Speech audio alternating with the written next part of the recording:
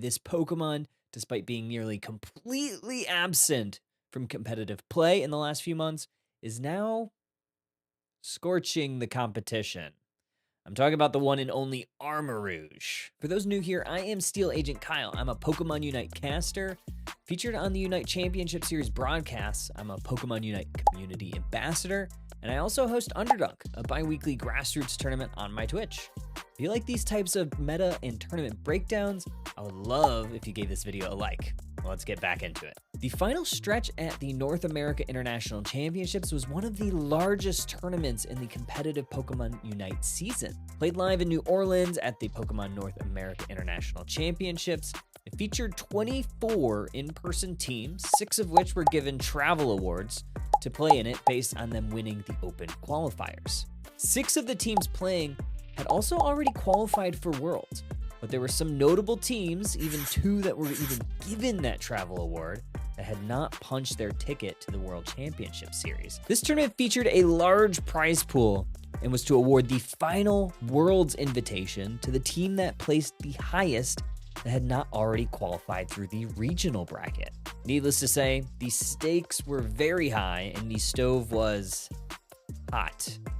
Most analysts predicted that we'd see probably a handful of attackers, Inteleon, Mewtwo Y, Mew, a Miraidon or 2, and maybe even some Espeon. However, what happened at the final stretch shocked a lot of people. Armarouge was picked in nearly 25% of matches and had a near 90% win rate to support that. A 25% play rate was not super notable, not even the highest or even the top 10 overall most picked, but what was really shocking about this is even in the most recent tournament, the regional finals, Armarouge was not even in the top 10 attackers played in the tournament and wasn't selected a single time within the top 8 bracket for North America. It started receiving a little bit of traction in a couple of grassroots tournaments leading up to the final stretch at NAIC, but nothing too major. You would think that with the spike in play and win rate that it must have received a buff to its kit recently. That is not the case. Armarouge has not had an update to its kit since December, when its Unite move Psychoboom was edited to allow it to just be moved during its cast. There was not even any sort of damage increase to it. Outside of that, it's essentially been untouched the entire Unite Championship Series season. So what was it that made this Pokemon so good? Why was it even earning a couple bans in this tournament? And with the 88% win rate, that made it the highest win rate Pokemon in the tournament, potentially of all time in one of these tournaments. The 3rd highest picked attacker, and it was also the 16th most picked Pokemon overall. So how did this Pokemon perform? In the semifinals of the tournament versus Peru Unite, who was the LATAM South Regional Champion and the representative for the tournament of that region, Luminosity Gaming picked it all 3 matches, and they won their set 3-0. Then in the grand finals between Luminosity Gaming and Revelation, it had a 100% encounter rate and a 100% win rate.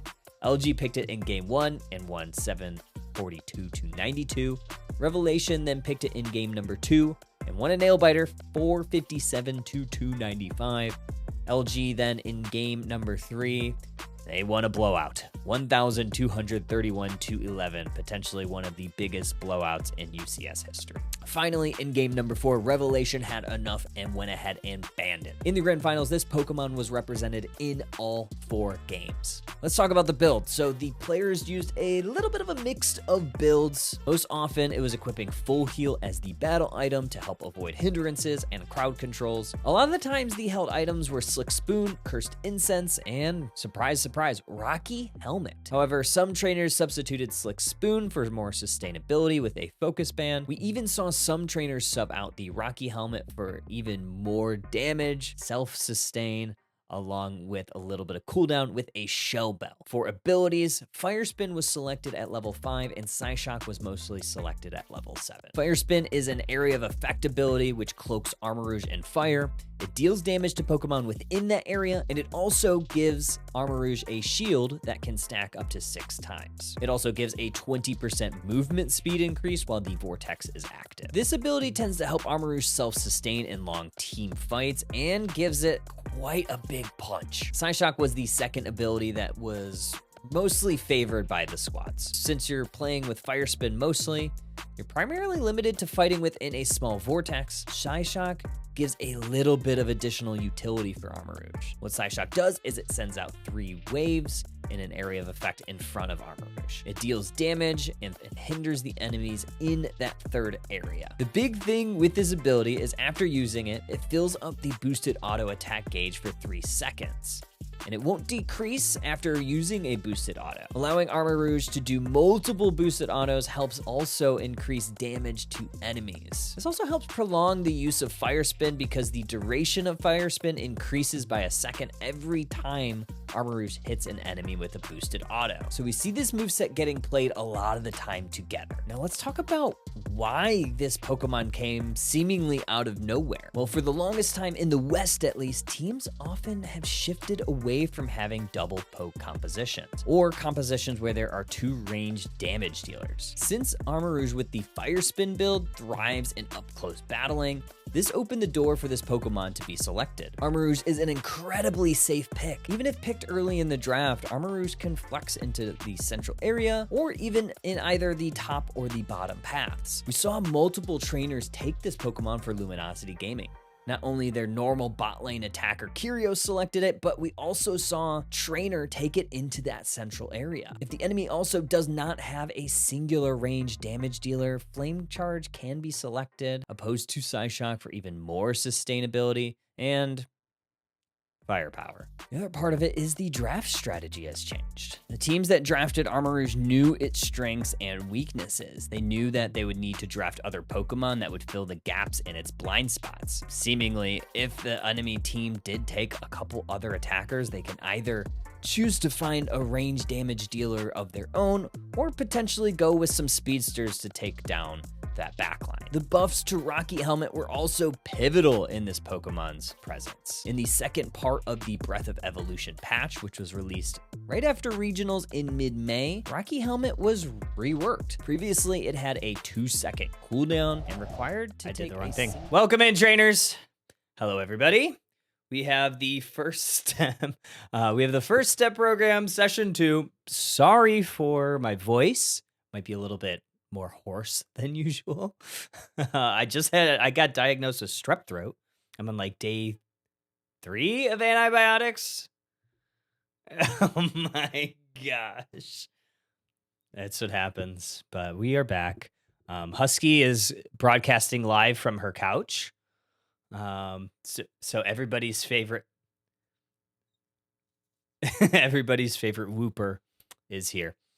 Bean is also here. We are getting some teams in the lobby. Thank you everybody for the follow. Hello, gamers.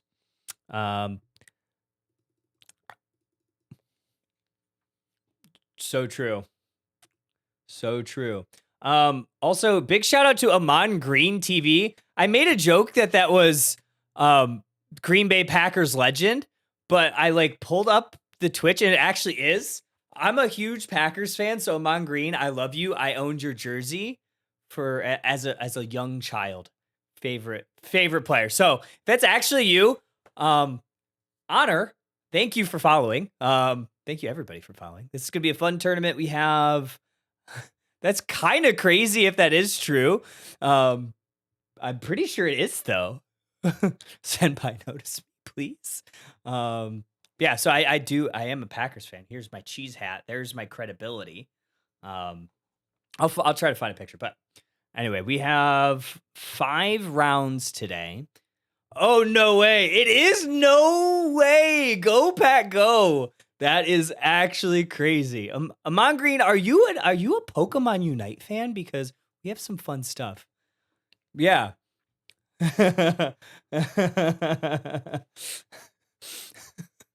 Oh my gosh. Yeah, that's crazy. That is actually crazy. But yeah, we have 5 rounds today. We have 2, they're round robin, so we have 10. Bina, do we have 10 teams fully today, or do we have any dropouts?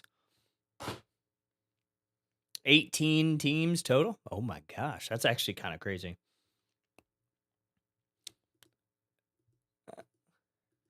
Your godson is playing in the tournament? That is so cool. That is so cool. Yeah, we need to know what team they're on. Yeah, we'll stream their match. We'll stream their match just for my goat. That is so cool. Oh, and Ribbon, thank you for the gifted subby to Amon Green. That is so cool. Ribbon's the goat. Ribbon's the goat.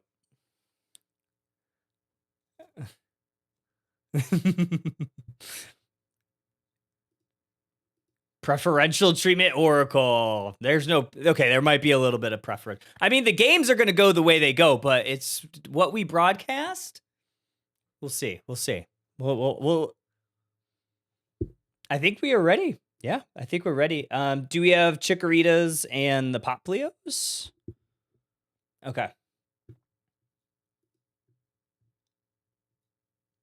Okay.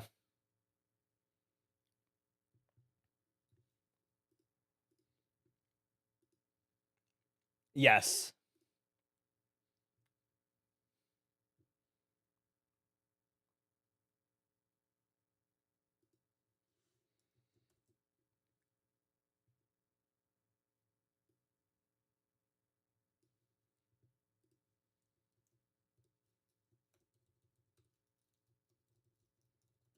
What's up, Kay?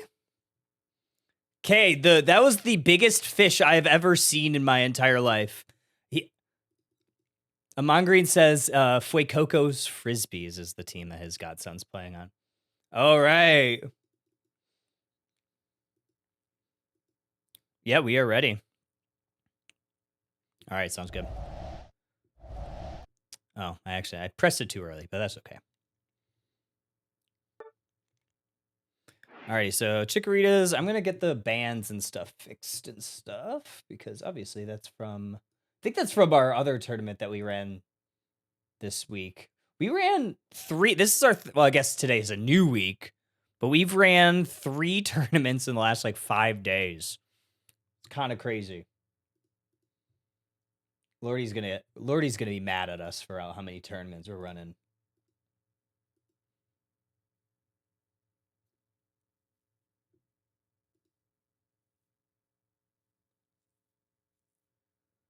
Yep, Chikoritas is going to be on your purple, and then Popplios is going to be on your orange. Mimikyu, Ho-Oh, and no wonder I got strep throat. Honestly, that might be why, but it might have also been from when I went to the soccer game, and there's just a lot of people. Is Husky muted? She shouldn't be. Oh, wait. It just started being weird. Okay, one second. I gotta update my sources. Yeah. I can hear you, but it is being weird. Try again. I had myself muted for there we go. second. Okay. I unmuted. We're good now. We're back. Yippee. Okay, now I'm locked in. All right, we're locked in. We're loaded. Okay, Mimikyu, Suicune, Ho-Oh, and Charizard. Yeah. Very solid. Blue buff and red buff is fantastic. Are they boyfriends? They gotta be. They gotta be. Let me update my bands here. Yeah, does anybody know how? I'm not a doctor. How do you actually get strep throat? Is it a virus? I googled it. It says it's highly contagious. Like you could have gotten it just from being anyone that had it near you. Probably hockey. Probably. Because you and the hockey boys were kissing so much. That's what Bina said. And I said they shouldn't be so kissable. There's a manga about that. I swear. There's like a short novel about hockey boyfriends. I'm positive. It's a bacterial infection. For science. Yeah, if Kyle just wasn't so kissable. That's what I'm saying. It is called Check. It's called Check Please. It's a webcomic from 2013. There we go. Kesa for the subby. Thank you so much.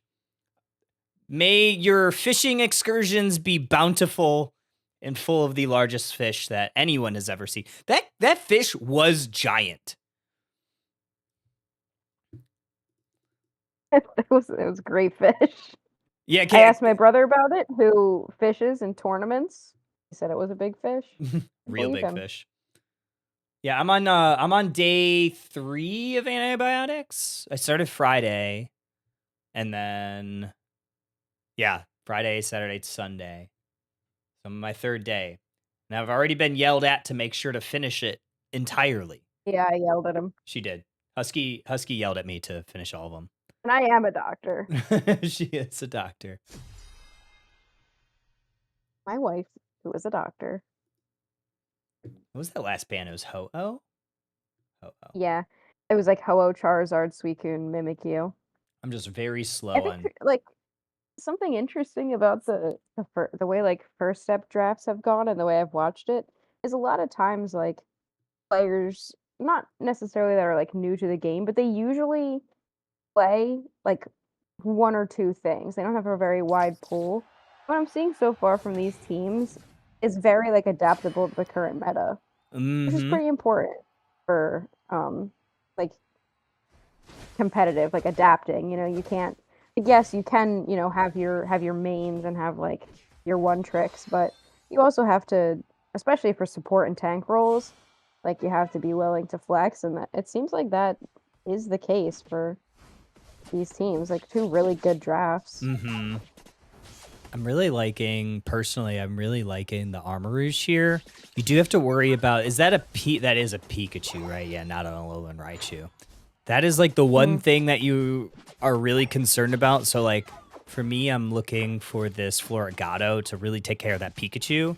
And then this Armarouge should be able to handle majority of those other skirmishes, because that Pokemon just is so good in those 1v1s.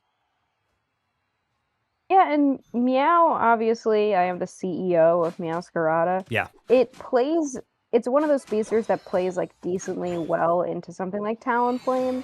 I feel like Talon is such like a speedster that just like kills other speedsters. But Meow with a double team specifically, like it does pretty well into Talon as long as it gets online. So far it seems like teams are coordinating pretty well.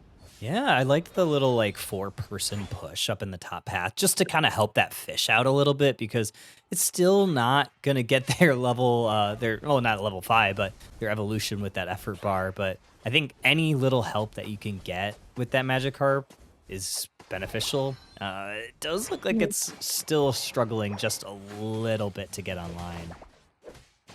Yeah, it looks like Blissey went center to try to get their 4, I guess. They left Magikarp up there. Not really sure if that's the call, but I guess because Combusken's already online, like now it is level 7, there's like not much you can do anyway. Like this 8-minute scuffle in the central area. Oh, and look at this. It's a Thunderbolt Thunder Pikachu. Or at least it is a Thunder Pikachu. I don't know if I've seen Thunderbolt come out, because you could potentially go like the Thunder Volt Tackle to handle the Meow, but I always find that that's always kind of scary when the speedster on the other side is something like Meowscarada, where it has that double team, and then all of a sudden it is double team. So you would get your cooldown with that Volt Tackle baited out by one of those clones, which can just be so detrimental to what Pikachu's trying to do in their role. Yeah, at least Meow's the correct move. The correct Meow.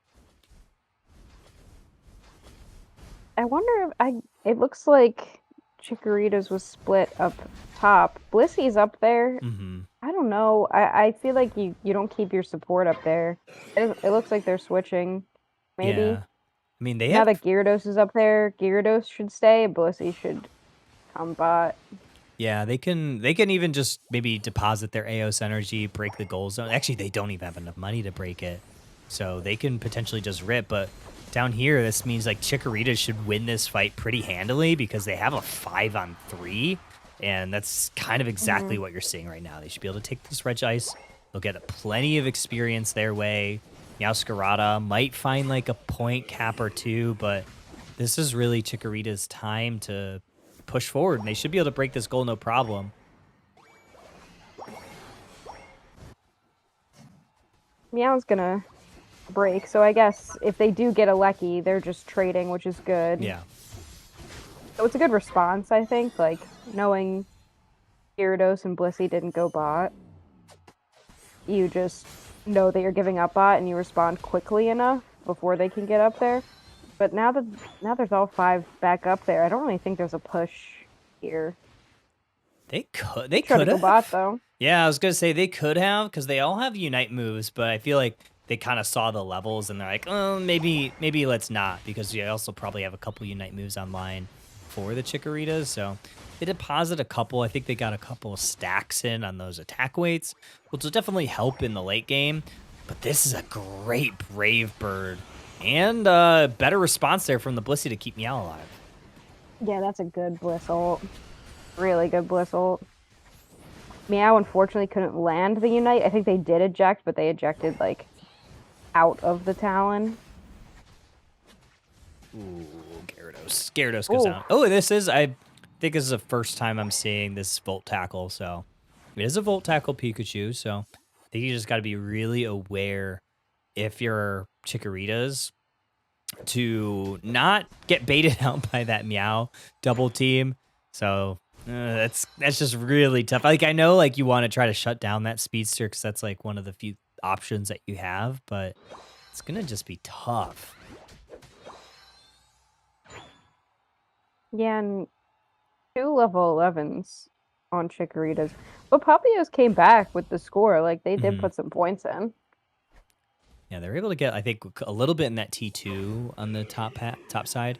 This is going to be another Regice down here. And full positioning for Chikorritas. I like how Snorlax is positioning a little bit forward just to grab some vision. They could even play like a little bit more forward, but I think they're pretty confident that they don't see anybody on Poplios around. So smart play. They were able to close that down pretty quickly. And again, we're seeing this like very passive game from both of these two squads where they're not really engaging in a lot of fights. They might look to here. They're considering it. Umbreon needs to get up front a little bit more. Will tackle. No, Umbreon couldn't get anything out. Wow, the Talon. That was kind of insane. Good cleanups here. Yeah, the Talon Unite move was pretty nasty. Perfectly placed, too. Like, Alchemy, yes, nerfed for sure. But the Unite move, not super nerfed. It was like, what, 70% of his shield down to 60%. And it definitely worked out pretty well for them. I like when we see the Alchemies use, like, it in a more, like, aggressive sense. Like, hey, I know we're going to probably have the big fight here. Let me Alchemy Unite, make sure that the healing goes the entirety of the fight. So that's kind of what you saw there in that push. I think it's been like interesting to see the way that the teams are handling off laning. But I feel like it's something that's not talked about a lot. And I think especially Chikorritas has been doing really well with that. Like Pikachu should be the one that's off laning, and Pikachu generally has been. Even if they do get caught, like it's hard to know when you have to move as 5 and when you have to make sure somebody's off laning. I think that they've been, because I don't know the answer, but from what I can see, the positioning has been pretty good.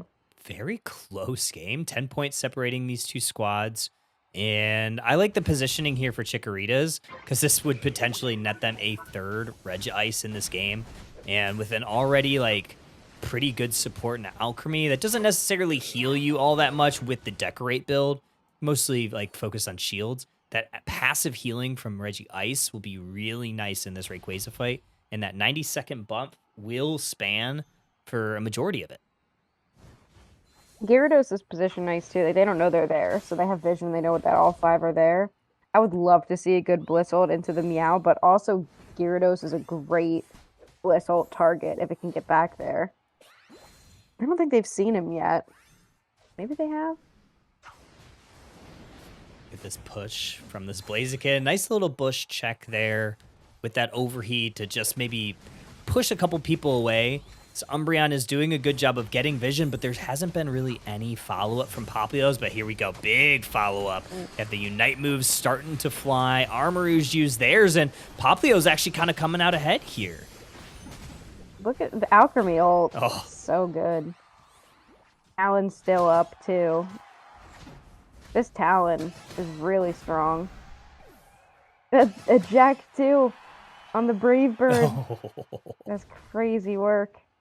10 points Gyarados is still up, but I don't know. The Alchemy ult was just so powerful. This 50 points is likely going to go in from the Talonflame. Unless Umbreon can get there in time, it might be a little bit there. Oh. Okay, so now we have a little bit of a lead. The Brave Bird caught in the mean look, so they cannot get back to the Rayquaza. Poplio should know at this point in the match that they are down. They won't know for sure, but given some context clues, they do know. Talonflame's going to try to weaken it, but with that support, I guess, defender along with the Gyarados, they are going to go down. Hyde is going to start working on this Rayquaza. Only 10 seconds left, so this is going to have to go really fast. It's going to have to go in Poplio's direction. They do get it, but are they going to have enough time to push in points? 50 points from the Umbreon. Are they going to get a nice Volt Tackle there? What? They don't get it, Husky. They don't get it. No. Was that going to be enough either way? I think it would have been enough because they were ahead 10 points. So the Pika literally just saved that game with that Volt Tackle. Oh my god, yeah. How broken is Volt Tackle? They would have won by 2. Oh my gosh. That is... Or no, they would have won by, 12? Yeah, 12 points. That is... Oh wow, my gosh. Pika. That Pika, that was quite clutch. Holy. Yeah, I guess like those are the things you have to think about. I feel like a lot of teams would fall apart at a clutch Ray situation. Everyone kind of loses their position. It's like just everybody go, and like the high stress situation, like, oh, you're all near the goal box, like all of a sudden it's chaos. But they played it really well. Chikorita's played that very well. Yeah, I mean they played it. They played it almost perfectly, just unfortunately with the Ray flip. But you got to like really give it up for Poplios to know like, okay, they just scored the 100 points. We don't know for sure, but we're probably down because, at those minute marks, you get that it's a close battle call. So they probably knew that they were down, but they weren't. They wouldn't know that they were down more than 100 or less than 100. Because at the time that call happened, they don't know if they're ahead, but they knew that they're like, okay, well, we're losing for sure. Hopefully we can get 100 in and that will do it. If not, maybe we could get a couple scores in. But just didn't kind of go in their direction. Yeah, that Volt Tackle. And just not quite enough time to get in there. Like just one more second. Like I feel like there's so many games where it really is like just one more second. And they had it because the Armarouge was going to get in. It was just like 1 second that they couldn't make it in. Hey, and you had enough rip, right? Like that's the other thing, like foresight in the draft of making sure that you have at least a couple Pokemon, 1, maybe 2, that can shred an objective. Because how many times do we see, at least in my solo queue games, I see it a lot where you win a big team fight, but you don't have anything that can take the objective off the map or even put pressure to do that. So having a couple Pokemon, obviously Armarouge has pretty good rip. Then you also have the Gyarados that can do the exact same thing. Meow, maybe the other moveset on Meow does a little bit better job of shredding the objectives, but the good flower secures. trick you use for secure, yeah. That was like their one secure tool. Mm-hmm. Bina, you are clear. I'm going to remember to tell you that. It is like important to think about. Like, there's so many things you have to think about with draft that, I mean, I guess from sitting in the competitive seat, like I get now how stressful it is, like how many things you can slip up on in draft. Like sitting from like the end, so different. Because I can see, from like a wider view what all of the options are, and the stress isn't there. But like when you think about it, there's a lot of consideration. You have to think about frontline, range, rip, secure, overall damage, area effect damage versus damage over time. The new thing that like I heard you talk about a lot is like running out of damage. Like, who said it to you before? Where like, oh, Clefable is good in like teams that run out of damage. I'm like, Slash oh said yeah, that. that's like I think Slash yeah, said that. Slash Yeah. said that. He's so smart. Yeah, I guess that's why, he's going to Worlds on the Maybe. best team in the world. And, Maybe one of the reasons. I'm not, but we almost made it to Worlds. We almost took We that were away so from close. Downs. I mean, we did. Yeah, You saw the graphic, right? Yeah, Everybody saw the we graphic. did make it to Worlds, guys. Guys, Going to Worlds, Group H. we're in Group H. Let me win pull Worlds. Let me pull that graphic up on the stream. Let me find it.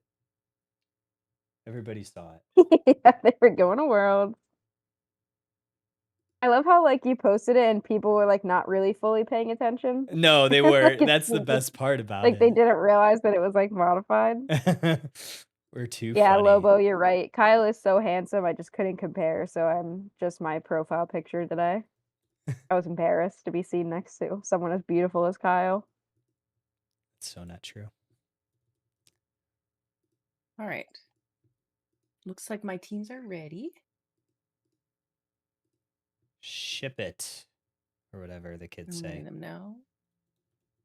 And what I don't know. percent the handsome that Kyle is, my life would be 100% better. I feel that. Pretty privilege is real. All right, here we go. Yeah, see, guys, we're going to Worlds. This is the obviously very official graphic. The very real official. This is the very real official graphic that Unite Esports put out. That's yeah, because why would they have a not even number of teams? It doesn't make any sense. Yeah, they said, obviously that's the correct graphic. The third team from China couldn't come, so let's get a sixth North America team in there. Yeah, Brent said, I don't know if it was picking up their voice, but Brent said that they should have had a people's vote for that last slot. People's vote for the world spot. We had 2-0 Zeta Division for sure. Mm-hmm. Mimikyu not being banned. Mimikyu, yeah. Umbreon instead. Yeah. I don't know why. Is there somebody who is or I guess they switched now? Somebody on Popplio's really good on one of their alternates to play. Okay. And they're a good Mimikyu? I don't know. They banned it last time. They were threatened. They were threatened. Are we going to see Leafeon this time instead of the Meowscarada? Oh, we see Lucario. No Blaziken instead of Lucario. I like the Blissey coming back, but it's not on the same team this time. They're kind of taking it away. No Alchemy. I think the Serena. So I wonder if I guess Serena will be Stomp. Probably. I mean, I saw some people use the triple axle build still, and it felt really strong. I feel like I only like still triple axle. I haven't played a ton of Serena games, but it's a really strong Pokemon, and I feel like I only have liked triple axle. But I was watching Slash's tier list, and he was like, "Yeah, Stomp's like the build now." Yeah. I was like, "Oh man, triple axle's like fun." She's like spin around and. Oh yeah, it's definitely more aesthetically pleasing. The Stomp is like very violent. It's like bam, bam. This is a no speedster game. Bro, E-Speed Luca, please. This is so good for E-Speed Luca. They're all standing together. It doesn't look like that's what it's built for. Actually, I have no idea what you build E-Speed Luca. I mean, definitely full heal. Because you don't necessarily need full heal as much if you're power up punch, because you got that invincibility once you get the plus version. Oh, yeah, this could be from Unite DB at least. This Yeah. could be an E-speed build. Yeah. You also sometimes see I would love Razor to see Claw. it. You sometimes see Razor Claw too. But yeah, I'm looking. Oh, and they got the new Hollow Air. I actually don't And like that that gold Hollow bag. Air. Maybe it's a hot take. I don't It's necessarily ugly. like I that think Hollow Air. every of that theme of Hollow Air is so ugly. I don't like it. I think the Lucario one that I like the best is the Ruin style, where it looks like a pharaoh. Yes, That that one's my one. favorite. It's Anubis. Yeah, it's Anubis. Right. It's awesome. That's what I'm saying. So good. And the Halloween one, like one of the first, like the first Halloween one, I think, from year one. That one's so good too. Oh yeah, that one is. He goes quite back good. on the pumpkin. But yeah, the Anubis one is awesome. If I was a Lucario player, I would totally jump on that one. I was looking in the prize machine being like the Meowscarada like move effect packs. I'm like, damn. Do I spend money on that? On the gacha machine? I was like, ah. Yeah. It's the Poplios that are up 1-0, right? No. No, it's the Chikorritas. I forgot. Because they switched sides and I reset it and now I don't remember what I put. No, they switched sides. If you look back in your chat, you'll see purple win. Yeah, I think I might have clicked that wrong. With the exclamation point. No, you didn't. Chikorritas were on the other side. They were on purple last time. And they won. Okay, yeah, okay. So it should be Chikorritas. That's right. Because they didn't get those scores in. They got the Ray, but they didn't get the scores. Poplios was winning. Remember, they were winning by 10. The talent on Chikorritas scored. And then they didn't get the scores in at the end. Big sad. Dude, you're so sick. You can't even remember. I can't even remember. I got that brain fog. I got the strep throat like brain 2 fog minutes right ago. Now. I took Benadryl and I visited the Hat Man this afternoon. I owe him money. I visited the Hat. I owe the Hat Man money, so I don't. How much Benadryl did you take? I took 2. You followed the recommended. Yeah. Because otherwise, like the dreams get really creepy, and you don't want that. You don't want that. You don't want that at all. Yeah, that's very fair. Lucario's... I think that is Pop Lucario, by the way. Is it really? Interesting. I think so. Hollow Gremlin says that the Hat Man owes them money. That's actually crazy. Oh, Cinderace is totally toast here. Oof. Yeah, good play by Pikachu. Also gets the buffs there. Level 7, which is really nice. They should also get this 30 plus 20 plus another 4. Yeah, it's a nice little convergence there for Chikorritas. Early scores for a Mamo is also great because it's just so hard with the XP share on it to get levels. Yeah. I feel like sometimes just scoring like a ton of points is fantastic. Yeah, it is Pup close combat. Oh, I did pick one up there. Pup Luca, I feel like is a little rough into Fire Spin. Oh, yeah. On Armor Rouge. I think also Clefable is also really tough. I love Armor Rouge into Clefable compositions because it just consistently applies that cursed item, which I assume that they were running. Yeah. And it's like one of those Pokemon, like, it doesn't run out of damage. Like, you just hold your A button. And especially if you get that combo off, it's really strong. Like, look at that. Look, they had no reason to stay alive there. Yeah, you can't really do anything. Like, that thing was on 1 HP. I think, like, again, like, with, you know, players that have played, I assume, like, mostly, like, solo duo, like, not very competitive, you can just kind of run anything into anything. So you play what you want to play. And I think, like, the first game, we saw, like, a really consistent draft. This game is a little bit iffier with the draft. I think, like, Poplios are probably wanting to go back to comfort picks, you know? And it's hard to consider as much something like that where you're running Clefable, where it just like you probably just know how to play Clefable. Yeah.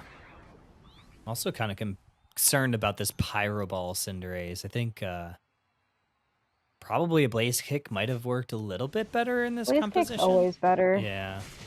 I agree with that.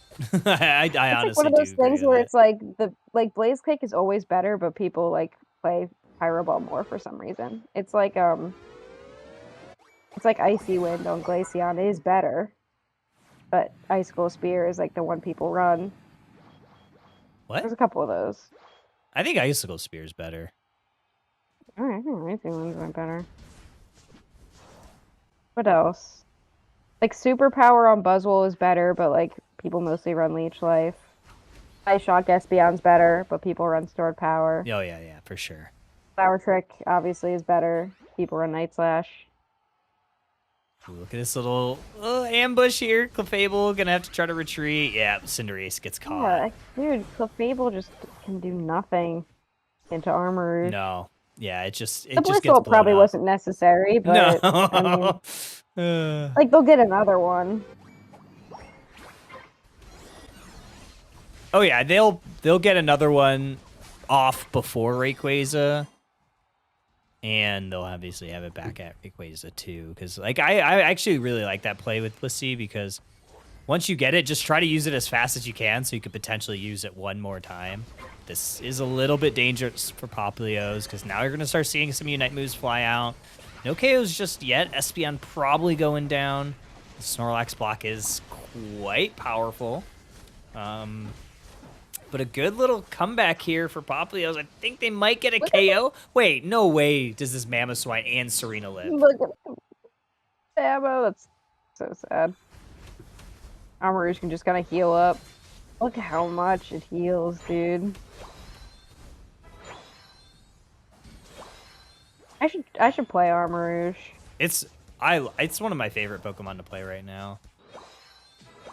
It's like, it's mostly safe. Flame kick until they nerf it. Yeah. Armoroosh just sucks. You know? Yeah, never forget. Armoroosh just sucks into like a lot of mages, which you see sometimes on ladder, but like when it's draft, people don't know how to play around Armoroosh, it seems. Not yet, at least. I don't think people have like really figured out Armoroosh. I think like people realized that it was like kind of good. I don't really know if people know how to like slot it into a team super well. Yeah. Because I don't see many people picking it up, even though like we all kind of know it's good. It's generally safe. Like once you get your 5, it's pretty safe. But it's not great in paths, so you usually need to path it with like something like a Snorlax or a Slowbro, something that can secure early, because it doesn't have good secure.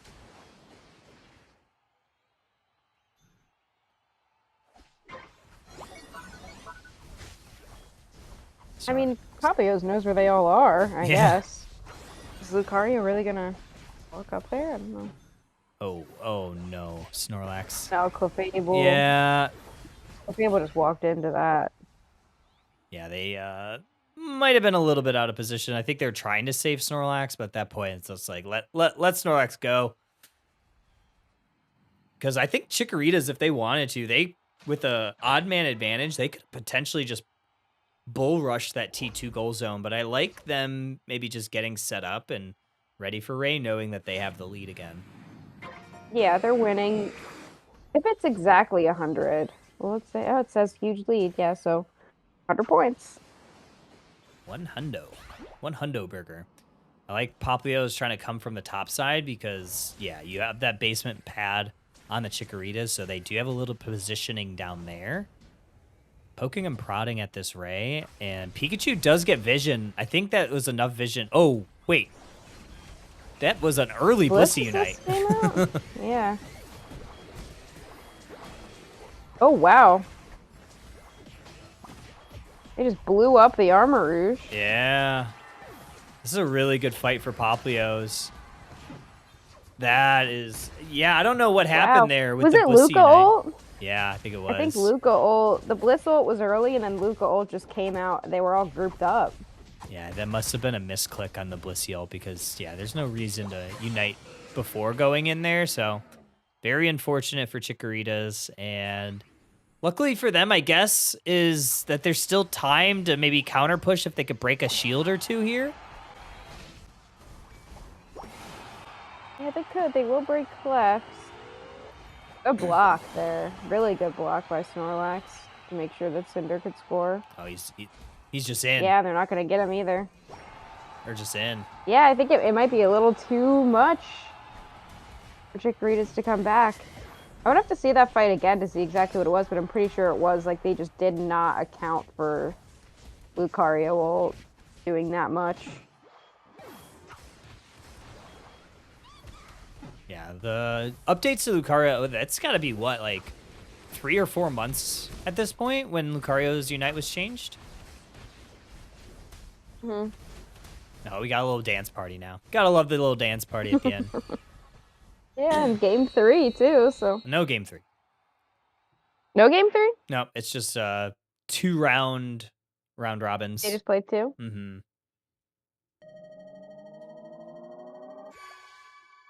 Yeah, because we're doing first step, we play 1 game of first pick, 1 game of second pick, and the pairing software that we use does account for ties as well. So we'll see teams with similar win records paired in the next round.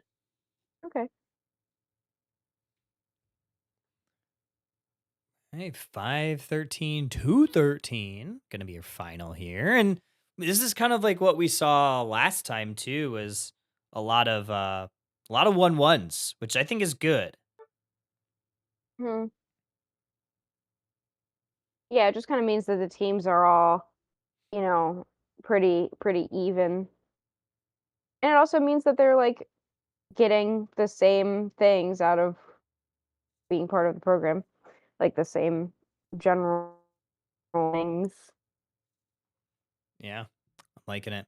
Yeah, that was a really strong Rayquaza fight. I was a little concerned going into it, but I mean, once you took out that Armarouge, like the Clefable just heals everybody for free because Armarouge is just kind of like that Clefable stopper and really like is there to shut that healing down. And once it's gone, you saw how Poplios was able to just stay alive just barely, and then Clefable topping them all off. And oh man, exciting stuff. Yeah, I mean, you figure out at the end like how to like if you're going death ball to death ball and one team has a Clefable, like that team's usually gonna win. For sure. I think we do have. Plus, catching Arma out was it didn't hurt. Definitely didn't hurt. Definitely didn't hurt. I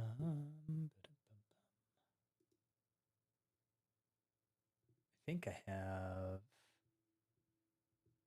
Let's get back to this. All right, Bina, you are clear.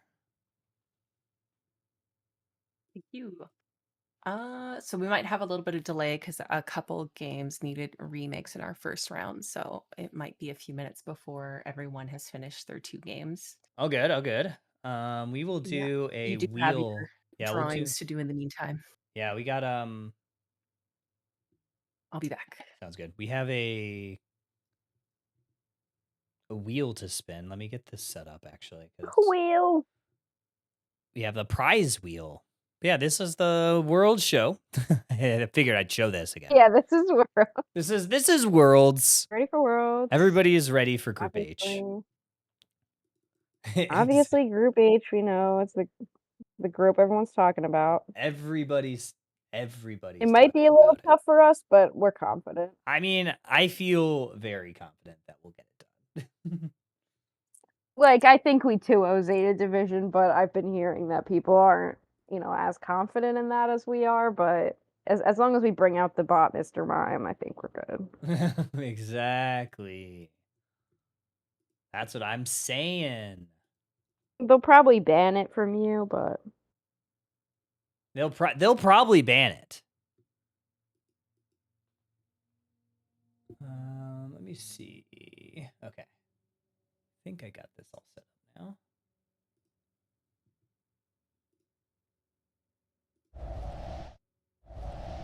All right, we have all the entries Ooh. for all the people that are entered into Game Show When. TBD, Jade. I'm actually working on something with Buzzer Bob. We were talking about it a I little was bit. just gonna say, if anyone's gonna do a game show, it's gonna be Bob. Yeah, we were talking about potentially doing like something in between breaks for Underdunk. That could be really fun. Yeah, that'd be So, awesome. TBD on that.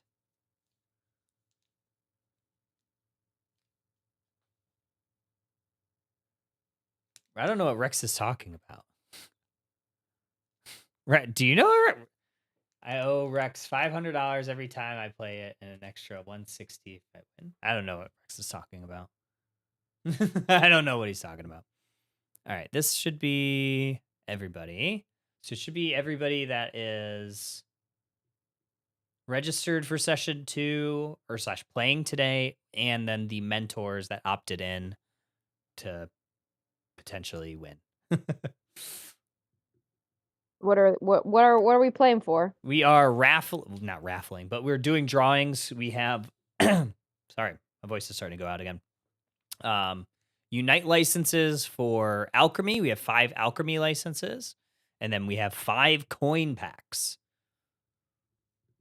So we are giving those away. So let me also document this so I know who to contact when. So this one we'll do 1 for each.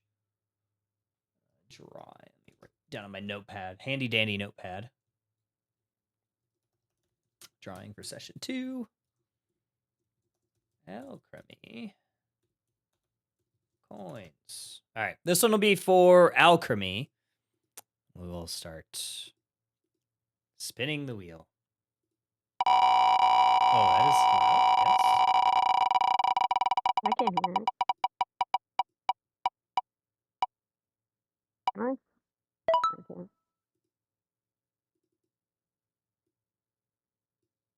I think that was a little loud. Teehee wins an Alchemy license.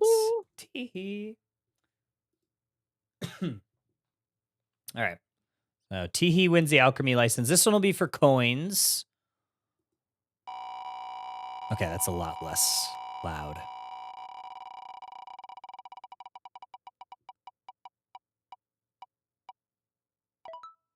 Co-Wonder is the winner of our coin pack. It's Cow Wonder. Cow It's the Wonder. antithesis of Cowabummer. It is. Cow Wonder. All right, sick. All right. So we have those 2 winners. We'll do 1 drawing after each round. That way we keep, because we have 5 of each, so that should, the math works out, I'm pretty sure. We have 5 rounds, 5 packs of each, so we'll do 1 of each round. Yeah, math checks out. I'm not great at math, but I can divide 5 by 5. So, or multiply 5 by 2 and then divide it by 5. That equals 1. Yeah. Nailed You it. said multiply 5 by 2 divided by 5. It equals 1. Yeah, it does. We're so Great good. job, Kyle. Thank you. Where's my medal? Where's my medal? You're doing wonderfully. I'm doing so good. All right, we're gonna take a quick break while we get the next matches set up. Grab a drink. We'll be back very shortly with more of the first step thing. We'll see you soon.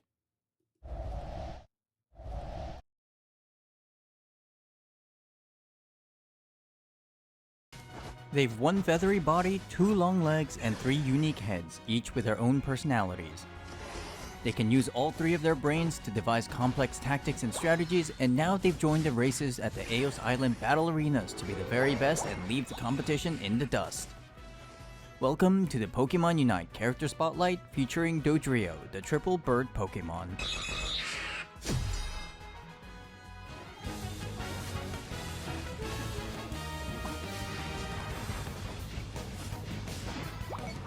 Hello everybody, Jake your resident content cowboy here, yeehaw, as I'm going to talk about my favorite Pokemon inside Pokemon Unite, the one and only Dodrio.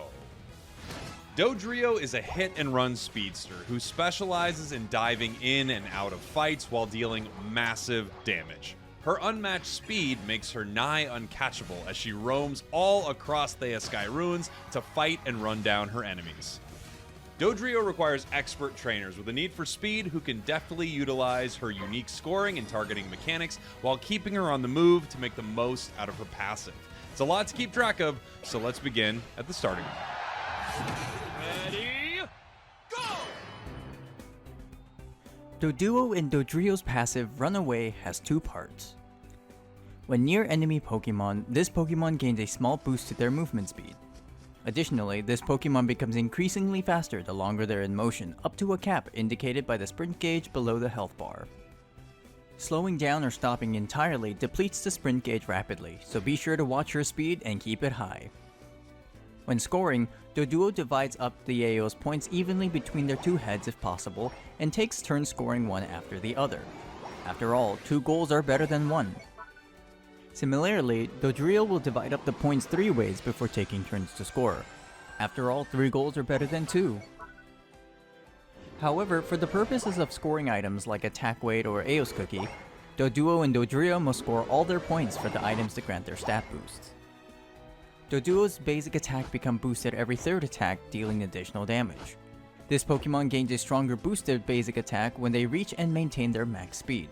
Performing a basing attack in this state will have Doduo charge forward in the direction they are facing, dealing damage to enemies in the way, and reduce ability cooldowns if this attack hits an enemy. Sprint boosted basic attacks can also traverse over small walls and other obstacles. Note that unlike normal basic attacks, Doduo and Dodrio's sprint boosted basic attacks will not automatically turn to attack enemies. Doduo's first basic ability is Peck.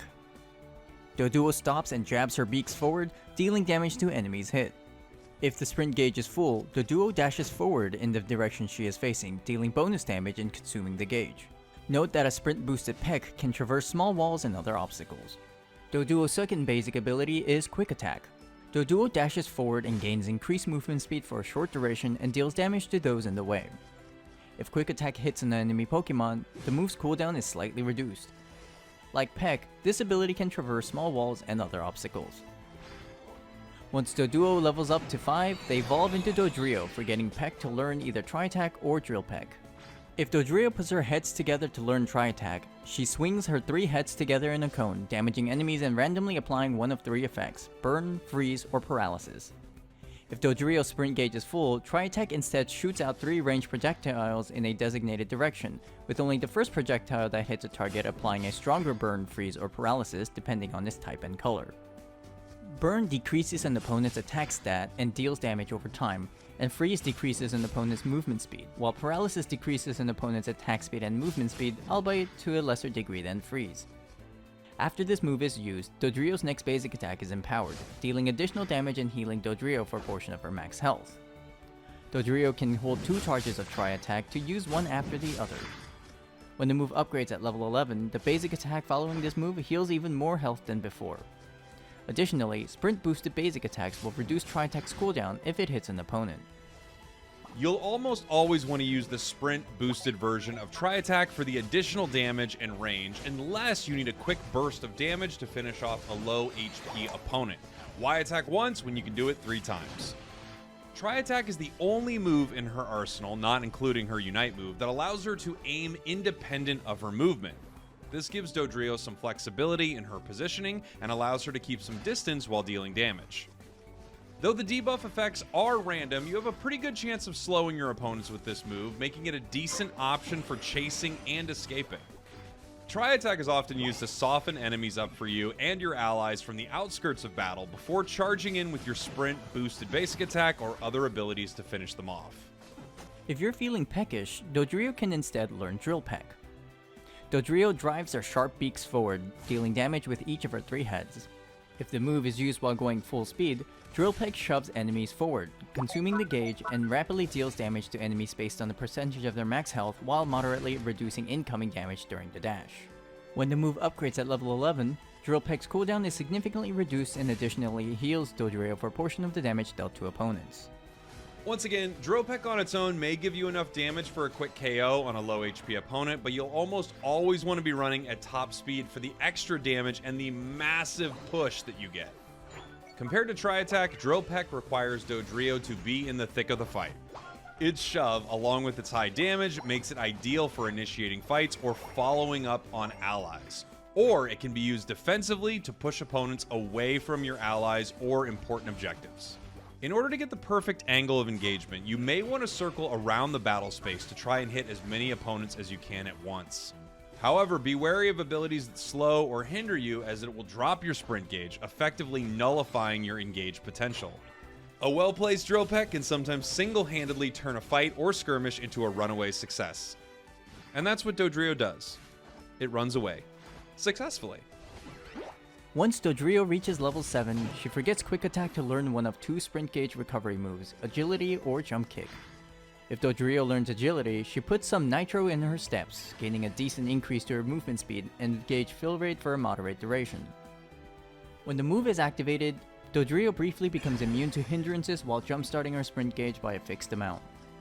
However, when the move upgrades at level 13, Agility instantly brings Dodrio to full sprint.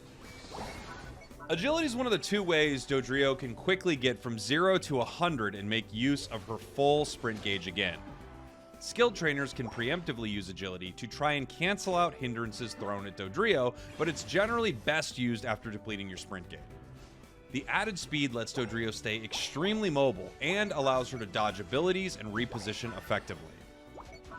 Make use of the boosted speed gain to string one sprint boosted basic attack after another to either escape from harm or rapidly reduce your cooldowns. If trainers want to give Dodrio some hops, they can teach her Jump Kick instead of Agility. Dodrio leaps feet first in the direction they are facing. On contact with an enemy Pokemon, Dodrio uses them as a footstool, dealing damage and stunning them briefly, and leaps away or over them. Enemies in the landing zone take damage as well and are moderately slowed for a brief duration. Dodrio can also use walls and other obstacles to launch herself into the air and can choose which way she leaps. Dodrio gains a significant boost to her sprint gauge after vaulting over enemies or small obstacles. However, only footstooling enemies will reduce Jump Kick's cooldown on hit. At level 13, Jump Kick also stuns enemies in the landing zone for a brief moment. Jump Kick can be used to jump over enemies and obstacles to gain better positioning, or make a daring escape. Like Agility, this ability's main purpose is to boost and keep your sprint gauge at full. Trainers who can land Jump Kick consistently are rewarded with the ability to combo Dodrio's abilities and sprint boosted basic attacks together for big stuns and big damage. Missing this ability grants no boost and can leave you in a less than ideal situation with little to no escape, but so can losing speed after you make your jump. But don't worry if you can't get it at first, it definitely takes some practicing and getting used to before you're good at it. Remember that this ability isn't aimed independently, but rather is aimed in the direction of movement. Make sure you're aware of where you'll be after using moves like Drill Peck or your sprint boosted basic attacks so you can move accordingly.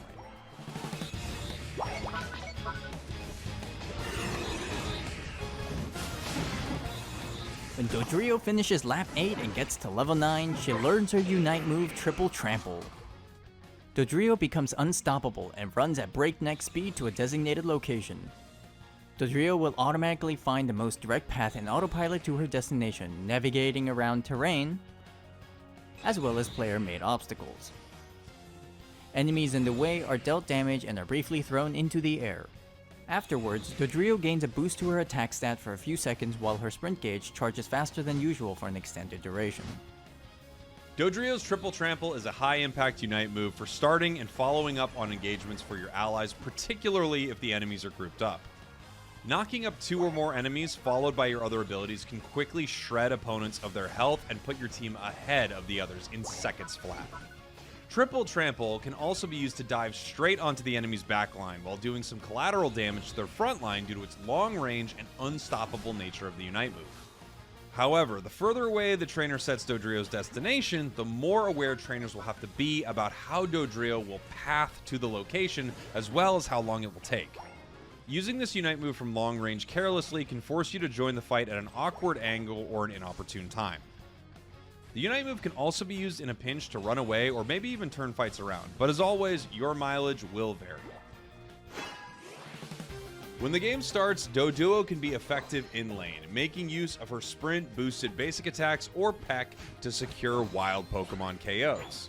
Her unique scoring mechanic also makes it easier for her to score goals compared to most other Pokemon, as oftentimes you can simply keep scoring at least half your points until your score speed becomes too quick to stop.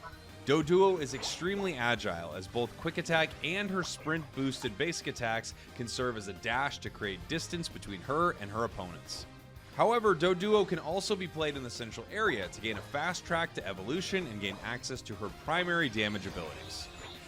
Tri-Attack gives Dodrio some range and poke to deal damage from distance, while Drill Peck encourages trainers to utilize her burst damage and hindrances to engage and disrupt fights.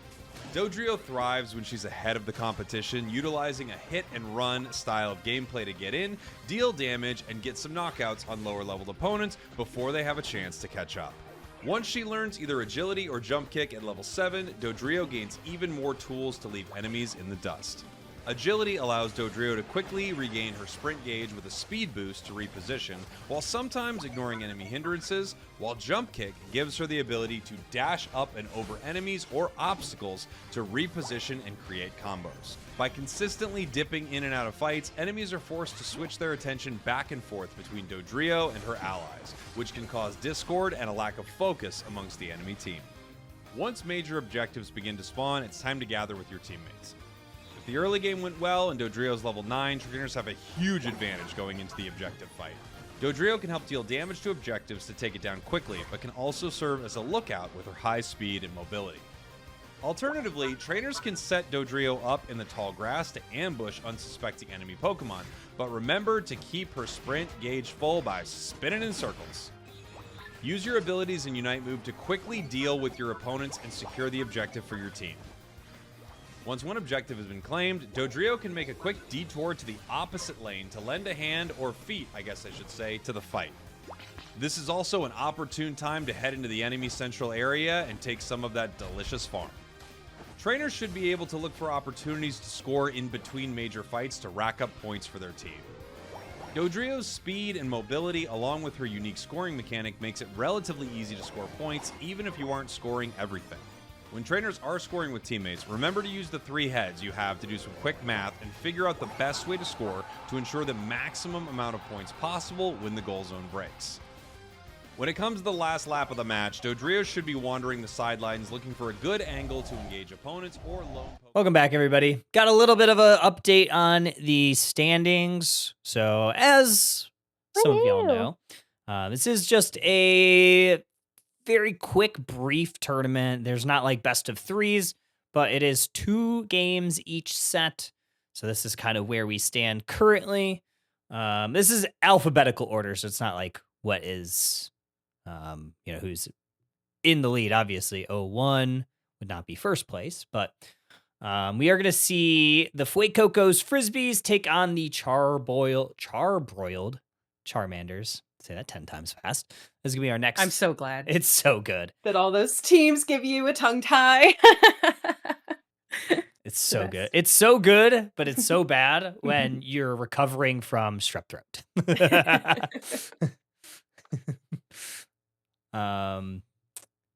Shout out the tournament broadcast or the tournament software. It's pretty neat. It seems like it's pretty intuitive. Yes.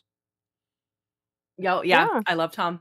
And I'm very excited because I will be, it's called our tournament operation. I forget what the M stands for, but I will be a professor in the Pittsburgh regionals using the Scorekeeper software for the side events. So catch me there if you're in Pittsburgh. I feel like the Pittsburgh one is like 2 days after, or like a day after I come back from California from a work thing. No, wait, no, it's in September. Yeah, I'm going to California for a work thing in September. So I'm like, sorry. Yeah. I assumed we're talking about Worlds. Yeah, I go to California twice in like a span of a month. Tournament operations manager, Tom. Thank you. You just call him. I had a feeling it was manager. His name's Good old Tom, Tom. and he does a good He's job. got our back. Tom is crushing it. Oh yeah, I forgot. Jade did a lot of clips for Glide for a lot of those videos. Shout out Jade. Oh, did she? I honestly had no idea.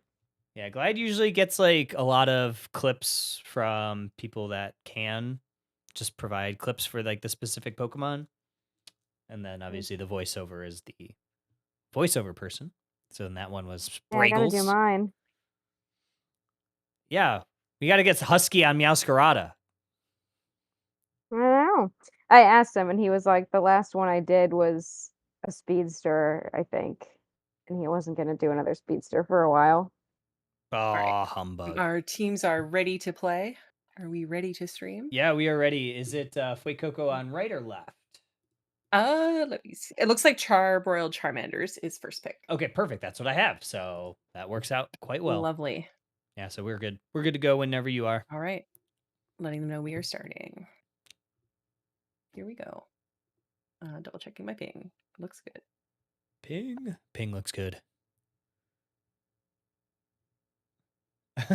Oh, Jade was the Machoke for the Dodrio demo. Oh, so you just got thwomped by Dodrio? That's awesome. Yeah, you definitely like. There are definitely moments where you're like, "Oh, I'm trying to showcase this one part of the kit. I need just a scarecrow to just stand there and take some cooldowns."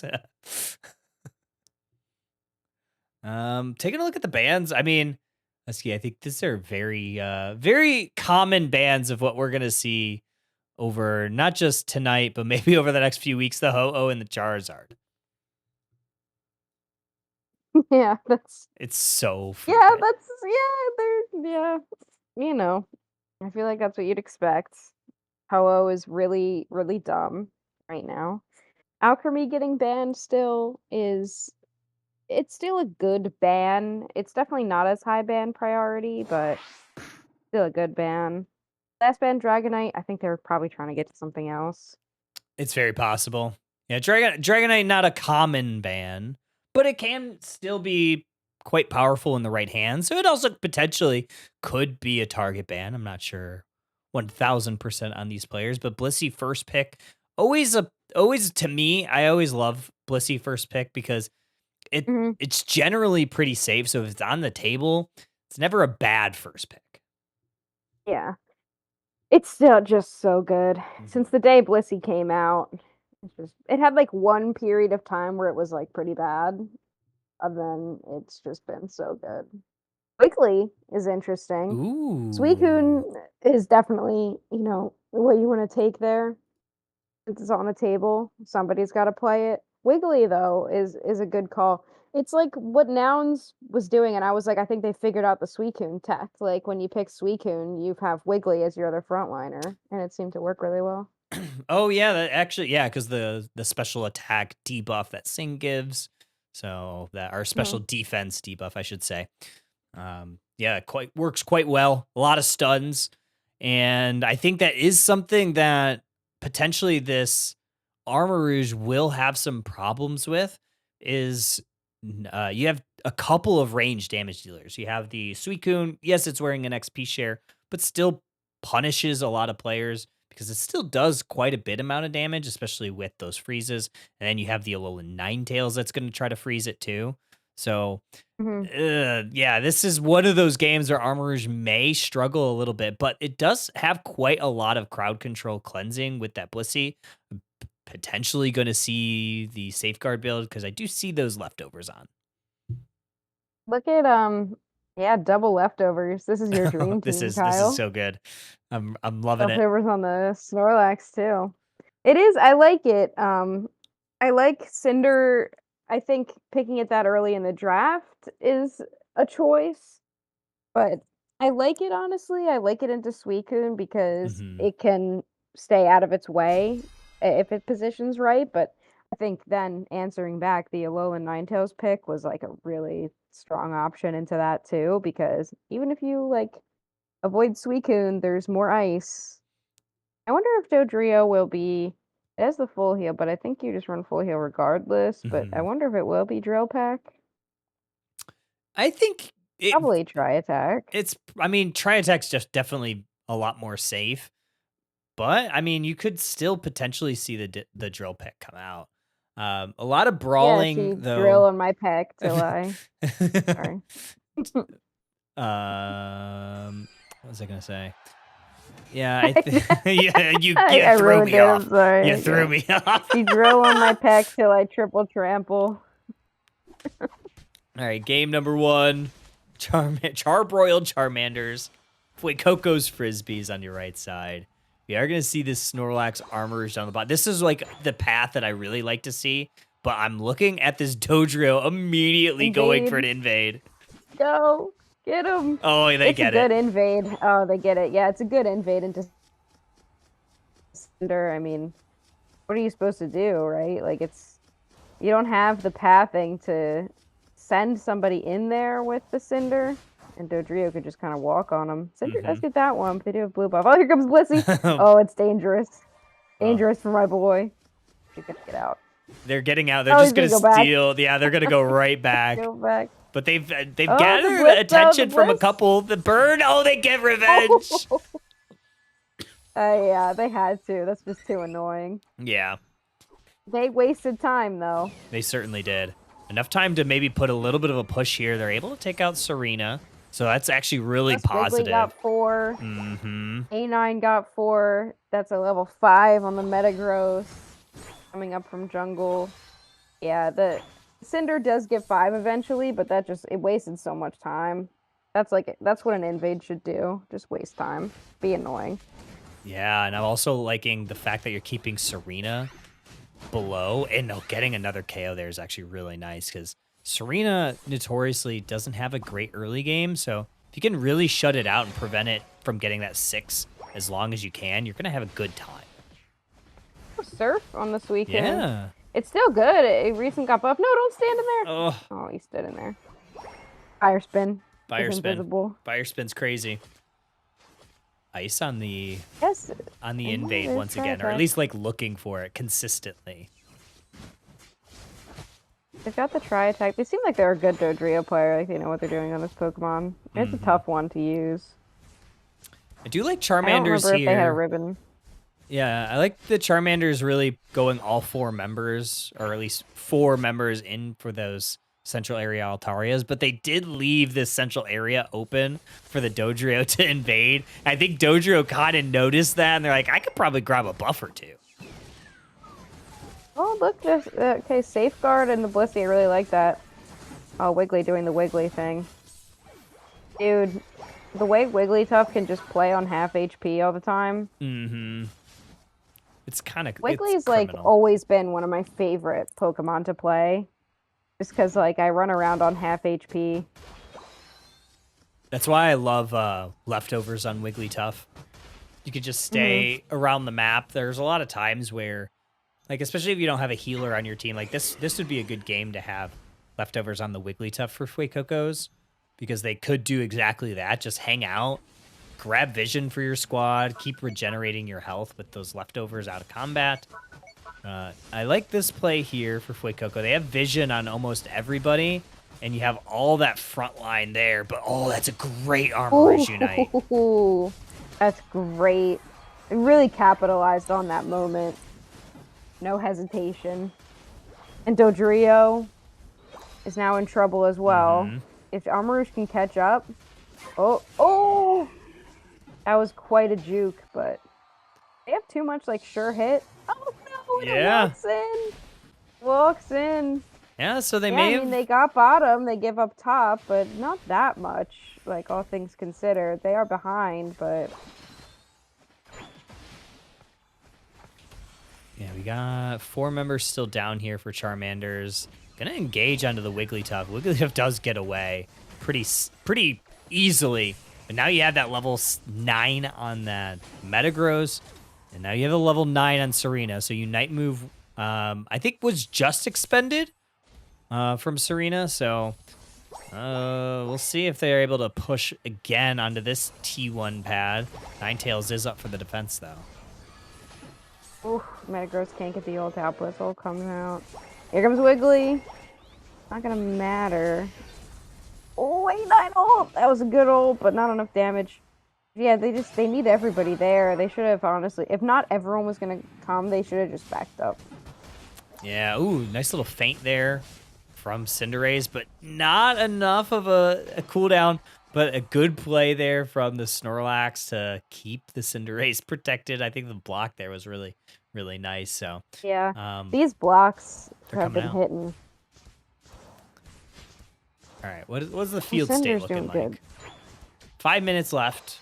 Small lead for Fuecocos, but it's kind of like levels are kind of all over the place. They're kind of similar, but also maybe slightly advantage to the Charmanders. Yeah, they really brought it back in this mid game.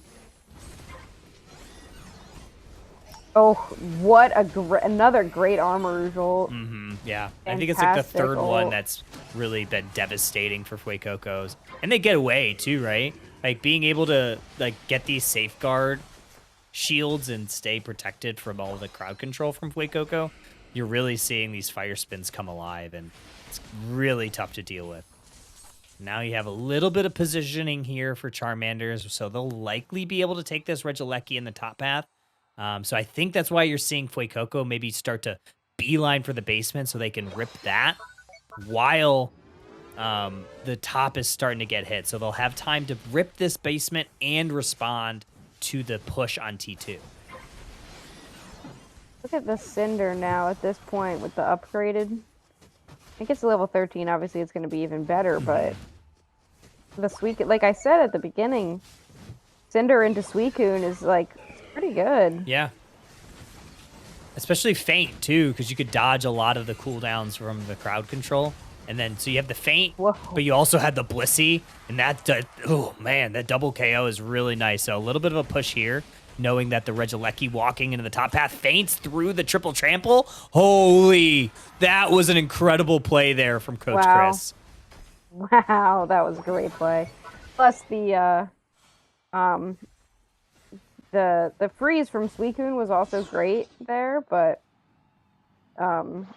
the Cinder and the Bliss ult immediately into the Cinder was just awesome. Like the Metagross ulted and then the Blissey ulted onto the Cinderace like immediately after that. Like a reactive Blissey ult is so good. Mm-hmm. Like yeah, a Bliss ult on an engage is like kind of what you expect, but a reactionary Blissey ult that just completely nullifies the effects of something else is so good. Oh, and that is so good too from Great score. Fuecocos. Yeah, no one really the wiser. The Blissey was maybe caught farming.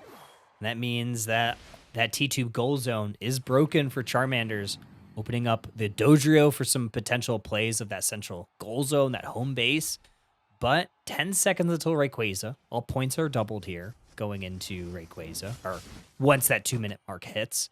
And it is advantage for Fuecoco, so it is the Charmanders that are really going to need to make the first move here. Oh, Suicune already caught. They're gonna have to ult. Oh, the feint. Oh, I can't get it. Oh, they're still up! Yeah. Wow, great Wiggly ult. Great Wiggly ult. The Suicune really got caught there, and they were not punished at all for it. Armorers, though? Oh, they can't stay up. Yeah. No! That Wiggly Unite. Metagross with the triple. Yeah, Wiggly Unite was really, really perfectly timed, cleansing all that crowd control from the Charmanders. And Charmanders goes down without getting to use that Cinderace Unite. One maybe hope here for the Snorlax to maybe get in for a heavy slam. They're trying to time it up. Nice sleep there, and Snorlax, oh, it cannot get in. So Fuecoco should be able to deposit their points and likely take this first game. Wiggly tough. Like the plays on all these supports and defenders, I feel like have just been really top tier because it's something you don't think about a lot. Like with a carry Pokemon, a lot of times you just have to play your carry correctly. With a support and a defender in competitive, you have to play your character correctly, but you also have to make sure that everybody else can play theirs correctly. Mm-hmm. You're monitoring Like, so many Wiggly things. ult, timing it, getting into position. Like, I was even noticing I've been playing a lot of Alchemy. Like, the Alchemy ult is so good, but only if you anticipate exactly what your carries are going to do. Exactly. Yeah, you kind of have to have a second brain of like, especially like in competitive environment for sure. Sometimes I may argue that like it may even be more difficult in like a solo queue environment because you don't have, voice communication with them. So yeah, I always give like props to people that can play supports in solo queue and do it quite well.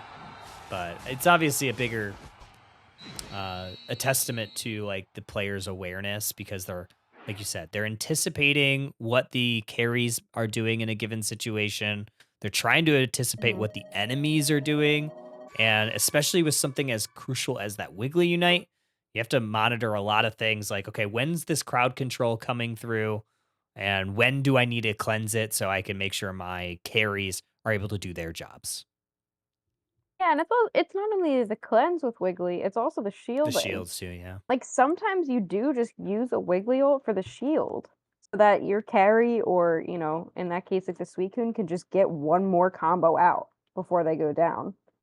Like, sometimes that's enough. Mm-hmm. And balancing that understanding as a tank player is difficult, really difficult to do, and it takes a lot of coordination. So the fact that these teams, same with I gotta like point out the Blissey, and the Snorlax as well on the other side, like they haven't been playing together that long, right? Like these teams, they were just placed together. Yeah, so it depends. They I'd haven't have been to playing double check. together. Mm-hmm. Yeah, so like Like some of them maybe have been playing together a bit, Mhm. can request like be on the same team, but in terms of a like competitive environment, these players are new to it and they don't have the same coordination. So like it's impressive honestly that they've learned this much, like being able to see a lot of these support and tank plays that are just like perfectly timed. Yeah. So true. All right, Bina, you are clear. Move that off the thing. And then as a reminder, our signups for session 3 are open. I believe it's just first step. I updated the link. It's also in the pinned message. So if anybody is looking to sign up for session 3, it is open now. And I believe, if I'm not mistaken, the tournament for session 3 is going to be August the Friday. 8th. Yeah, Friday the 8th, right? Let me double check. Because we here. Yes. Friday, August 8th at 8 p.m. Eastern. 8 p.m. Eastern. You heard it here first. You heard it here first. Fost. Frost. Frost. Frost. I'm making up new words. Making up new words left and right, front and center. Mm-hmm. Frost. Frost. I'm totally not still sick. Totally not still sick. Kyle coming to us live from his hospital bed. Imagine. Could you imagine? That would have been crazy. Kyle The is commitment. Kyle the type of guy to actually like be in the hospital and still be like, hey, so we're casting Underdunk later, right? 100%. I'd be like, Kyle, aren't you in the hospital? And he's like, yeah, don't worry Yeah, I about got my it. mic. It's Like, fine. I asked my bunkmate and they said they don't mind me yelling. And he's like, Kelsey wouldn't bring me my camera, so I just have PNG, but I'm still good. No, I'd use my Kelsey laptop refused to let camera. me. I use like my laptop camera. Like I look like the boomer angle where it's like they're like this close to the FaceTime. I'm sure that's what I would do. We just have a little bit of a delay. The teams need a minute or so. Okay, sounds good. Are they they're switching sides, yeah? Yeah. All right, cool. I will get that updated in the thing then. I'll always have them swap in lobby. Okay, I wasn't sure if you were having them swap. Yeah. Make things easy. Sweet. Oh, they say they need 3 minutes. That is fine. Okay. We will vamp.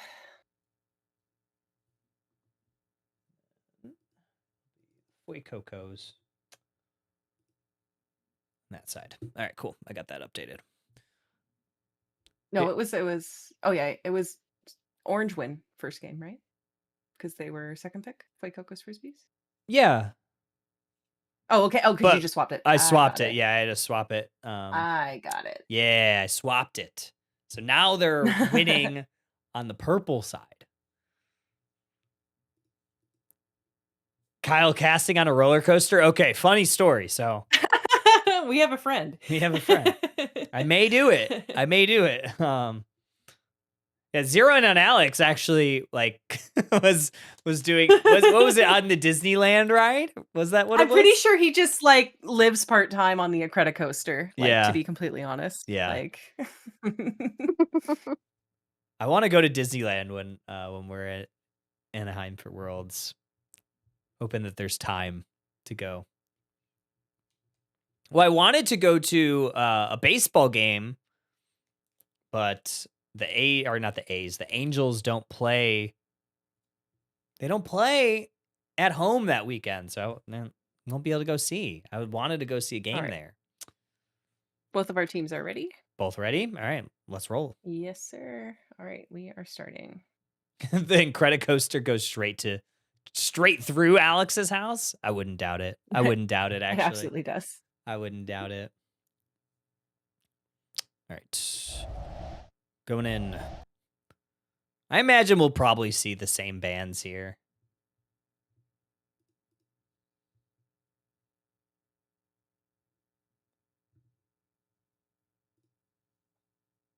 Ho-Oh. Ho-Oh, Charizard. Suffering, but we're good. Most likely. Ho-Oh's just so strong. Is Charizard like really that good? I think it is.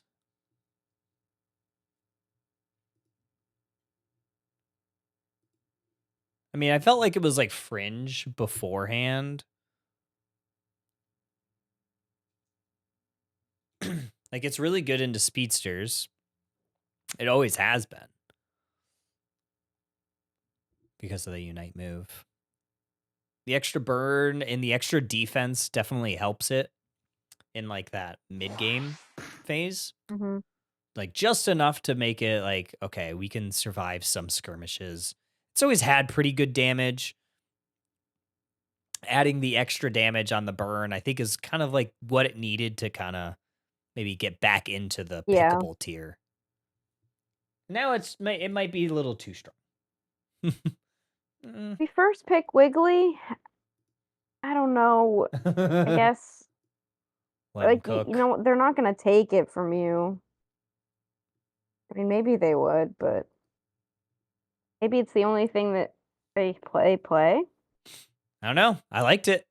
I thought it was pretty good. And they won't take the Suicune away. You have to take Suicune away there. Okay, now we're just going. Now we're getting crazy. Now we're getting a little wild. Cramorant, second pick. There's a lot of things on the table, but we're going Cram. I mean, hey, let them cram. Lapras. Yeah, Lapras. I'm never gonna be sad to see a Cram. I mean, I love. How Cramorant. often do you get to see that? Not very. I think Cramorant's really. I want to see more XP share Cramorant. Yeah, unfortunately the Lapras is there, so they'll throw the EXP share on that instead. I like only play Cram with EXP share, and I only play Surf Hurricane. It's so good. It's not appreciated enough. It isn't appreciated enough. We are wilding out in draft. I mean, I kind of love it. Yeah, what a wild draft. This is some gamers right here. We've got Venu. Oh, It seems set up to be Petal. I don't know what the fuck this is set up to be. It's eject, so it is Solar eject. Beam seems. Yeah. But like Muscle Band? Yeah, Muscle Band, On not. Solar Beam? Yeah, I'd Yeah, rather on have the Specs. Energy Amp. I think Energy Amp is just so necessary on Venusaur, regardless of which build you're playing. Yeah, I love Energy Amp on it.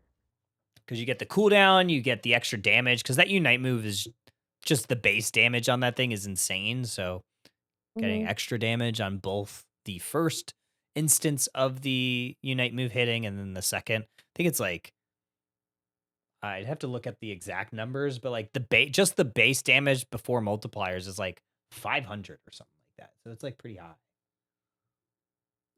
I like focus focus band, amp, and spoon on pedal dance. Sorry. Oh yeah, the I just love the second focus instance band. is 540. The first instance is 1080.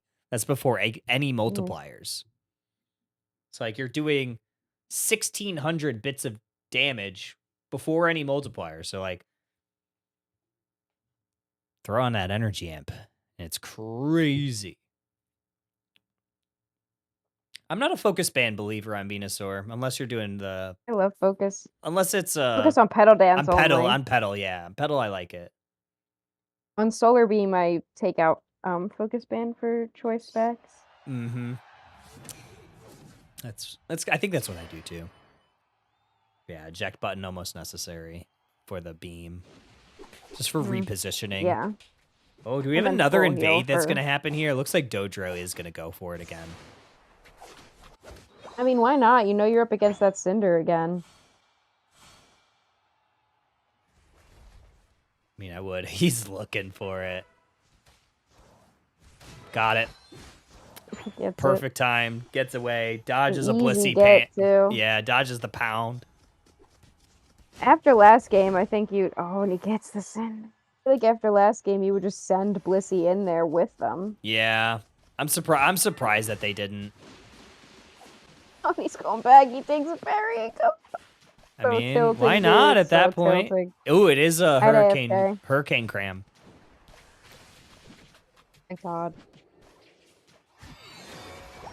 Get some stacks in. Yeah, they don't have like a whole lot of things that can slow down this Dodrio invade. I'd have liked to see like Slowpoke maybe come in to help. But now you have like Yeah, I mean, no Suicune drafted. That would have been helpful. Mm-hmm. Oh, Metagross gets a KO there. Dodrios. That is Dodrio, not quite problematic for Charmanders so far. This is not going their way. If I see a Scald on the Slowbro, I swear to God. Oh, of course it's a Scald. Scald might be okay now? Got that buff? No. Or no? No, you don't run it like into Dodrio. Oh, like, yeah, into true, Dodrio, Dodrio, it's yeah. fine, but like you need the Surf. I do like Surf. Scald's fun because the cooldown's so low. But that's like all it's got. Like you run it if you're trying to do like some damage with Slowbro, but you need if you're tank Slowbro, like you need to run Surf on it. Yeah, because you need that, especially like Surf Plus. Even though like Surf Surf in general Plus is has so like good. I think it's like a lot worse. Like there's so many things that do what it wants to do better. But yeah, it's like the little bit of crowd control. But it's just so easy to avoid it. Like there's just so much better Yeah, crowd plus like control. Lapras, like the shell armor. What is Mhm. Scald's realistically doing? Not much.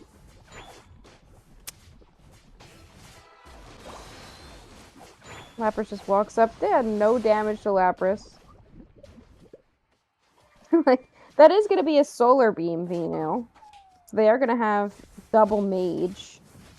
Very backline, but the way that this Dodrio is fed right now, I don't think your backline. No, they're just permanently gonna cut it. staying. They're like just staying on the right side of the map right now. Do they break? Does Wiggly break this in time? They do. Okay, so that was like a 29 yeah, they do. overcap in the top side for them. Now you have Dodrio that should be able to rip through this Registeel. Mostly uncontested. But Venusaur, There if is a they look, Venu. If they turn, yeah, if they turn, they they could look potentially at it. steal They're this. not gonna look at it though. No. Yeah, a little Yeah, late. Lapras did a good job of zoning and distracting, but that is one of the things you got to consider. Like in competitive, like you have to be looking all the time. Yeah. Wiggly's gonna solo this, obviously. Yeah, Metagross, let them do that. Let them handle it. Yeah, let Wiggly rip it, honestly. Wiggly's got it. Ooh, eject button burn there. Honestly, I don't blame Dodrio him. did ult. Oh, everybody's in there. Yeah, if they hit one beam on this thing, though, that could be huge. Oh, Big telekinesis. Scald Telly, man. huh? Yeah, this Blaziken's like 3 levels behind this Dodrio, though. That's... Oh, no. And now Blissey going down to Lecky. Cramorant. That's a perfect Cram Unite, though. The eject in, too. Good zoning again by this Lapras. Just enough time.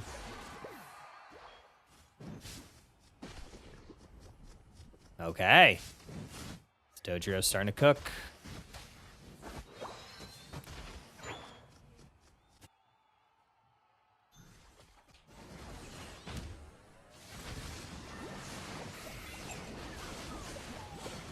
Cinder could get something done, man.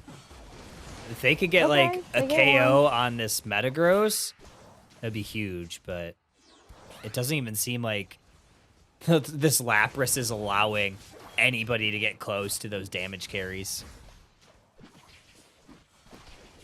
Ram's level 12. Yeah.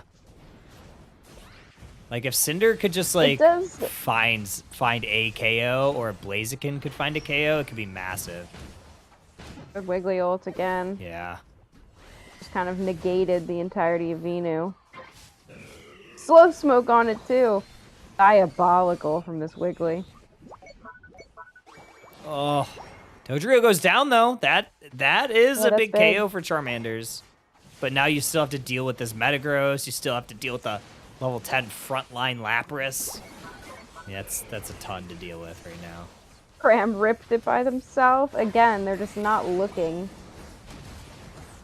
Ooh, what an ult there. Yeah. Oh, no, not the slow beam on the Wiggly. Yeah, that was definitely a misfire on the slow beam. They did pick up Lapras, but it doesn't really matter. I think, like, based on what I'm seeing, I think that kind of both teams, but more so the Charmanders, were kind of just having fun in draft and picking, you know, whatever they just wanted to play. Yeah. Not really thinking too much about it, which is fine. But if you are trying to play competitively, like, you gotta be considering the fact that the Dodrio invaded you last game and is now scoring in your base. Mm-hmm.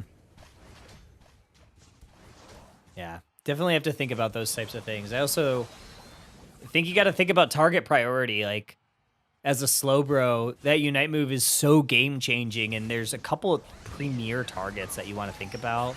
Wiggly's definitely not one of them.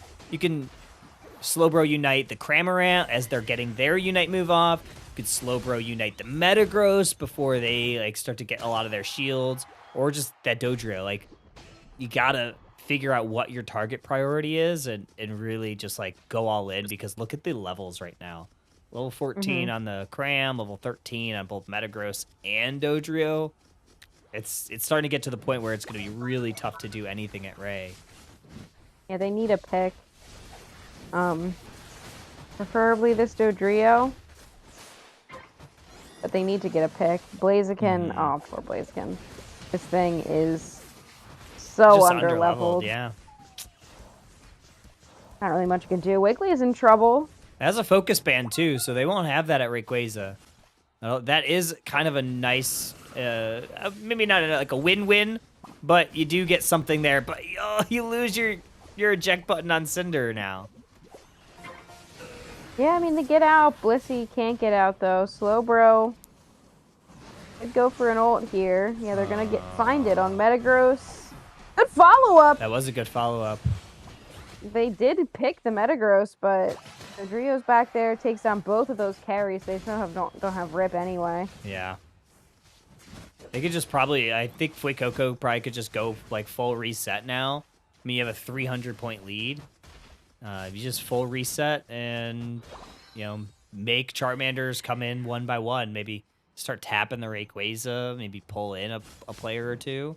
Because right now they have full position. They've got over 300 points. They don't have to really worry about anything. Oh. Cram with the ult, too.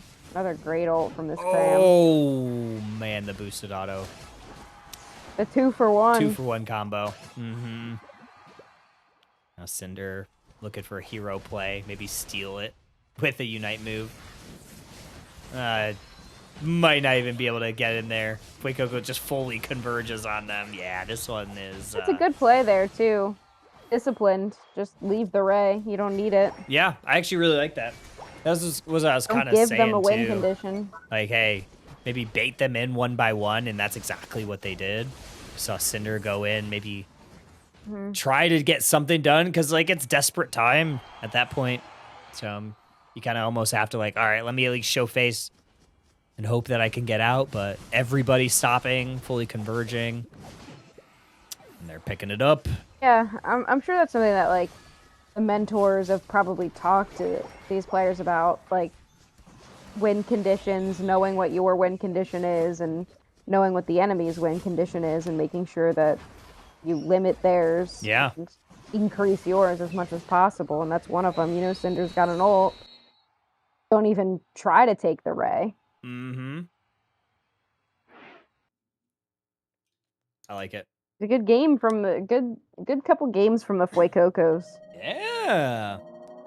This is a shutout, too. I mean, they definitely had the no better points draft. scored. I mean, we were kind of like what, Wiggly first pick? I don't know about this, but A clearly. little bit of a weird, not very meta draft Yeah. from both sides. I think like the draft for Fuecocos is pretty good, but not in the order. You definitely probably want to grab like Metagross maybe and like Lapras in your first picks. And seeing the Wiggly get first picked, I think like on the other side they need to adapt there and they just like grab Suicune or something. Mm-hmm. But I think this Metagross and the Dodrio both played, and the Wigglytuff played both those picks both games, and they looked really good. So I wonder if they like commonly play these Pokemon, but they looked really solid. Yeah. I mean, there wasn't a whole lot of question to it. I like I like seeing more Cramorant, honestly. I love the crab. It's so funny. I think it's just a fun Pokemon to watch. Like the Unite move, very strong. I feel like if you're not smart about it, Cramorant Unite move can be insane. But like when Cramorant is, like when Cramorant is like really good, like you almost have to full send on its Unite move or completely back Yeah. out. And like a good Unite move can completely zone out. Yeah. Yeah, can A like lot of completely zone out circles Array. at the same time too. You got the Cramble. There was that one Metagross ult that was also like incredible. It like perfectly isolated. I think Metagross ult is one of the most volatile moves in the game. It's like Rock Tomb Crustle, where like you might ruin your team's day if you Yeah. don't place this correctly. Mm-hmm. But this Metagross player like knew what they were doing with those Unite moves. Yeah. I think that's a tough thing to do. Yeah, setting up like the big walls, getting like 3 of them in it is always really tough. Especially like if the enemy doesn't have a lot of dashes, you're just like trapping them in that arena and like they have no place to go. Yeah, I always like a good Metagross Unite. I would have liked to see what I would have loved to see with Metagross. It's one of my favorite techs. Is not the Sing Wiggly. I would have loved to see like set up the Metagross Unite and have a rollout. So like you trap a couple in and then you're just rolling out all over those Metagross walls. It's so funny. It's honestly so funny. Separate thing. Which I do hate and I don't condone. But there's that like random trend on Twitter where you ask the AI to find like who the most famous person was that has looked at your profile. Oh yeah, I did see that. And I won't, because I don't contribute to AI damage on the planet. But it is pretty funny to look at. And Bree did it. Oh yeah. Guess who the most famous person to visit her profile was? Who was it? Me. Aww. You are famous. That's so funny. It said Based on mutual followers, ranked by recent engagements, the most famous person to visit your profile is Husky, Pokemon Unite caster, community ambassador, and YouTuber. No way.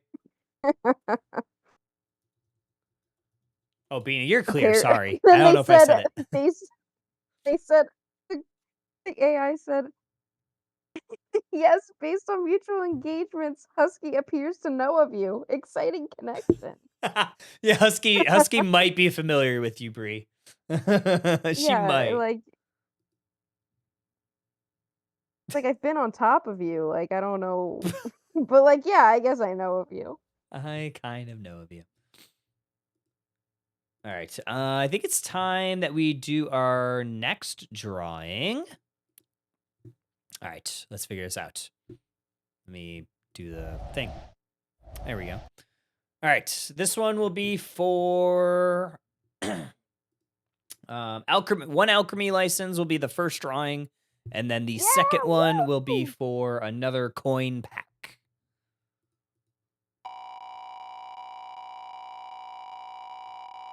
Spin the wheel, spin the wheel. And if it comes up on someone that's already won one, then it'll go to the next roll. Fire Water. That's not anybody that won anything today. So congrats, Fire Water. You have won an alchemy license. With yippee! We'll make sure to distribute these likely tomorrow. After the tournament ends, we usually have a lot of stuff that we need to document and do to wrap everything up and get everything set up for signups. But tomorrow we'll try to get all of these codes out to all the players. But congrats, Firewater. And then this one will be for a coin pack.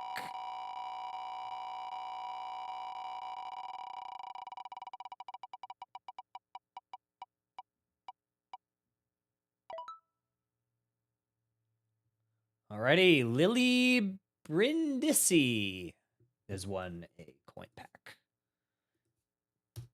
All right, Lily _ sick.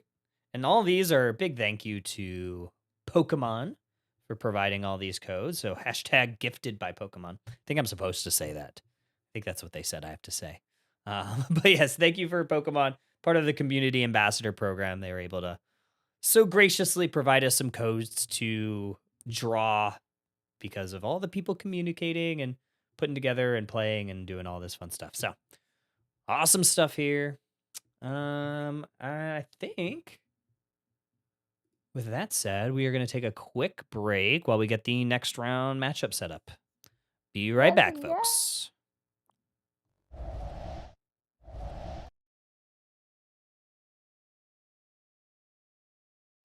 They've one feathery body, 2 long legs, and 3 unique heads, each with their own personalities.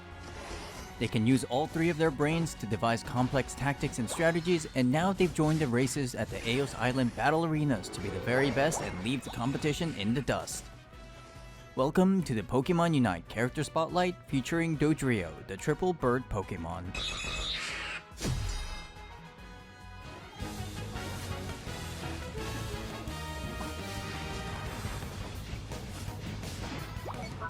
Hello everybody, Jake your resident content cowboy here, yeehaw, as I'm going to talk about my favorite Pokemon inside Pokemon Unite, the one and only Dodrio.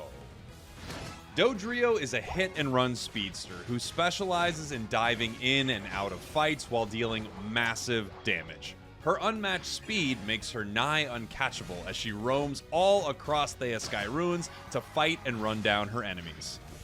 Dodrio requires expert trainers with a need for speed who can deftly utilize her unique scoring and targeting mechanics while keeping her on the move to make the most out of her passive. It's a lot to keep track of, so let's begin at the starting line. Ready, go! Doduo in Dodrio's passive Runaway has 2 parts. When near enemy Pokemon, this Pokemon gains a small boost to their movement speed. Additionally, this Pokemon becomes increasingly faster the longer they're in motion, up to a cap indicated by the sprint gauge below the health bar. Slowing down or stopping entirely depletes the sprint gauge rapidly, so be sure to watch your speed and keep it high. When scoring, Doduo divides up the AO's points evenly between their two heads if possible, and takes turns scoring one after the other. After all, 2 goals are better than 1. Similarly, Dodrio will divide up the points 3 ways before taking turns to score. After all, 3 goals are better than 2. However, for the purposes of scoring items like attack weight or Aeos cookie, Doduo and Dodrio must score all their points for the items to grant their stat boosts. Doduo's basic attack becomes boosted every 3rd attack, dealing additional damage. This Pokemon gains a stronger boosted basic attack when they reach and maintain their max speed. Performing a basing attack in this state will have Doduo charge forward in the direction they are facing, dealing damage to enemies in the way, and reduce ability cooldowns if this attack hits an enemy. Sprint boosted basic attacks can also traverse over small walls and other obstacles.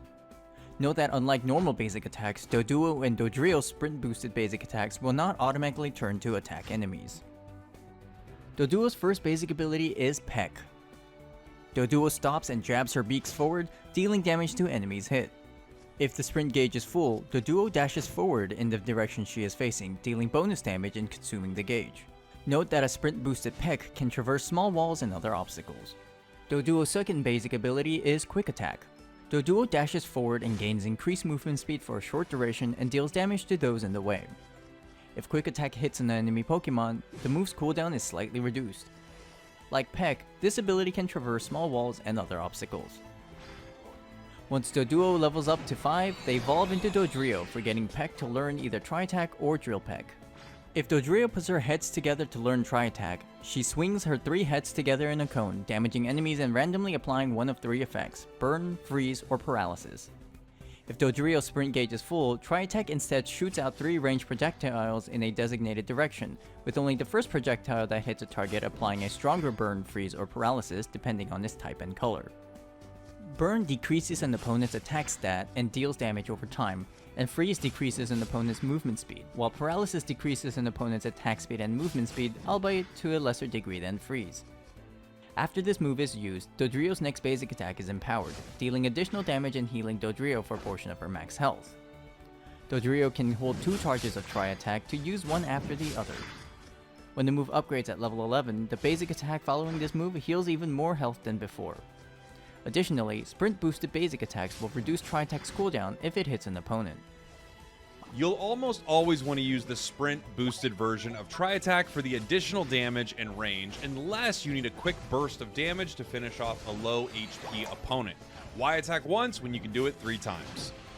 Tri-Attack is the only move in her arsenal, not including her Unite move, that allows her to aim independent of her movement. This gives Dodrio some flexibility in her positioning and allows her to keep some distance while dealing damage.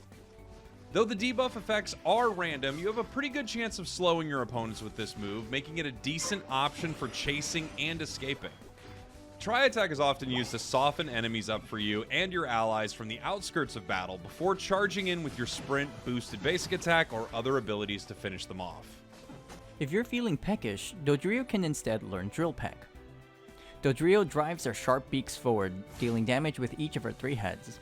If the move is used while going full speed, Drill Peck shoves enemies forward, consuming the gauge, and rapidly deals damage to enemies based on the percentage of their max health while moderately reducing incoming damage during the dash. When the move upgrades at level 11, Drill Peck's cooldown is significantly reduced and additionally heals Dodrio for a portion of the damage dealt to opponents.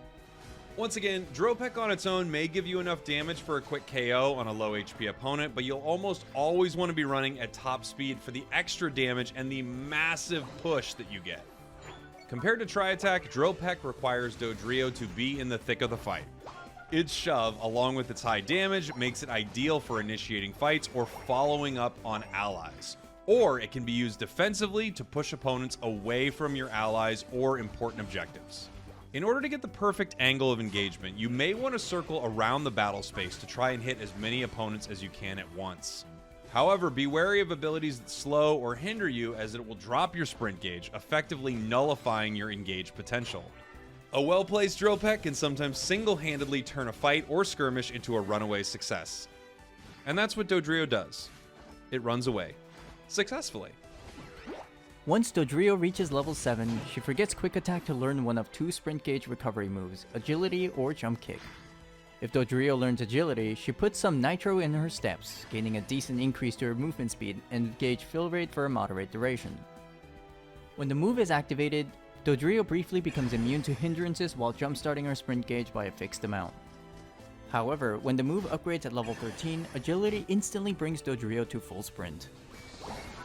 Agility is one of the two ways Dodrio can quickly get from 0 to 100 and make use of her full sprint gauge again.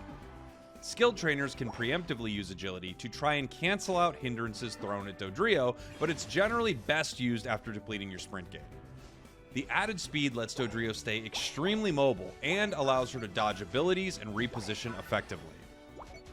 Make use of the boosted speed gain to string one sprint boosted basic attack after another to either escape from harm or rapidly reduce your cooldowns. If trainers want to give Dodrio some hops, they can teach her jump kick instead of agility. Dodrio leaps feet first in the direction they are facing. On contact with an enemy Pokemon, Dodrio uses them as a footstool, dealing damage and stunning them briefly and leaps away or over them. Enemies in the landing zone take damage as well and are moderately slowed for a brief duration. Dodrio can also use walls and other obstacles to launch herself into the air and can choose which way she leaps. Dodrio gains a significant boost to her sprint gauge after vaulting over enemies or small obstacles. However, only footstooling enemies will reduce Jump Kick's cooldown on hit. At level 13, Jump Kick also stuns enemies in the landing zone for a brief moment. Jump Kick can be used to jump over enemies and obstacles to gain better positioning, or make a daring escape. Like agility, this ability's main purpose is to boost and keep your sprint gauge at full. Trainers who can land Jump Kick consistently are rewarded with the ability to combo Dodrio's abilities and sprint boosted basic attacks together for big stuns and big damage. Missing this ability grants no boost and can leave you in a less than ideal situation with little to no escape, but so can losing speed after you make your jump. But don't worry if you can't get it at first, it definitely takes some practicing and getting used to before you're good at it. Remember that this ability isn't aimed independently, but rather is aimed in the direction of movement. Make sure you're aware of where you'll be after using moves like Drill Peck. Welcome in, everybody. Welcome back. We have Lemonade Littens and Snivy's Sandcastles. If you remember from the first Aw. stream, we had some pretty good artwork for Snivy's Sandcastles, if I do recall. This should be a good one. Husky is here, and she said her cat is with her. Yeah, Miss Moon is here. Oh, miss. Yeah, I don't know where Karma went, but they just ate their dark dinner. Dark dinner. Is that the wet food? Yeah. No, that's their 10 p.m. Mm. Auto food, whatever. Oh, that's when they eat in the dark. Got it. Yeah. It's a thing Bren made up for Okay. like D&D. It was like, so it's just like a meme between between us. It's an inside joke.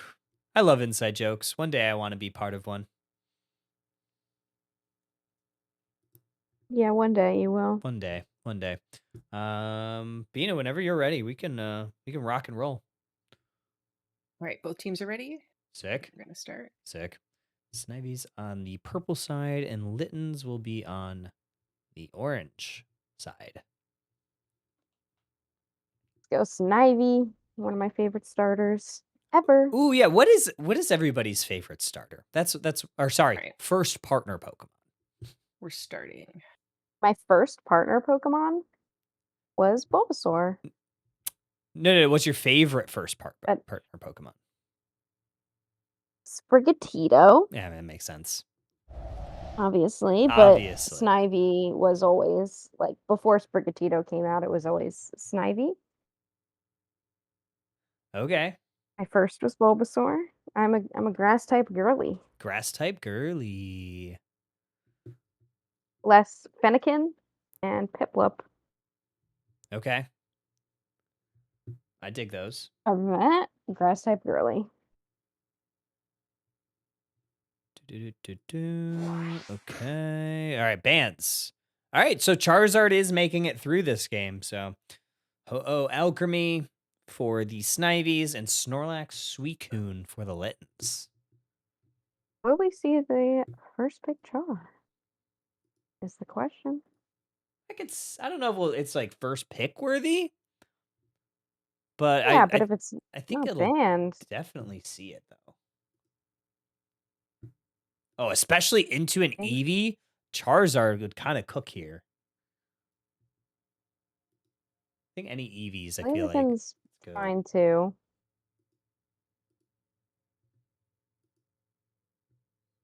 All right, we're a little confused.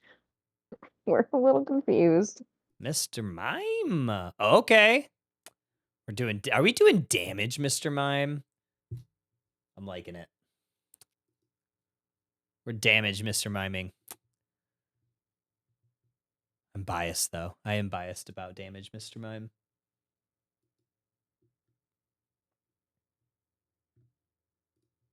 We know. We know. We know. All right, I don't know what Snivies is cooking. No. I gotta be honest, I do not know what the plan is. Where are the EXP shares going? Yeah, we definitely need an EXP share. Bina, is the framing on You are the correct. feed? Let me fix it. Okay. I'm like, Ta-da! I'm Ta-da! like, what's I feel like it's cut off. Okay, there we go. Now we're cooking. Now we're cooking. Okay. Like something's up here. Yeah, I definitely feel like we need That's some a solo XP queue share. comp versus something that's a little bit less than a solo queue comp. Yeah, we need some XP shares on the Snivies. Definitely probably one on Mr. Mime. Outside of what on Mr. Mime, I could see it on a few things. You can put it on Espeon, you could put it on Miraidon. I think Miraidon would be a really good participant with the XP share, especially into a Clefable composition. But that's just me. I wonder if they're not talking I don't to know. each other. Yeah, definitely going to be a little bit of a disadvantage here with no XP shares on the Snivy side. Mm-hmm. Yeah, it makes me wonder, like, that's like comp 101. Yeah, definitely need an XP share. Most likely two. Not It's three. like the scene from Incredibles where Syndrome is like, well, if everyone's super, then no one will be super. Dang, that's deep. What happens if everybody tries to carry? If everyone's a carry. Nobody cares. This is round number 3. So I'm going to update that portion. Litten's on the right side. Snivy's on the left side. Looking for a secure here. Ooh, Miraidon uses theirs a little bit early, but I believe it was the Espeon that got it. So, way to hold it there. If Espeon can get 4, then it's not too bad. Gonna try to slow down this Buzzwole. Oh, they were able to steal it away. So good play there for that Alolan Raichu. And currently a Pikachu. To steal away that experience that the Buzzwole... Honestly, I thought for sure Buzzwole was gonna get that. They were lining up that Fell Stinger. Yeah, I thought for sure too. Ooh, eject button early. That is a nice KO there for Combusken. Just abducted them. Aegislash is 5. Interesting how there's a lot of carries, but none of them are really junglers Mm-hmm. on Snivy. I'll just like lane carries.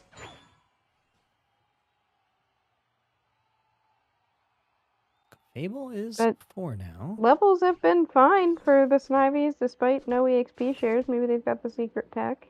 Yeah, I mean, yeah.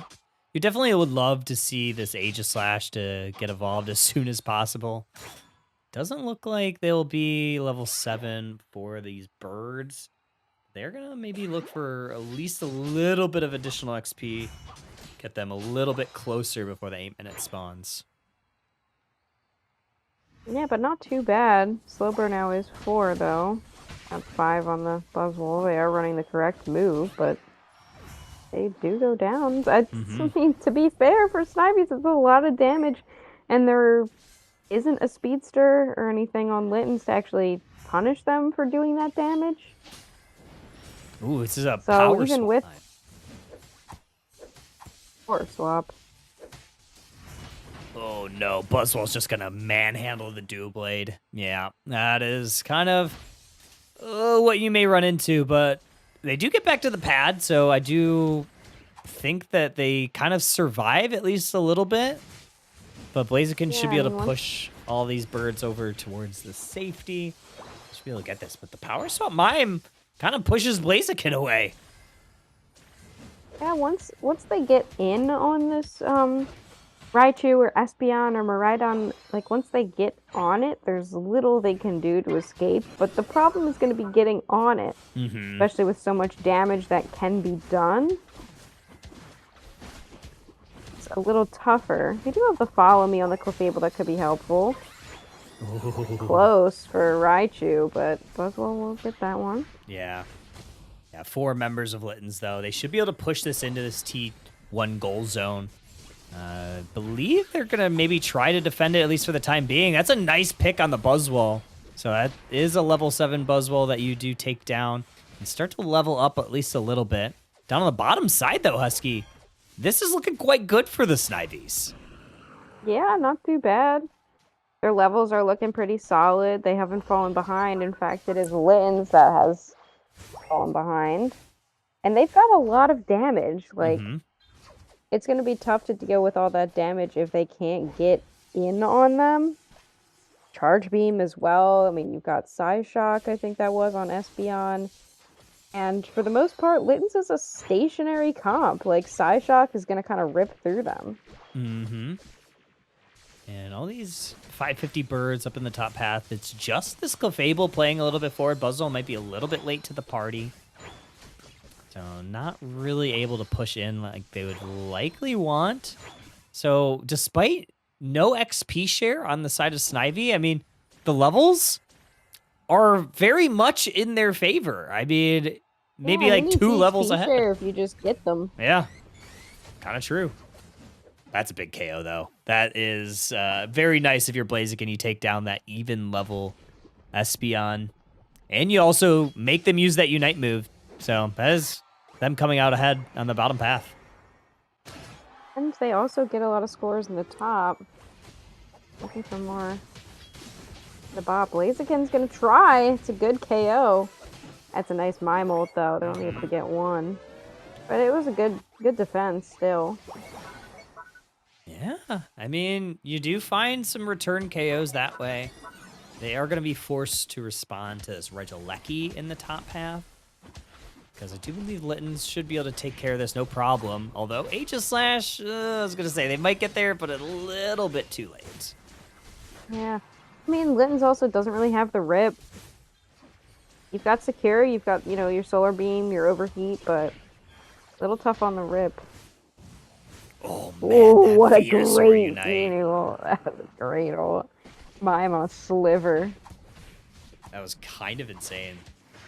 Hey, but they're able to at least regenerate a little bit of health before Blaziken likely to... No. No way. Oh, I don't think they get Blaziken mine, realized. I don't think Blaziken realized how much damage the stacking Mime was doing. yeah, that's a lot. Because I think they're like, at this point, I think Mime is fully stacked because they were running the special attack specs. Mm-hmm. And I think I saw Drive Lens on there as well. Oh, they wanted that Aegis-Slash. They will get them. Oh, don't walk into that. No, I was going to say Blaziken's overheating. Oh my god. Oh my god. Mime deleting mine's the going kinda Buzzwole.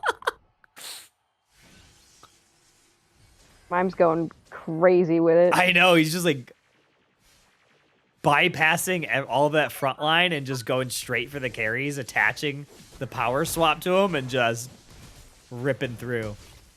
Regirock captured for the Snivies. I want to see what they do with this, though. There's a minute left until Rayquaza. They could potentially push a pad, but they also have a lot of experience on their map. Yeah, there's stuff going on in this game. That's for sure.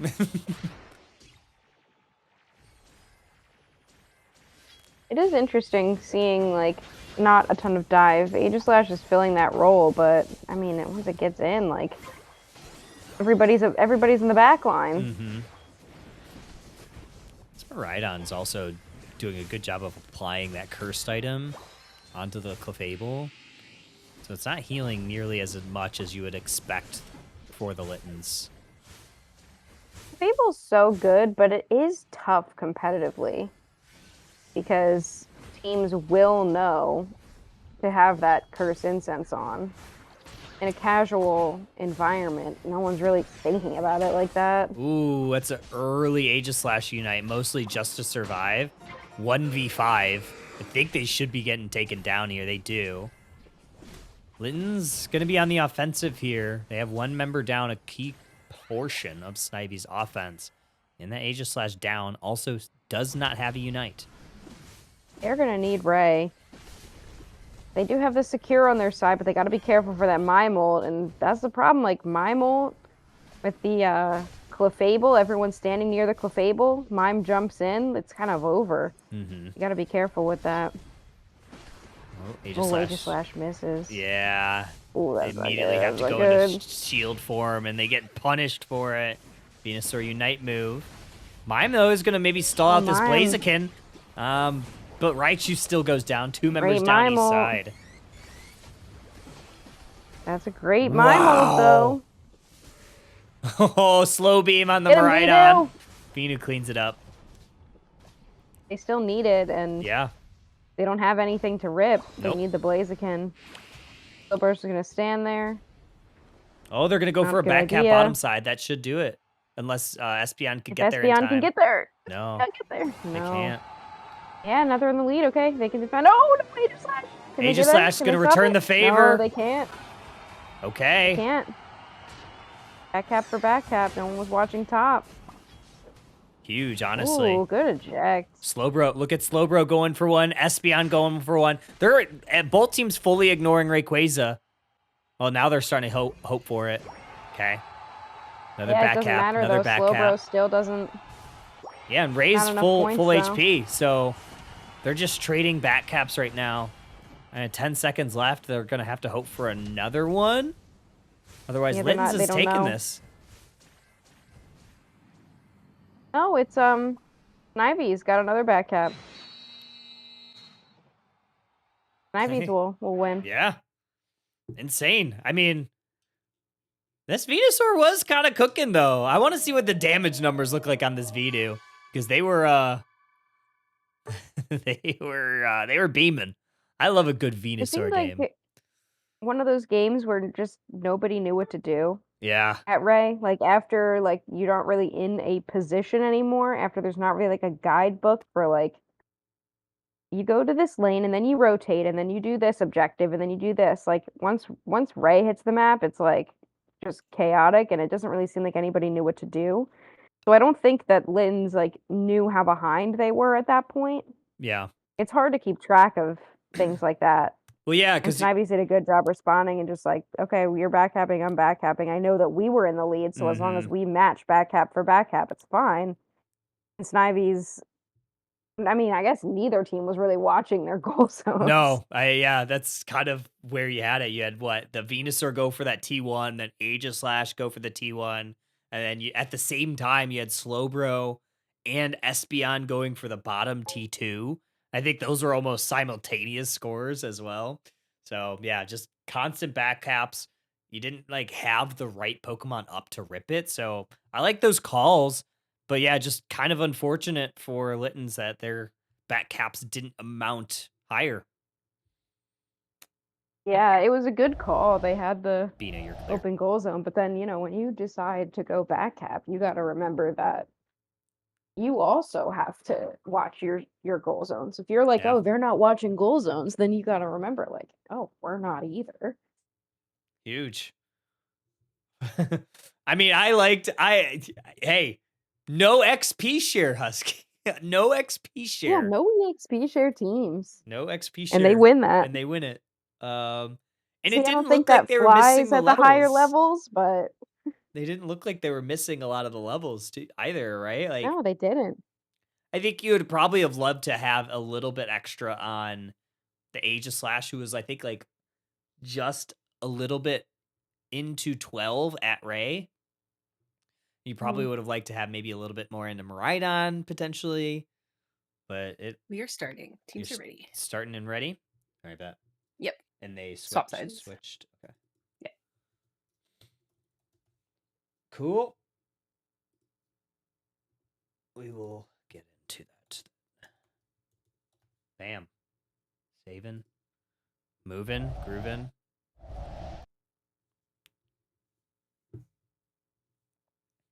All right. What are we going to see here in these bands? We didn't see Charizard come out, even though it was available last match. Yeah, I just wonder if nobody plays it. Yeah. I mean, that's also kind of a possibility, but like Charizard, like everybody, it's like one of those cheaper Pokemon because it's one of those starters that you can get when you first download the game.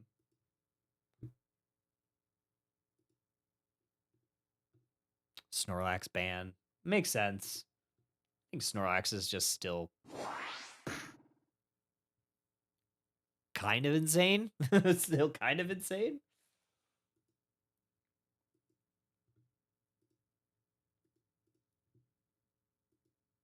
Is that same bands? They're a little bit. Yeah, just different Yeah, teams just banned different them. sides. Yeah. Same but opposite.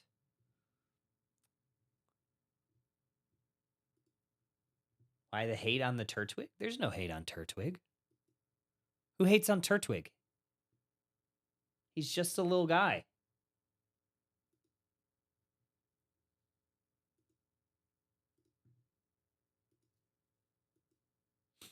All right. Garchomp? I mean, hey. The Garchomp's still incredibly powerful. It's kind of insane still. Garchomp's still good. Not a first pick, option Yeah. at this point, but I like Garchomp with Blissey a lot more than I like it with Clef.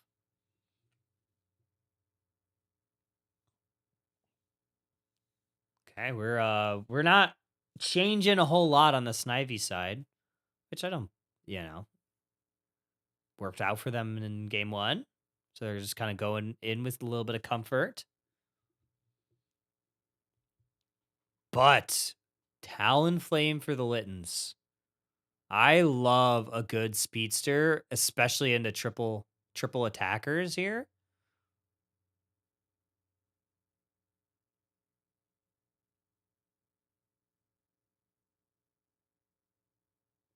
yeah, they're going same comp. Yeah. Snivy, same comp. It worked, right? Yeah, I mean, it did not work, Switch that's for up sure. though.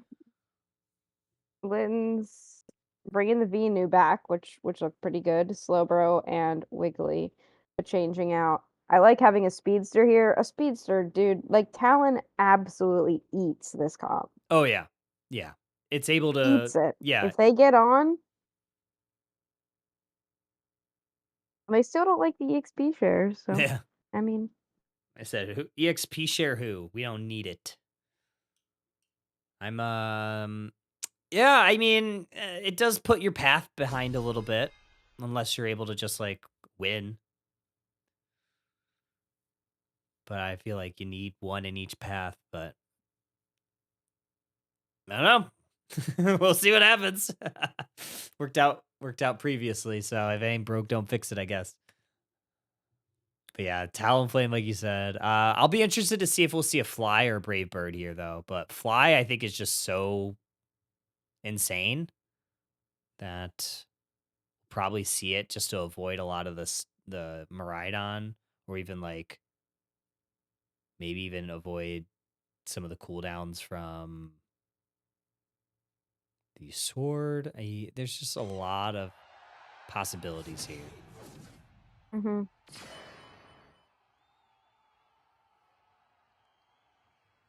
Who do we see jungle? Talon It's gotta be and Talon. AG again, I assume. Yeah. Gibble's just so good in path that like I don't think you would want to yield Gibble path for a Talon. I think you could potentially go Bulbasaur just to get that level 5. because, yeah, notoriously it's not a great secure, and you're already seeing that immediately. Because Snivy's just takes all of that experience from them, so they have really good last hitting.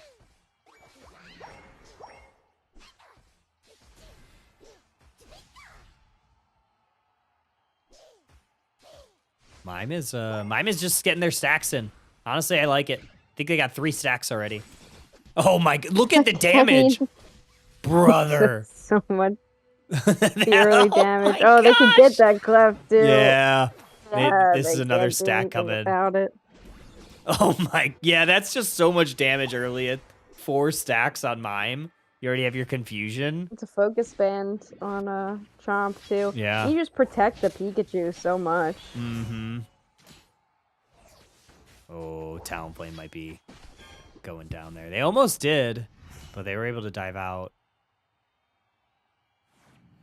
I mean, I guess like when you have that good of last hitting, and you could just take away all of the experience from the enemy, like that's the that's your EXP share, I guess. We're sharing your XP. We're taking your EXP for us. Yeah. I mean, he's just hounding their side. Setting up the walls, waiting for the secure. I mean, oh, and that's a good play on the Clefairy. Okay. This little Dragon Rush, but, man. Hey, Snivies might know something that we don't. They might know something. Yeah, you know what? They're cooking. Oh, this Talonflame might... Oh, okay, yeah, it is Fly. I like that safe play. They saw that. Okay, I'm going to try to get 1, maybe 2 birds, and then they saw 3 people like, okay, I'm just flying because I will go down here.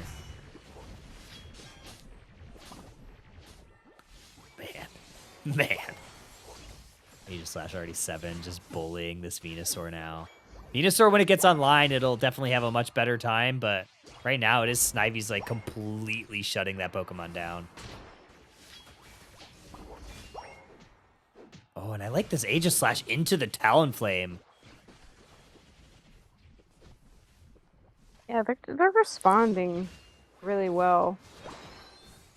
The timing that they have on their Sacred Sword has been really good because they're waiting for that fly to land and then using all of their, like, hitting that Sacred Sword and then using all those boosted when Talonflame's fly is off of cooldown, or on cooldown, I guess, and, like, just completely deleting it. It feels like everything Litten's does, like, Snivy has an answer. Yeah, so far.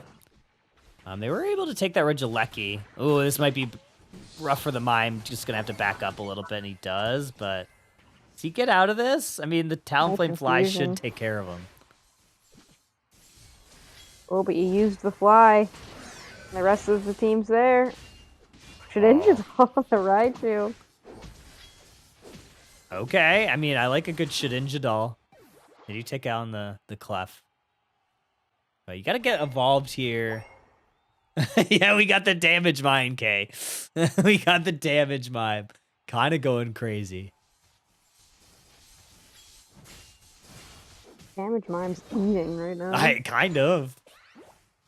I mean, they won that path, right? Like, they had no EXP share in the top path, and they won. They won against a Clef Garchomp. Not even just won, they, like, handed it to him. It wasn't until they rotated bottom that Litten's found any sort of traction. Mm-hmm. Damage Mime did create competitive careers. That's so true. Can we bring back the Mime meta? No. Okay. I was literally just... Absolutely not. No Mime. That was my least favorite time. Yeah, it was I kind of a rough hate meta. Mime so much. Though I respect those who play it, I hate it. Yeah. Oh, I didn't even notice that this was a Electro Drift Miraidon. It was like the first time we're seeing. Oh my gosh! No, if that Venusaur doesn't hit the beam, that's a full combo to take down the Talonflame. That Venusaur just saved the jungler. Oh, man.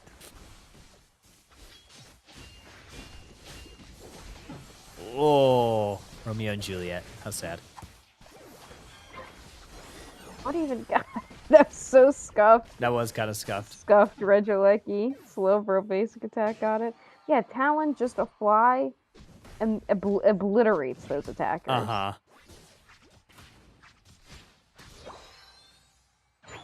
They're almost level 12. Mm-hmm. Levels are definitely looking better for Littens than they were previous game. Mm-hmm. I'm gonna try to maybe leash this, but I don't think it's gonna leash in time. Is Mime gonna Gotta get this? confuse it No, up. Venusaur from Solar downtown. Beam. Oh, and it's just Mime. Yeah. He doesn't have a Unite That's move Mime. either, so he... Oh, now he gets the Unite move after the KO. Hey, this is Litton starting to come back here, finally. Shed and Jadal on the Rhydon. Two shed dolls on their side. Oh, he dodges! He dodges! No, he doesn't No get way! away. He dodged like 3 cooldowns. Oh, Talon. There he goes. Oh my gosh, that Shed Doll. Great shed doll. That was huge. It's tough. Like, Talon is so good, but it needs to, like, just catch an attacker out because even if it does get a KO on one of them, if Mime's there, it's, like, kind of Yeah. just over for the Talon Mm-hmm. without the uptime on Fly. Oh, true. Yeah. So it's still gotta have its team. You know, it's gotta have Slowbro ready. Mm-hmm. Ivy's does have the score lead now, Yeah. but Man, again, close match. it is. They're a little bit down in levels, too. Like, you already have level 13 on Venu and Talon. So these beams are going to be coming out very quickly. Oh, man. I got, like, 3 of them in the singular beam. Shed Doll to avoid a beam. What a beam. Now they Ooh. don't have. Eject button from Garchomp just to get Oh, away. Mime! Mime's getting Mime's into the going for back Venu. line. On low. Mhm. They leave. Talon's going to have to base. All right. Unite moves Recalling, going like, into right in Ray. an I think opponent's face. everybody has it but Mime. I think Mime just used theirs. You gotta love the aura of recalling right in the enemy's face, though. Mm-hmm. Oh, slow beam onto the Mime. Talon closes it out with the fly. 2 members down immediately. That's a big play for Talon. Good Espeon ult. Mm-hmm. Better Venu beam. Great engagement from the Slowbro, just taking the initiative there. Yeah. It's a big play. That should likely be the win I was unless... saying how, like... I was saying in, like, the one set how it's important for, like, supports to be, like, reactive with their decisions. I think for some tanks, you have to be, like, the opposite. Oh, yeah. Yeah. Like, you have to be the one that chooses. Like, if Slowbro goes in, you better be following that Slowbro. That's how you gotta, like, run eject button on Slowbro, honestly. Mm-hmm. Like, oh, yeah, for eject sure. into Unite just to... Because, like, at the highest levels, players know to avoid just walk away from Slowbro because it's not, like, super fast. But if you can, like, catch them off guard with a nice eject into the Unite move, man, it's so crazy. I also think that Mime not having ult, like using it just a bit before. I mean, the Mime had like a great engage, but the rest of the team couldn't get there. And that's like kind of, you know, they have no mobility. They're all backliners. That comp can't follow, you know, Mime's decision, and they were going to go for ult. If they got something out of that ult, Yeah. like that could have been big, but they just didn't have the follow-up. Yeah. It was a good play by, I think it was Talonflame to kind of like just at least prevent Snivies from walking forward. Because otherwise I think like Raichu wanted to, but then like Talon flew up and they're like, okay, I need a Shed Doll and avoid a lot of it. And yeah, it just wasn't able to like push and follow the Mime in. These are some good games though. Yeah. Two of these sets that we've watched have gone 1-1. Yeah. So like they're making plans and I gotta be honest, I don't think the plan should involve 3 attackers and no EXP shares. Yeah, I would agree with that. But Hot the take, but plan could involve damage, Mr. I'm cool with that. I'm Throw cool with damage. EXP shares on the Miraidon and Espeon and run your damage mime. Yeah. I also think the Charge Beam Miraidon might have been a better play there, just to slow down the Clefable and then the Slowbro and the Venu. Because like the Venu just didn't like it got a lot of beams for free, and if you're able to at least like throw the Charge Beam on it and maybe like slow it down a little bit, that can at least kind of help. Because yeah, look at that, only 27 taken. The Charge Beam, the Charge Beam worked really well in game 1, so I was surprised that they pivoted away from it. Yeah. Yeah, it was shredding. I think maybe they wanted to try to get something with a little bit more dive Yeah, maybe. because that is obviously what this comp is missing. But Electro Drift is just tough. I mean, you've got Slowbro, and now that there's the other dive on the Talonflame, Mm-hmm. I don't know. It's tough. You just can't really run that comp to begin with.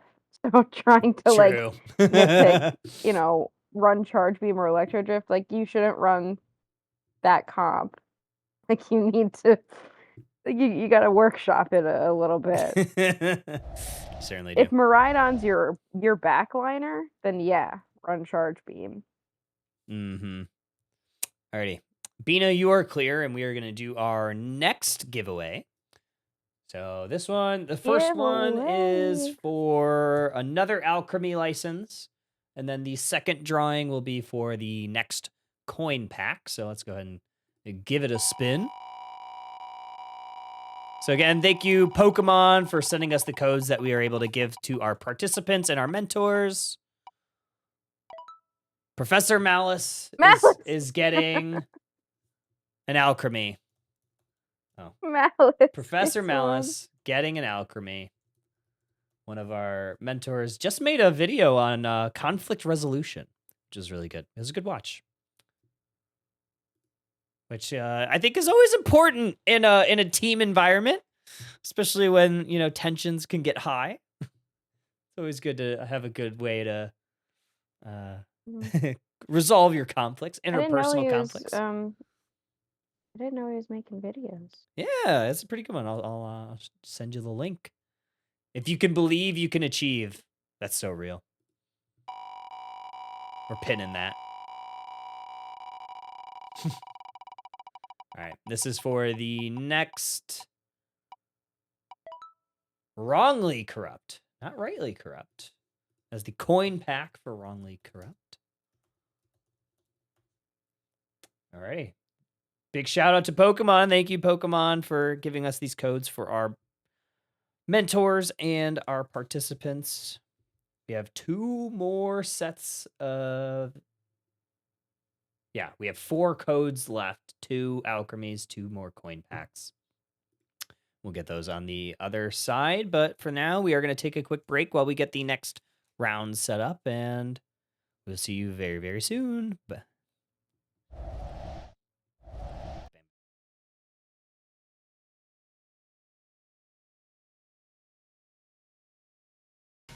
They've 1 feathery body, 2 long legs, and 3 unique heads, each with their own personalities. They can use all 3 of their brains to devise complex tactics and strategies, and now they've joined the races at the Eos Island Battle Arenas to be the very best and leave the competition in the dust. Welcome to the Pokémon Unite Character Spotlight featuring Dodrio, the triple bird Pokémon.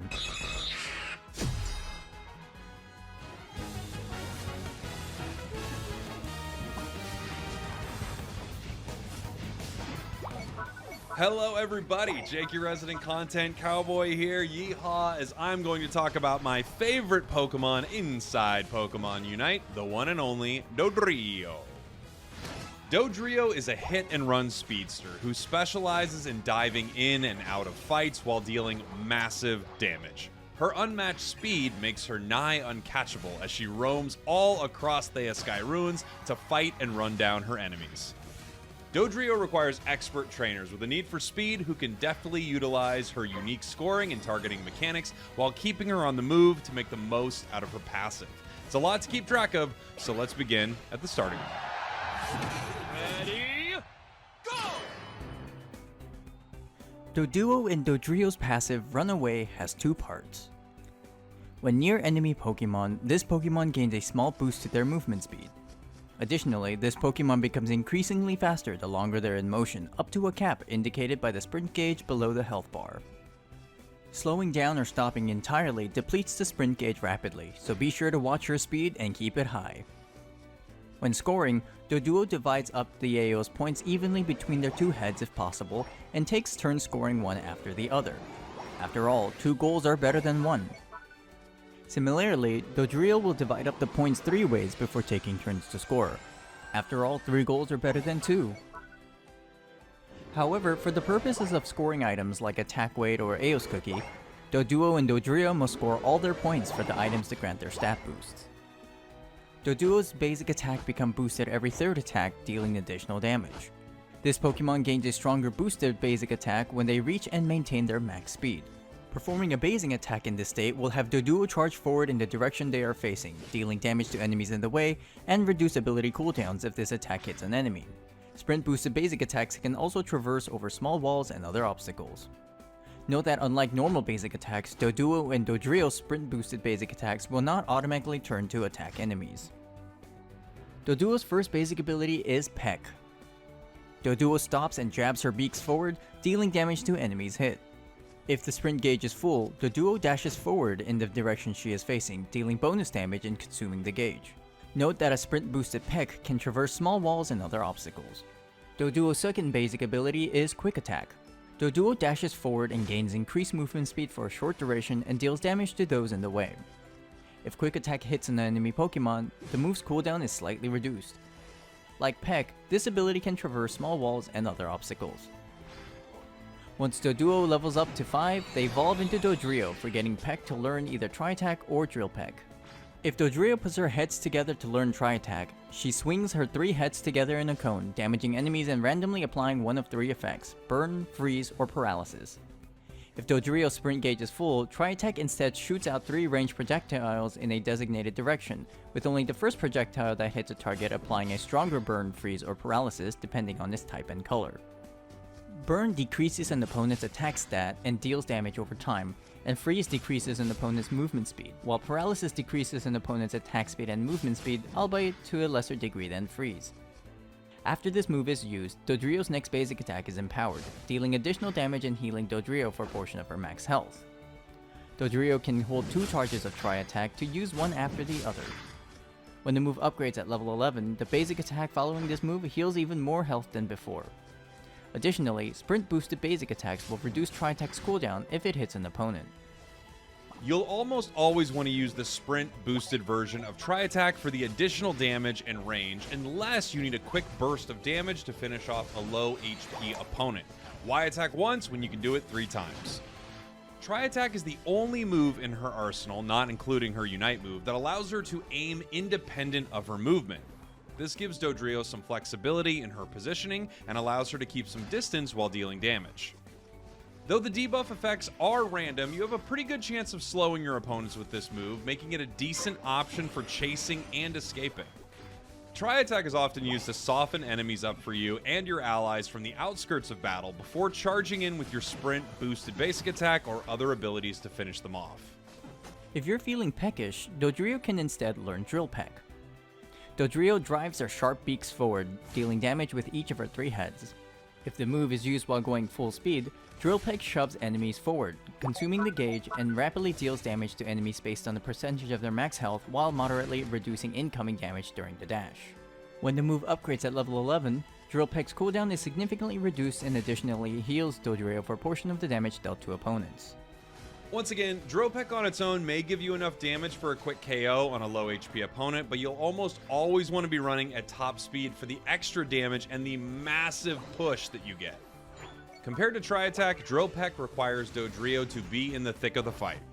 Its shove, along with its high damage, makes it ideal for initiating fights or following up on allies. or it can be used defensively to push opponents away from your allies or important objectives.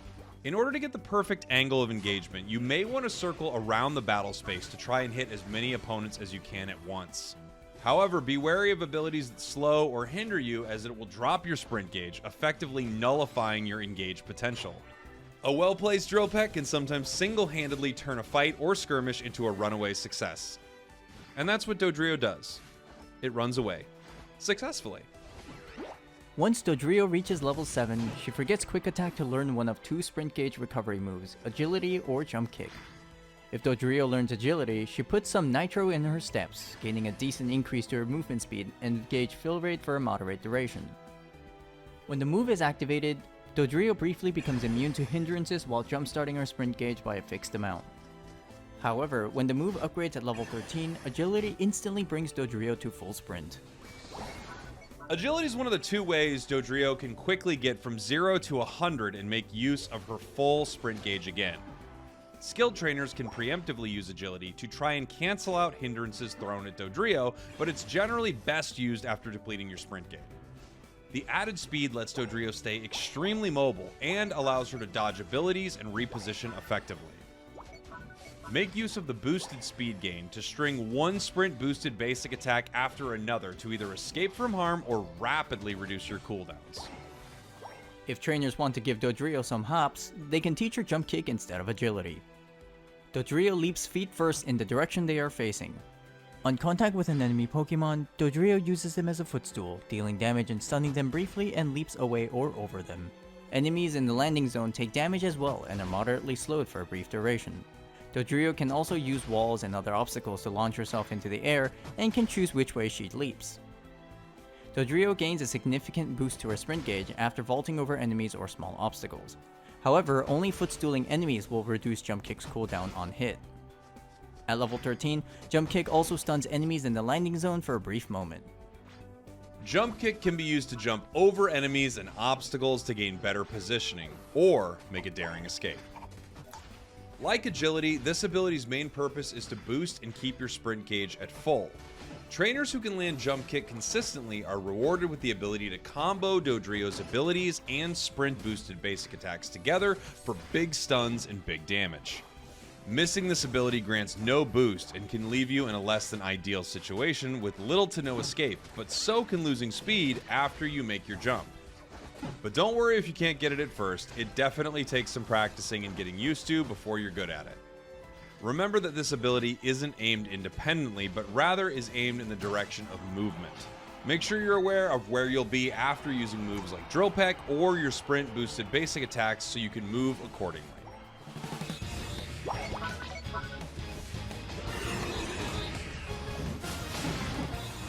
When Dodrio finishes lap 8 and gets to level 9, she learns her Unite move Triple Trample. Dodrio becomes unstoppable and runs at breakneck speed to a designated location. Dodrio will automatically find the most direct path in autopilot to her destination, navigating around terrain, as well as player-made obstacles. Enemies in the way are dealt damage and are briefly thrown into the air. Afterwards, Dodrio gains a boost to her attack stat for a few seconds while her sprint gauge charges faster than usual for an extended duration. Dodrio's Triple Trample is a high-impact Unite move for starting and following up on engagements for your allies, particularly if the enemies are grouped up. Knocking up 2 or more enemies followed by your other abilities can quickly shred opponents of their health and put your team ahead of the others in seconds flat. Triple Trample can also be used to dive straight onto the enemy's backline while doing some collateral damage to their front line due to its long range and unstoppable nature of the Unite move. However, the further away the trainer sets Dodrio's destination, the more aware trainers will have to be about how Dodrio will path to the location, as well as how long it will take. Using this Unite move from long range carelessly can force you to join the fight at an awkward angle or an inopportune time. The Unite move can also be used in a pinch to run away or maybe even turn fights around, but as always, your mileage will vary.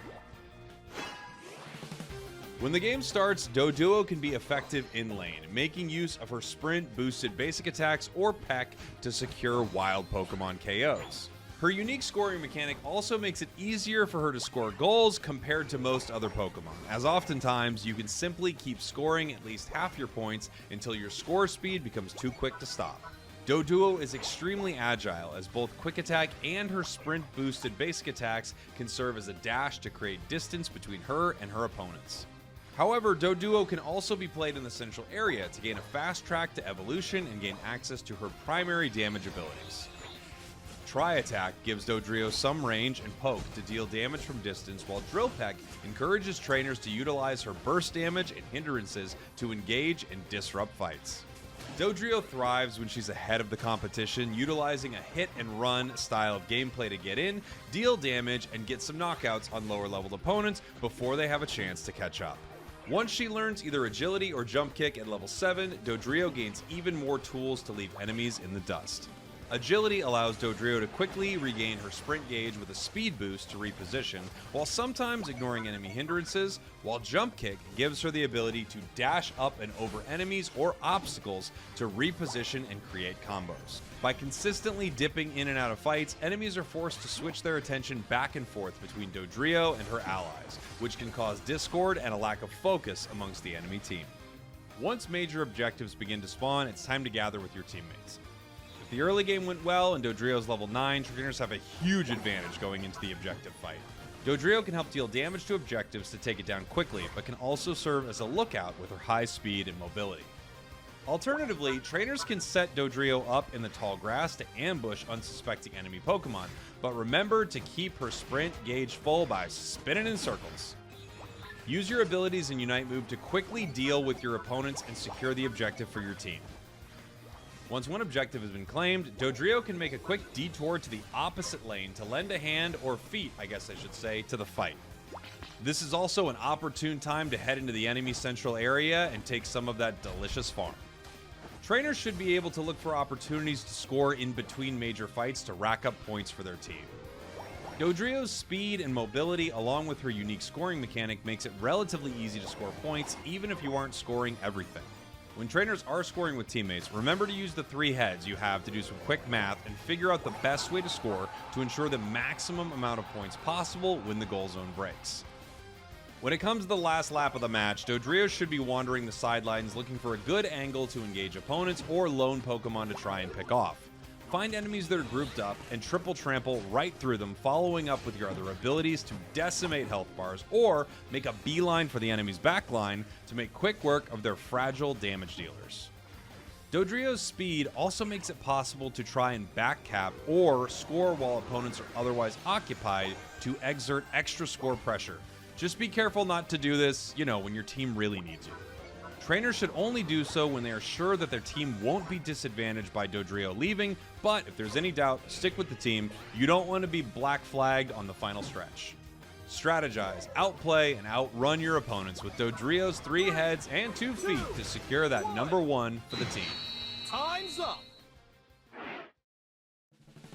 If you're done stretching your legs and are ready to head to the races, head on over to the Eos Island Unite Battle Committee to check out your Unite license for Dodrio, the triple bird Pokemon. And a big thank you to our guest star, official Pokemon Unite caster and the content cowboy himself, Spraggles, for providing his voice, insight, and personality to this character spotlight. Thanks for having me. Love you. Bye, everybody. We did it.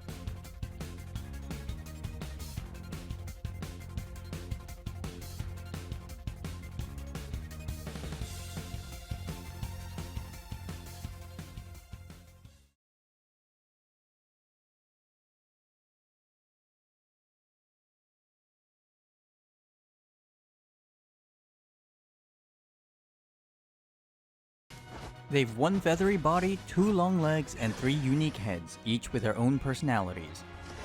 They can use all 3 of their brains to devise complex tactics and strategies. Just rewrote the meta. It stole the show from the usual S-tier attacker picks. What happened this past weekend at one of the largest Pokemon Unite tournaments shocked many people, but it was unsurprising to those people that love playing it. In this video, I am going to break down why this Pokemon, despite being nearly completely absent from competitive play in the last few months, is now scorching the competition. I'm talking about the one and only Armor Rouge. For those new here, I am Steel Agent Kyle. I'm a Pokémon Unite caster.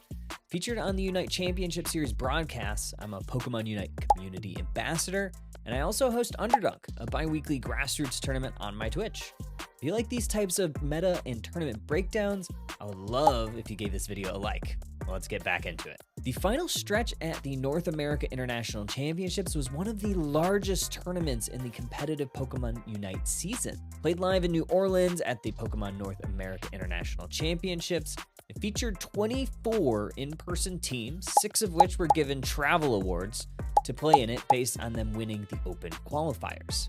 6 of the teams playing had also already qualified for Worlds, but there were some notable teams, even 2 that were even given that travel award, that had not punched their ticket to the World Championship Series. This tournament featured a large prize pool and was to award the final Worlds invitation to the team that placed the highest that had not already qualified through the regional bracket. Needless to say, the stakes were very high and the stove was hot. Most analysts predicted that we'd see probably a handful of attackers, Inteleon, Mewtwo Y, Mew, a Miraidon or 2, and maybe even some Espeon. However, what happened at the final stretch shocked a lot of people. Armor Rouge was picked in nearly 25% of matches and had a near 90% win rate to support that. A 25% play rate was not super notable, not even the highest or even the top 10 overall most picked, but what was really shocking about this is even in the most recent tournament, the regional finals, Armor Rouge was not even in the top 10 attackers played in the tournament and wasn't selected a single time within the top 8 bracket for North America. It started receiving a little bit of traction in a couple of grassroots tournaments leading up to the final stretch at NAIC, but nothing too major. You would think that with the spike in play and win rate that it must have received a buff to its kit recently. That is not the case. Armor Rouge has not had an update to its kit since December, when its Unite move Psychoboom was edited to allow it to just be moved during its cast. There was not even any sort of damage increase to it. Outside of that, it's essentially been untouched the entire Unite Championship Series season. So what was it that made this Pokemon so good? Why was it even earning a couple bans in this tournament? And with the 88% win rate, that made it the highest win rate Pokemon in the tournament, potentially of all time in one of these tournaments. The 3rd highest picked attacker, and it was also the 16th most picked Pokemon overall. So how did this Pokemon perform? In the semifinals of the tournament versus Peru Unite, who was the LATAM South Regional Champion and the representative for the tournament of that region, Luminosity Gaming picked it all 3 matches, and they won their set 3-0. Then in the grand finals between Luminosity Gaming and Revelation, it had a 100% encounter rate and a 100% win rate. LG picked it in game 1 and won 742-92. Revelation then picked it in game number 2 and won a nail biter 457-295. LG then in game number 3, they won a blowout, 1,231-11, potentially one of the biggest blowouts in UCS history. Finally, in game number 4, Revelation had enough and went ahead and banned it. In the grand finals, this Pokemon was represented in all 4 games. Let's talk about the build. So the players used a little bit of a mix of builds. Most often, it was equipping Full Heal as the battle item to help avoid hindrances and crowd controls. A lot of the times, the held items were Slick Spoon, Cursed Incense, and surprise, surprise, Rocky Helmet. However, some trainers substituted Slick Spoon for more sustainability with a Focus Band. We even saw some trainers sub out the Rocky Helmet for even more damage, self-sustain, along with a little bit of cooldown with a Shell Bell. For abilities, Fire Spin was selected at level 5 and Psyshock was mostly selected at level 7. Fire Spin is an area of effect ability which cloaks Armor Rouge and Fire.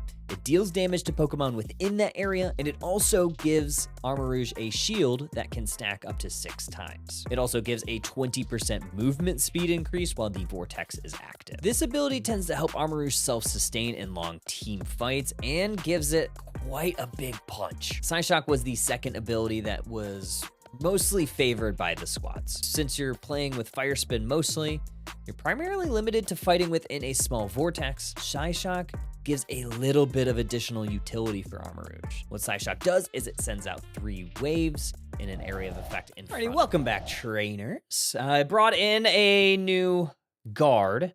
Husky, it is past her bedtime, so she had to go to bed. But I brought in Malice. What's going on, Malice? Welcome back to the channel. We have the First Step series, and we are in round number 4.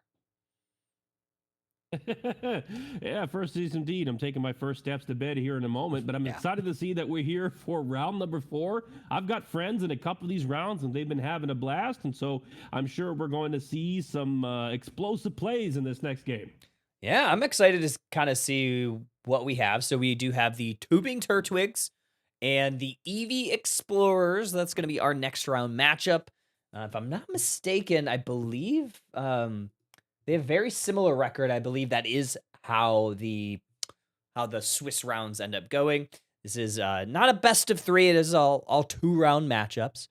But I believe they're both performing quite well, if I'm not mistaken. Let me see if I can find the updated standings. Where are those updated standings? All right. I was just looking over the rosters and scrolling down the Discord to see who was in there. And I noticed my friend Kostis is in there from the Doom Night League, somebody I met over there. And I'm glad to see they're enrolled in the First Step series. Actually, we played on a team once before. It's a very casual pickup team, but he always had a pretty upbeat attitude, and I have a lot of appreciation for him. I'm glad to hear that he's been successful in this tournament. I hope to see him have a fantastic performance in today's match, but that's not to say that the Tubing Turtwigs are not ready to torpedo themselves to success. Yeah, I Come mean, up with another T word. yeah, there's a lot of T's. A lot of these, for those that don't know, there's a lot of alliterations. So there's like Tubing Turtwigs, Eevee Explorers, Pineapple Piplups. Like they're all based on those first partner Pokemon, and then they're also, we try to do some sort of alliteration. And There was one just there. Ooh, Partner Pokemon. Partner Pokemon. First partner Pokemon, yeah. For those that don't know, that is the official Pokemon terminology for starter Pokemon. They use first partner Pokemon. Now, there's a lot of like terminology, like unofficial terminology that a lot of longtime trainers use. That's not technically like what Pokemon says that it is. Like that's one of them. Pseudo legendary is also one of them. A lot of people consider like those 3-stage evolutions that all have 600 plus base stats. The pseudo legendaries, they're actually they're called powerhouse Pokemon. That is like the Pokemon official term for it. So I've learned a lot of like the official Pokemon terminology, and it's fun stuff. They have a name for that? That's a thing? Yeah. So like Since Dragonite, I think it's always been, but it's not been like widely known. So yeah. So like Dragonite, Metagross, Tyranitar, those are powerhouse Pokemon. They put out a tweet. Anybody here who knew that fact? Go ahead, go a show of hands. Show hands if we knew the fact. I have been playing for over 20 years, and not once have I ever heard them officially referred to as powerhouse Pokemon. That has to be new. I'm not sure how new it is. I feel like it is new as well, but I don't know. They put out a tweet like a year ago talking about it. And I'm like, wait a minute, is that the official term? I looked it up and it was. Yeah, I don't know. It's insane. And they don't count Ultra Beasts as legendaries. Yeah, that's true. That's true. That is very true. They have their own title. I don't know. They're Ultra Beasts. Yeah, they're They're not even Pokemon. They're Ultra Beasts. Yeah, Bina, we are ready. We are ready. All right. Just going to let them know we're about to start. Alrighty. I got my throat coat tea. Oh,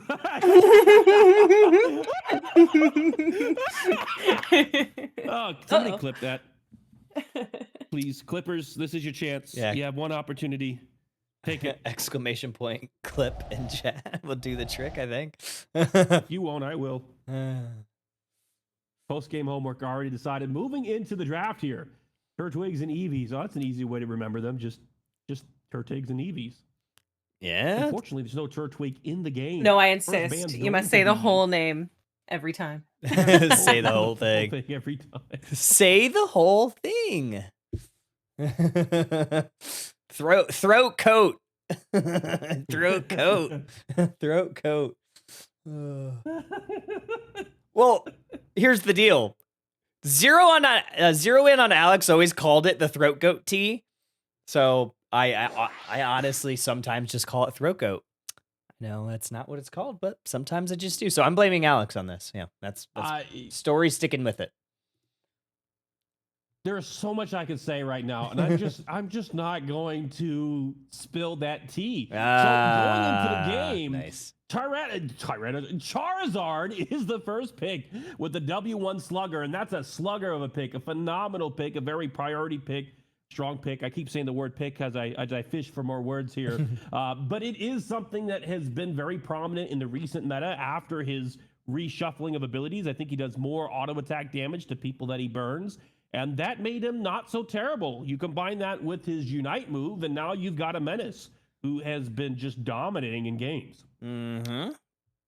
Yeah, not only that, but I like this counter pick of the Slowbro, which what you really have to watch out for if you're Slugger on the Charizard is you need to understand where that Slowbro cooldown is, and if you're able to kind of maybe dodge away and maybe kind of kite away, because you do not want to Unite as a Charizard and then immediately get shut down by a Slow Beam. That is something that you want to try to avoid as much as possible, but knowing Slugger personally, playing with and against them, I think that they're quite proficient on that Pokemon. So I think that they'll be able to maybe dodge that a little bit. We've got some pretty interesting compositions here. Yeah. I'd like to see the Inteleon, even post-nerf, is still a very strong character, paired with the Snorlax and the Psyduck. A very sound draft, a draft that I would typically expect to see even in the highest levels of play. But Eevee's coming out with something that's really interesting. 3 different attackers, one of which might be a support Pikachu, followed on by an Espeon and a Glaceon, and then a Shreldige. Yeah. He did get a buff to his Bitterblade a patch or two ago. Yeah, Bitterblade definitely a very strong ability right now, and I think it was just kind of like something that Ceruledge just needed a little bit extra to maybe push it back into the meta. So seeing it again, I think it is very strong. I do like that we are seeing a more support style Espeon. It's something that it's, you know, it doesn't necessarily need to scale into the super late game, but I'm a fan of it, and it is kind of more of like a passive backline damage, so you kind of can get away with having a little bit less damage on it. Did I read that wrong? Is the Espeon the one that's playing the support role? Yeah, Espeon's holding the XP. Espeon and Slowbro are. Oh, that's really interesting. Not like a bad interesting when you're trying to be passive aggressive, like genuinely interesting to me to see that, because it does make sense. It only needs 4 levels to evolve, and it's very easy, almost guaranteed chip damage if you take. Is it stored power or is it secret power? I always get those two moves mixed up. Stored power or Psyshock would be what you learn at level 4. Psyshock's a pretty good one too, but I'd take the skill shot. Yes. Guaranteed coming in from Snorlax. Great secure. If you get that secure, you get an EXP advantage, and you get early control of the lane if you can leverage it well. Eevee's doing a good job of getting some last hits already. Stealing away a last hit from a Buzzwole is not an easy task, but they've been able to do it pretty well, and they did it again there. I just want to see, especially when you get the range advantage there. It's almost a double melee matchup in the top lane there, so they have a way to hit it, but I don't know if they have enough damage to secure it. And so your timing is incredibly important. That's a very small window. And we're looking at the level 4 Sobble, still unable to get that level 5. It did receive quite the nerf in the most recent patch, but this should allow it to get evolved. They just needed a little bit of experience. They were able to get it, but a 3-on-2 down here. Snorlax going down, and Eevee's really taking advantage. The bleed offers a lot. It's called a bleed. Is it bleeding? What is it? No, it's a burn. I think it's a burn. Yeah. That they can't call it bleed in this game. Wrong MOBA there, Malice. But it does offer a great chunk of damage and good for trying to get people that are on the pad, since they're taking that dot damage, the damage over time, while they're still there, mitigating the healing, allowing you to build an excess of damage and knock them out, which is exactly what they did to get the Snorlax and get the point. We're 8 minutes into the game right now. Score is 23-48 in favor of EVs, and looks like EV right now might be ahead in EXP. They're gonna By small margin. Yeah, very small margin. Charizard getting online at that level 7. Good engage from the Saraledge, but it's sussed out by the Buzzwole. Not only that, but Glaceon able to target that Drizzile, take them down. Also able to grab that Snorlax and the stored power Espeon, along with this Glaceon, taking down another. So Eevee's starting to really come together. Good play for Eevees there. Ended up being a 2-for-2 trade. So the amount of EXP on the board hasn't changed too much. Buzzwole might be getting caught out here. You see the Volt Tackle come for the Pikachu. Pikachu trying to get it out. Here comes the Electro Balls. Buzzwole goes for the grabs and will grab the Espeon, but the Volt Tackle secures the revenge knockout. Yeah, good revenge there for Pikachu. Bottom path is still going quite well for the Turtwigs, but this Glaceon, ever so close to getting some very significant power spikes. They just got their level 8, which means they will have Unite move before the 7-minute objective spawn in both paths. Saraledge looking for an engage on the on the side up though. He gets caught by the grab from the Buzzwole, and unfortunately will be caught in a 1v2. Now, I will say, if you know where somebody is, you know where they're not, and that is not going to be the case here, as they did do their top lane, but there are enough players from Turtwigs on the bot lane to defend this. They will get a 3v2, allow them to get a double knockout and pick up the Regirock uncontested. Great target priority there from Charizard, knowing that Glaceon was the target to get. They take the Unite move, take them out, and then follow up with the Slowbro a little bit after, because you know that you do not have that Slowbro Unite move. So very smart plays here. Turtwigs getting both sets of objectives. Regular He's pushing forward. They have the opportunity to leverage this pressure. They could just walk it in and go for the points, or they can wait for it to be respawned and defend the top lane and pivot bot lane. But it looks like they're going to use this as a dive, but the Buzzwole goes onto the bat, grabs the target, initiates a 1v2 with the assistance of the Regieleki, getting a double knockout and successfully reversing the pad. They are now up 160-103. Yeah, but Eevees is able to converge on that T1 goal zone, take exactly what they needed, so they do a little bit of trading across the map, knowing that Turtwigs was really pressing forward on the top side.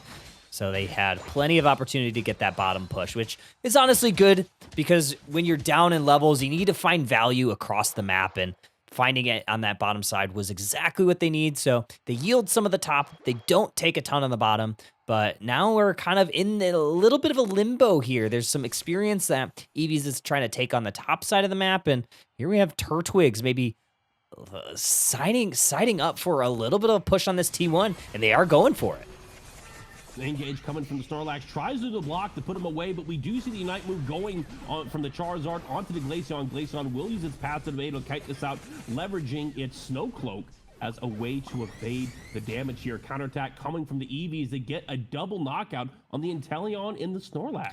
Yeah, this is a powerful reversal. Yeah, it really was. Charizard was trying to find multiple KOs. They were able to get one specifically on that Slowbro before they ticked into the Unite move, but now they have it for this next fight.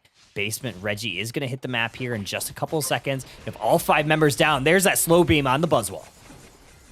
All right, side, they're trying to separate the different teams, but will get caught out here as Harold is using his Phantom Force in order to go for a target. But Pikachu uses the Volt Tackle, mispositions, and gets punished themselves. It's now a 3v3, but Glaceon has the range advantage here. Will be able to take apart the Snorlax. Now we have Slowbro overextending, getting caught out by the Charizard. Charizard getting the revenge knockout. However, they're too far back, and the EV does get the Reggie steal. They walk away, winning the team fight. I also liked how Inteleon was not really afraid to push a little bit forward to look there, because they knew that both of those EVs down there are lock-on targets, so they would not be able to just put an ability in an area. And when Inteleon is invisible with that passive, they can't really get targeted by those 2 attackers, so very smart. Unfortunately, it didn't work out. They weren't able to press forward enough to get a secure on it, but this is a great play here from Snorlax with a good heavy slam. Slam followed by the block, trying to create some space as they go for the Regieleki, but Glaceon is laying on a massive amount of damage trying to get those targets, and it will be secured by the Buzzwole. Now with the Regieleki in hand, they're going to be pressing the attack. A Fire Blast comes out from the Charizard. A knockup goes on to the Ceruledge, and he goes down a 1-for-1 trade. The Regieleki continues to press forward, and we do see Slowbro getting caught out by the tubing Turtwigs. And Buzzwole just put that Slowbro in a blender, shook him up, and took him down to the Pokemon Center. Psyduck a little bit forward here. Pikachu, good response to make sure that those points do not go in and that T1 goal zone don't break. But looking at the field state right now, you have a couple of level 13s on the side of the EVs, specifically this Glaceon, who's ticked into level 13. You also have this Ceruledge, so their levels, despite being behind, are looking pretty good. There's also this basement Reggie that could potentially be taken, which would honestly be a great pick here for the EVs if they're able to get that right before Ray. It will indeed, and they will need the extra stats if they want to contest this. The star of the fight, I think, is going to be that Charizard and that Slowbro. If Slowbro can stop the Charizard, the level advantage is going to be in the hands of Eevee. But if Charizard is uncontested, gets a great target, it'll be a hard fight to win. All right, 15 seconds until Rayquaza, the final stretch. It is a Reggie Ice going on in for the EVs, which will regenerate their HP for majority of this Rayquaza fight. Win condition right now, Turtwigs could potentially just win the Rayquaza, but they could also potentially go for a back cap. T1 goal zones up on each side for the teams. Turtwigs has their T1 top side. Eevees has theirs one on the bottom side. Ceruledge looking for this Inteleon, though. And on the Inteleon right now will get to pick up as uses the Phantom Force and the Cycle Cut to get the damage. We see several Unites going off in tandem. Charizard grabbing his target, getting a double knockout using his Fiery Flames in order to knock out 3 of them onto the Glaceon right now, the last target available, and it will be a 5 KO streak, a Penta knockout going over to Turtwigs. This will allow them to grab the Ray and secure the game. Yeah, Psyduck's going to get their Hundo Burger in on the bottom side before Rayquaza is taken. Now you have shields and points in tow for Turtwigs. There's a little slow meme right on the Charizard. Not able to follow up directly was the Espeon, maybe just a little bit short. But the Turtwigs should be able to deposit their points in. Do you see away from the screen, Charizard getting that Espeon? All right, Psyduck gets another 100 points in. They're currently up by 360, and EV are going to turn this around. They will need to get over, I was about to say 3, but 4 full scores in order to turn that around. It looks like they're just going to go ahead and wave the white flag and move on to the next game. They've already lost. They don't need to lose the second time in a row. They got to clear their minds and prepare for the next game. A setback's nothing but a setup for a comeback, and I believe they have what it takes. Yeah, I think they do too. Yeah, 460, 103. The GGs came out from the EVs, and honestly, like, this Charizard pick was perfect for them.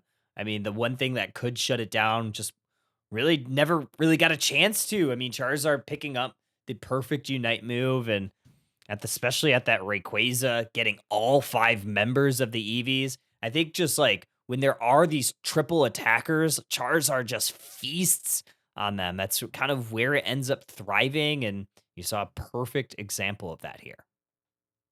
Now he's able to pick up 5 in a row and really secure that fight. They started off at a disadvantage. Eevee had successfully gotten a pick, but unfortunately it just could not deal with the variety and veracity is the word I'm looking for of the Turtwig Unite moves. Psyduck coming in with his disruption, followed up by the superpower from the Buzzwole, and then the isolation coming from the Charizard, follow up the massive damage and healing. Very difficult to deal with, but Glaceon from Team Eevee had a substantial amount of damage, certainly pulling his own weight and being the hope their team needed to out DPS the opponents. Look at that. 72,000. Second highest in the game. 33%. Almost 34. Okay, yeah. Honestly, looking pretty good. I mean, the other thing that you're kind of looking at is the resurgence of Inteleon. Maybe same clothes, but a different day. I mean, you're not taking the snipe shots anymore. I mean, we saw it here, more of that liquidation build to, lock on and load up. And it's not my favorite moveset, but it still provides a lot of value.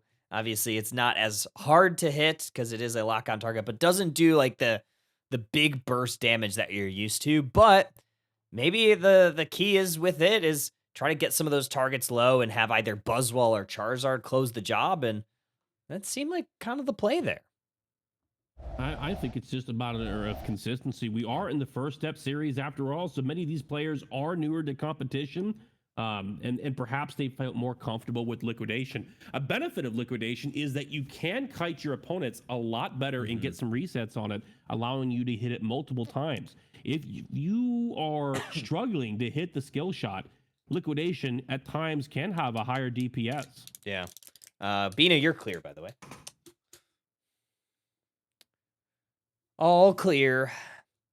And then we'll get the side swapped. So I'm going to do that on my overlay.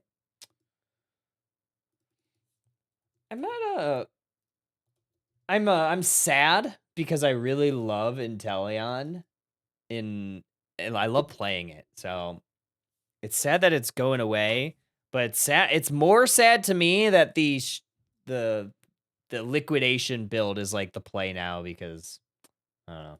I still think Snipe Shot's really good. It's just not as strong in the. I think it's just not as strong in the early game.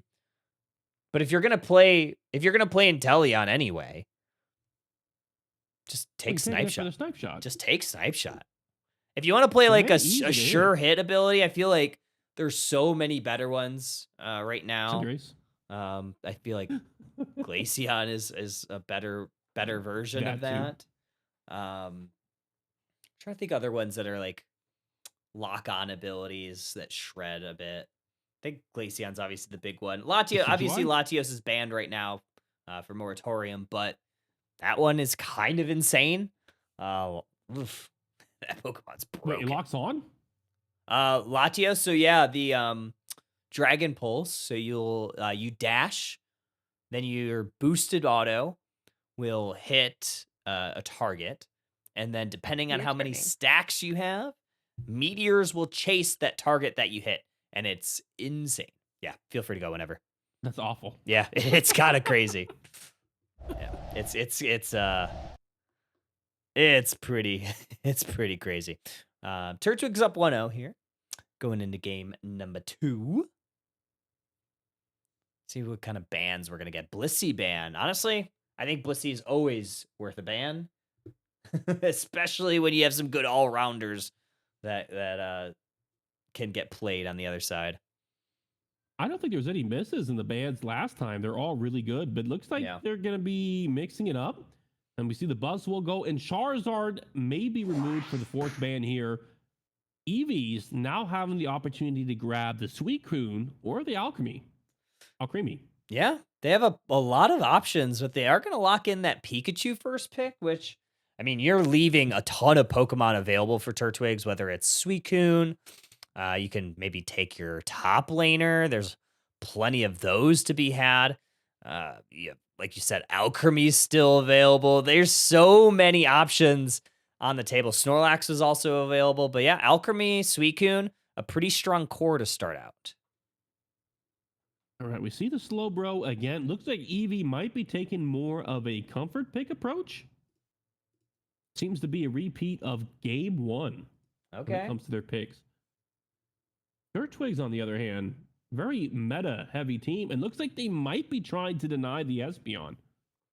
Honestly, I don't blame them. Pick. I don't blame them. I think also Espeon's just a generally a safe pick, especially into something like Slowbro, or even Ceruledge, because you could pick that stored power and dash away from a couple of things. One thing that they do have to be aware of now, though, that you have a Miraidon on the enemy team, is that you need something to get onto that Miraidon because your ranged damage dealer is outranged by that Miraidon's charge beam. So I would like to see a speedster here. Maybe we'll see. Okay, likely this is going to be a Scyther, not a Scissor. But, I mean, I guess you could still potentially see a Scissor, but it would tend to struggle into something like that Miraidon. I think Scissor would have a really rough time here. They have too much mixed damage for him to be all that successful. But Scyther, on the other hand, has 4 targets that he would do a massive amount of damage here to. And it looks like they're going to be swapping up the items a little bit.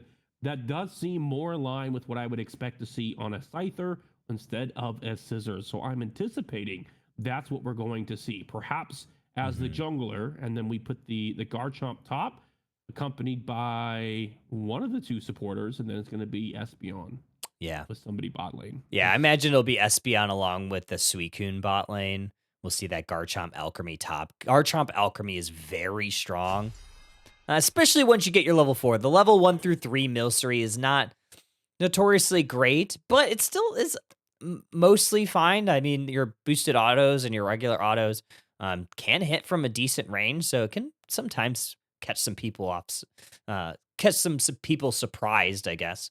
I think when we were looking at it last, were we seeing that it was the Slowbro and the Miraidon with EXP shares for the EVs?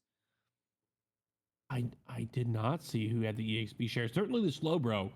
Could be the Miraidon here. I thought it was going to be the Pikachu last time. We will see. Miraidon with EXP share is not innately a bad idea. It doesn't need to evolve. And as we can see, it will be a support Miraidon. Also has pretty decent last hitting in the early game, so I do like it. And it's also, like you said, it doesn't really need to evolve. Regardless of the power levels or the levels that you would get post like 11, it still has one of the highest special attacks in the game, so you're mostly fine. Yeah, you would definitely love a little bit extra levels, but you can tend to survive a little bit. Eevee has managed to get some strong secures in the bottom here. Now 9-4 when it comes to the points on the bottom lane, suggesting they did get some of those counter farm. This means they'll level up sooner and they could press the advantage if they wanted to. Miraidon getting some great chip damage, leveraging their rain advantage against the Gabite, trying to punish him while he is weak. But Scyther may be looking to punish that opportunity if they overextend. Yeah, they're looking for a little bit of an ambush play, and they do see this Ceruledge in this tall grass. I'm also kind of taking a look to see what this Eevee's doing. They are sending this other Espeon up to the top path. 850 birds are going to be coming to the map here very soon. They are going to go on in. Ceruledge is going to get taken down by the Scyther. Beautiful read there, and Al Creamy manages to survive. One knockout going over to Turtwig, giving them the opportunity to go ahead and take more of those wild Pokemon uncontested. They're not going to move to the other side to grab the other Baltoy. They're only going to grab their own, and they're going to go rinse and repeat their clear cycle. Oh, Glaceon locks on a couple of Icicle Shards or Icicle Spears onto the Suicune, but unable to get the last hit. They were able to get that last hit on that Indeedee that was contested experience, so overall, I mean, the bottom lane is going quite well, but the top path was probably an advantage for the Turtwigs. 8-minute Altaria family coming online, and Scyther going for this Pikachu. Pikachu barely able to escape with a return knockout coming on from the Miraidon.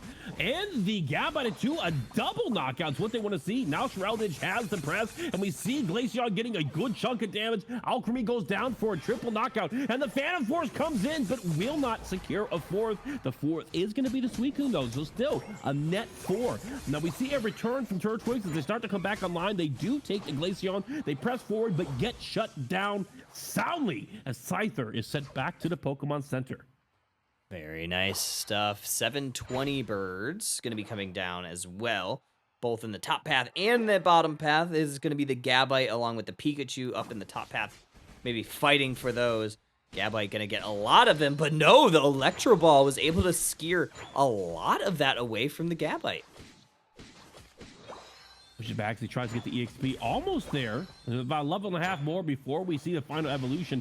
Great exchanges happening in the bot lane here as Skull goes back onto the Suicune. And Suicune and Espeon take a couple exchanges, but Glaceon will be able to secure that wild Pokemon. The Indeedee is the word that I am looking for here. Scyther rotating down to the bot lane, preparing for the Regice.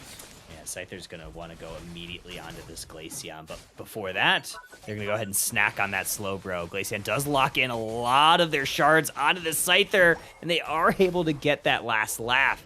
Although Ceruledge on hot pursuit on this Espeon Unite move from Espeon is going to save them for the time being, but after they're able to secure that basement Reggie, it is going to be a little bit of a push forward. Sorry, I thought I had a sneeze coming on. The engage comes from Shrelvage here. Does get the knockout using the Phantom Force. A great use of its ability in order to reposition and find a safe way to get in and out. Kind of like a hit and run, if we might give it a term. On the top lane here, we have the Slowbro defending against the Regieleki with the assistance of the Miraidon. But I want to call him Gavin Garchomp. Garchomp is up there grabbing some wild Pokemon and maybe looking for the dive to leverage the strength from the Regieleki. Right now, they are going to secure the wild Pokemon in the center of the lane.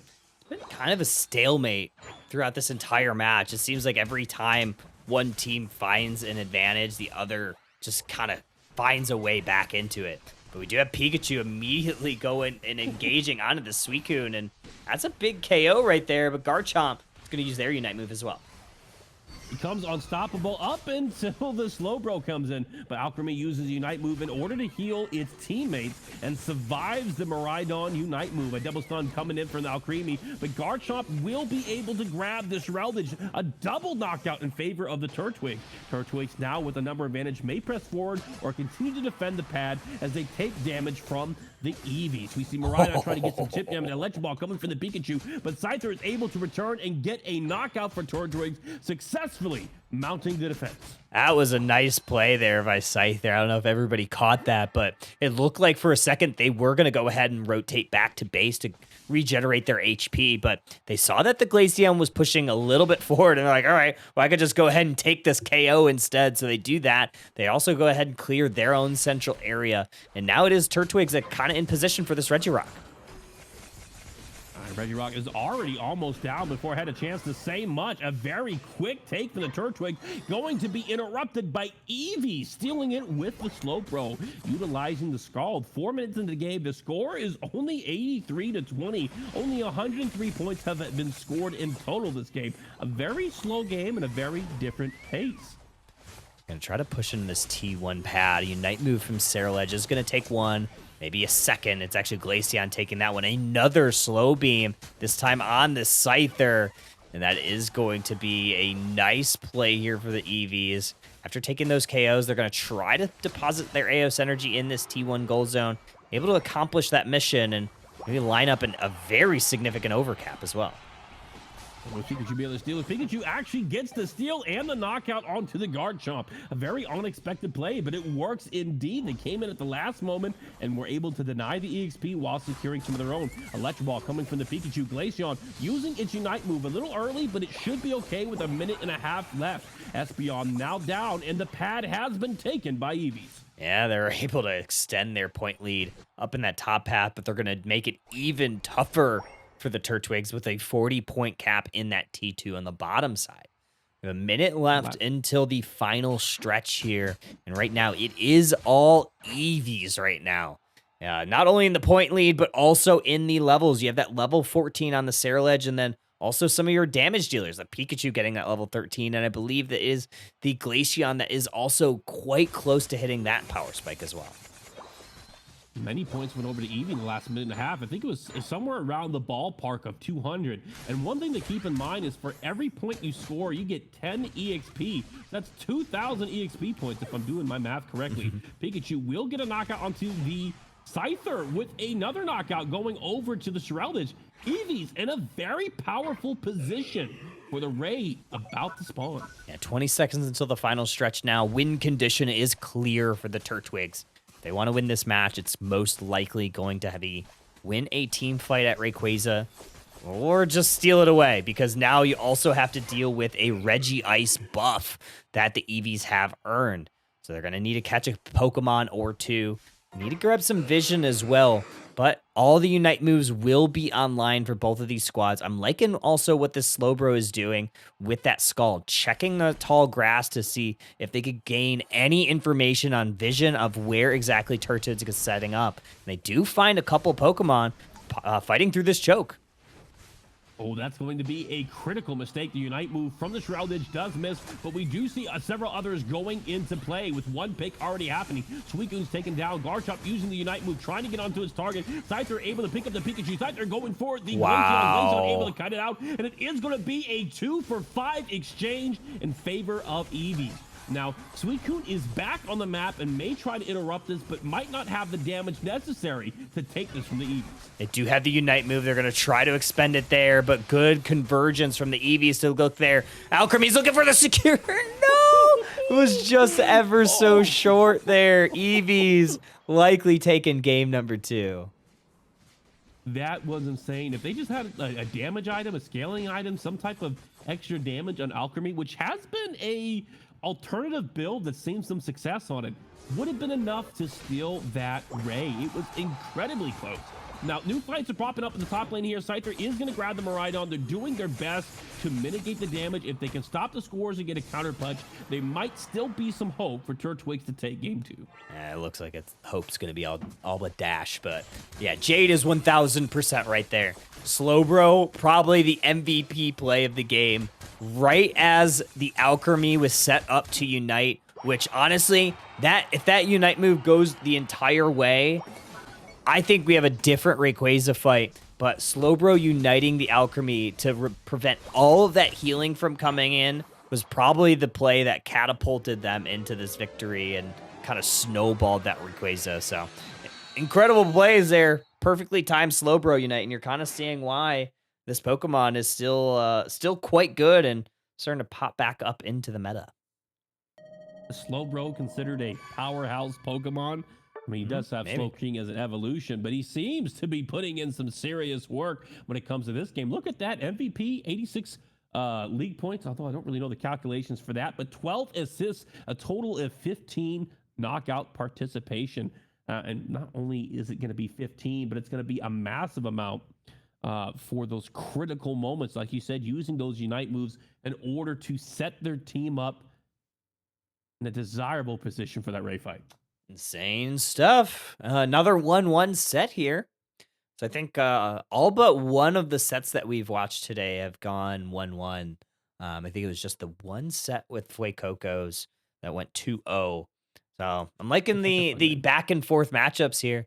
It didn't seem like at any point either of these teams were completely out of it until, after everything was said and done.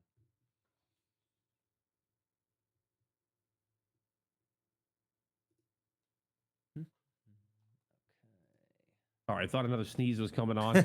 Somebody must be talking about me today. Maybe I'm extra handsome or something, but I just feel like it's coming on. And then it doesn't. It leaves me. It's kind of disappointing. Look at the damage again, though. Glaceon, 78,000. Jackie Love putting in some work when it comes to this, but Turtwig's not being left out either. Turtwig, number 4. Turtwig Dress. I just noticed what they did with their name. I love that they did that. Turtwig, number 4. The Scissor, 8,000, almost 400. Just 1 point away. 36% of their total team's damage. Yeah. It's pretty good stuff. I like the composition there from the Eevees. They kind of had the shutdown mechanics for the speedster of both the Volt Tackle and the Slowbro, right? The Volt Tackle from the Pikachu, a really good way to stop that Scyther, but also the Slowbro able to stop really anything with that Unite move. So honestly, I really liked their composition in it, and it worked out in game 2. You are clear, very well for them. You're clear, Bean. So clear. And we do have another drawing that we are going to do. Let's go ahead do a drawing. And do that. I'm not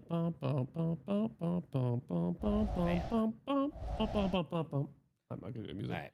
Drawing for the first one's going to be Alchemy license, and then the second one is going to be for the coin pack.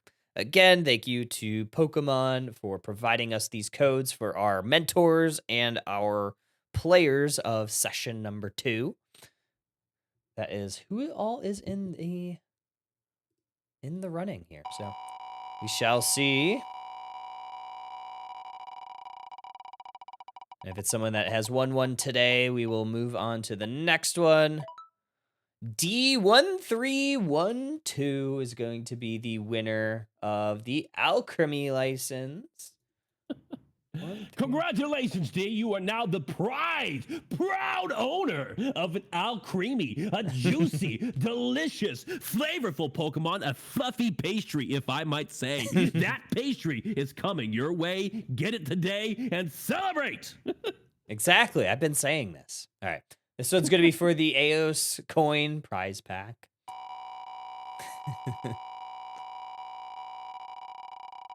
And this one is going to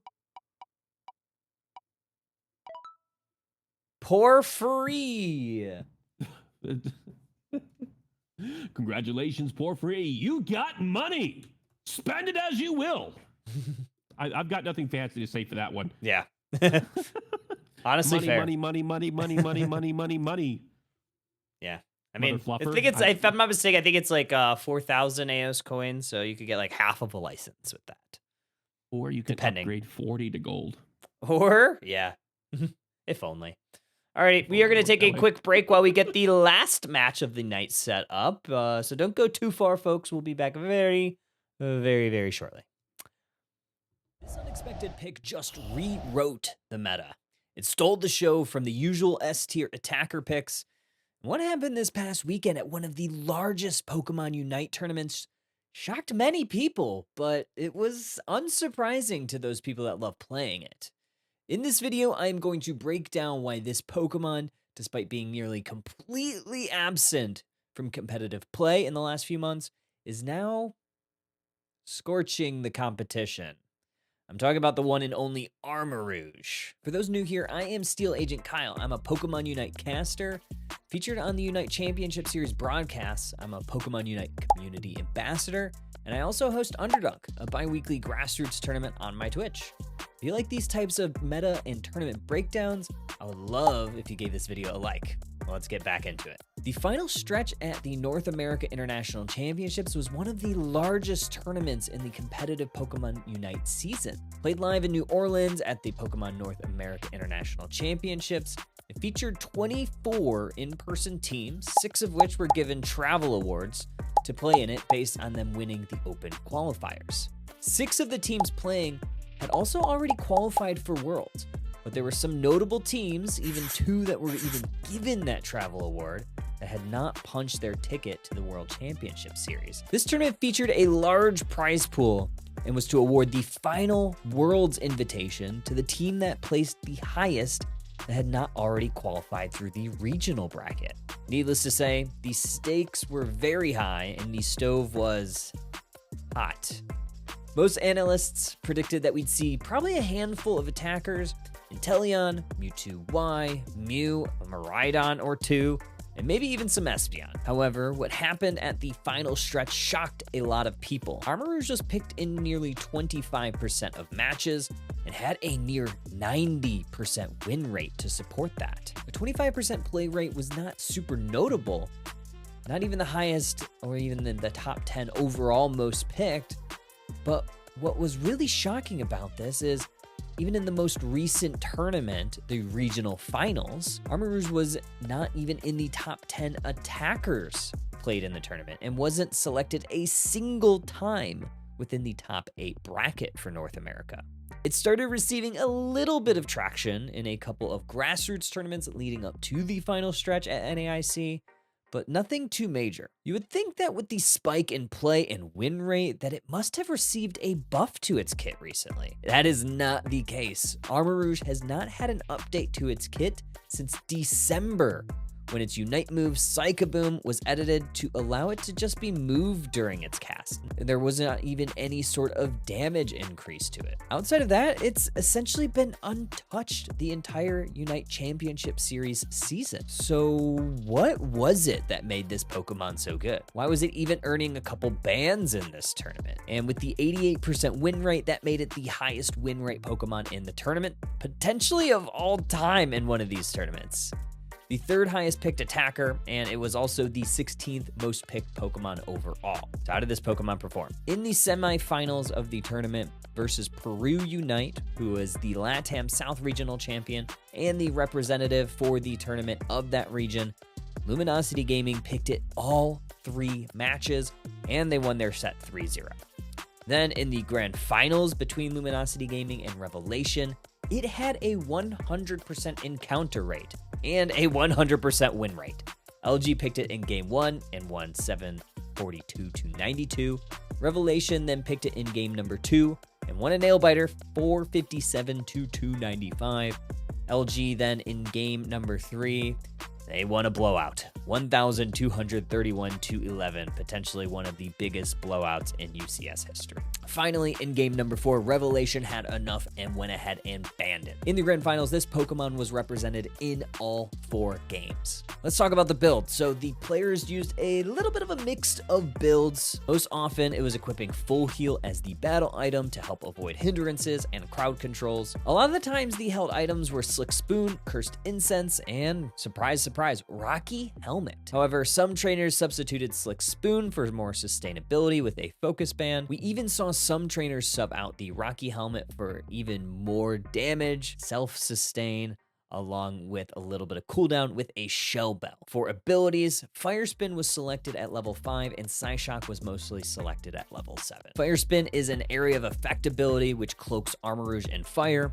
It deals damage to Pokemon within that area, and it also gives Armarouge a shield that can stack up to 6 times. It also gives a 20% movement speed increase while the Vortex is active. This ability tends to help Armarouge self-sustain in long team fights and gives it quite a big punch. Psyshock was the second ability that was mostly favored by the squads. Since you're playing with Fire Spin mostly, you're primarily limited to fighting within a small vortex. Psyshock gives a little bit of additional utility for Armarouge. What Psyshock does is it sends out 3 waves in an area of effect in front of Armarouge. It deals damage and it hinders the enemies in that 3rd area. The big thing with this ability is after using it, it fills up the boosted auto attack gauge for 3 seconds.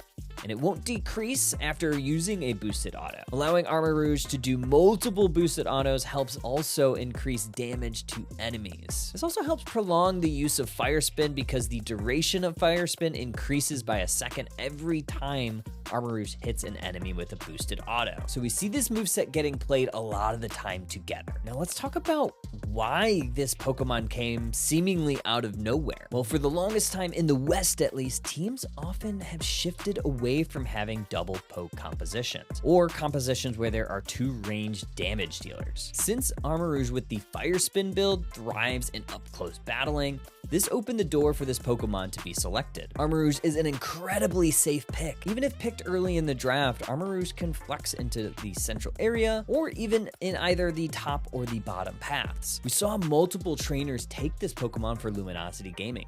Not only their normal bot lane attacker Kyrios selected it, but we also saw Trainer take it into that central area. If the enemy also does not have a singular range damage dealer, Flame Charge can be selected, opposed to Psyshock for even more sustainability and firepower. The other part of it is the draft strategy has changed. The teams that drafted Armarouge knew its strengths and weaknesses. They knew that they would need to draft other Pokemon that would fill the gaps in its blind spots. Seemingly, if the enemy team did take a couple other attackers, they can either choose to find a range damage dealer of their own or potentially go with some speedsters to take down that backline. The buffs to Rocky Helmet were also pivotal in this Pokemon's presence. In the second part of the Breath of Evolution patch, which was released right after regionals in mid-May, Rocky Helmet was reworked. Previously, it had a 2-second cooldown and required to take a single instance of damage that would do 10% of the max HP in order for it to proc. With the changes, it would deal less damage each time, but it would proc more frequently. Instead of 2-second cooldown, it was a 0.6-second cooldown, and instead of 10% HP worth of damage, it would only need to be 3%. With it activating more frequently, it plays into Armarouge's brawly playstyle, which is why we saw a handful of Armarouge players equip this item. Let's talk about its biggest strengths, weaknesses, and the like. 1v1 matchups. Armarouge thrives and wins a majority of the 1v1 melee matchups. You'd honestly be a little bit surprised at how many even level level matchups, Armor Rouge wins. It has a great Cursed Incense application to self-sustaining Pokemon or healers. Armor Rouge is good in the early game, especially once it gets level 5 with Fire Spin, but it also scales quite well into the late game once it gets Psyshock Plus. While it doesn't have many weaknesses, and it is a relatively safe pick, it does have some. Multiple ranged attackers. If enemies can deal damage from afar, it prevents Armor Rouge from doing what it does best, just brawling with the enemy. Zoning defenders, they tend to do a great job keeping Armor Rouge at bay. Think Pokemon like Trevenant, Surf Blastoise, Slowbro, and even Pokemon like Blissey that can cleanse hindrances with Safeguard. Armor Rouge is a fantastic Pokemon to play not only in your ranked games, but also in competitive play. It has the track record to prove it. Use Armor Rouge into brawly compositions or against those with dedicated healers on the team. If you pick it early, be flexible where you play it and which build you play. Chase down your enemies with Fire Spin as you increase speed when you're moving towards an enemy Pokemon. Avoid playing this Pokemon against teams with 2 or more ranged damage dealers. Armor Rouge does tend to struggle when it cannot brawl with the enemies and it gets chipped from afar.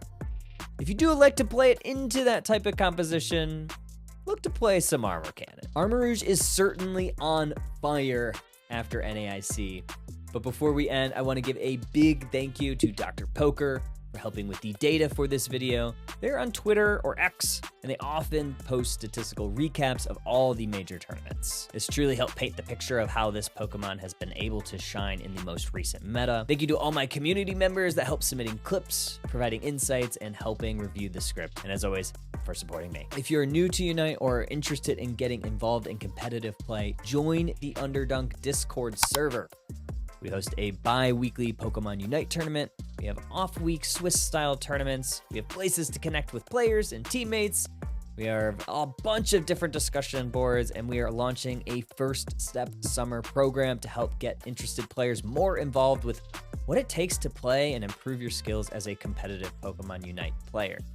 The invite link is in the description. And as always, if you like this content, please make sure to like, comment, and subscribe.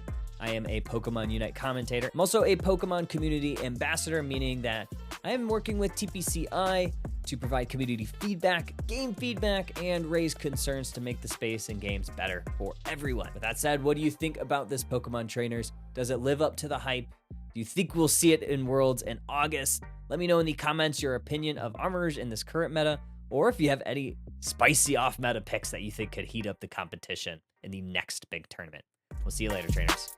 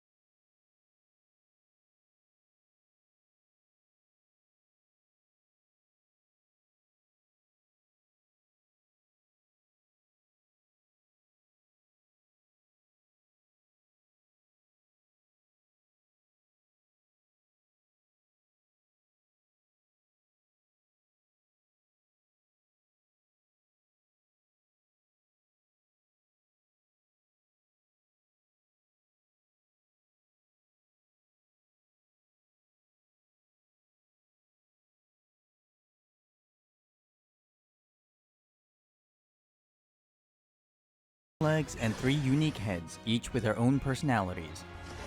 They can use all 3 of their brains to devise complex tactics and strategies, and now they've joined the races at the Eos Island Battle Arenas to be the very best and leave the competition in the dust. Welcome to the Pokémon Unite Character Spotlight featuring Dodrio, the triple bird Pokémon.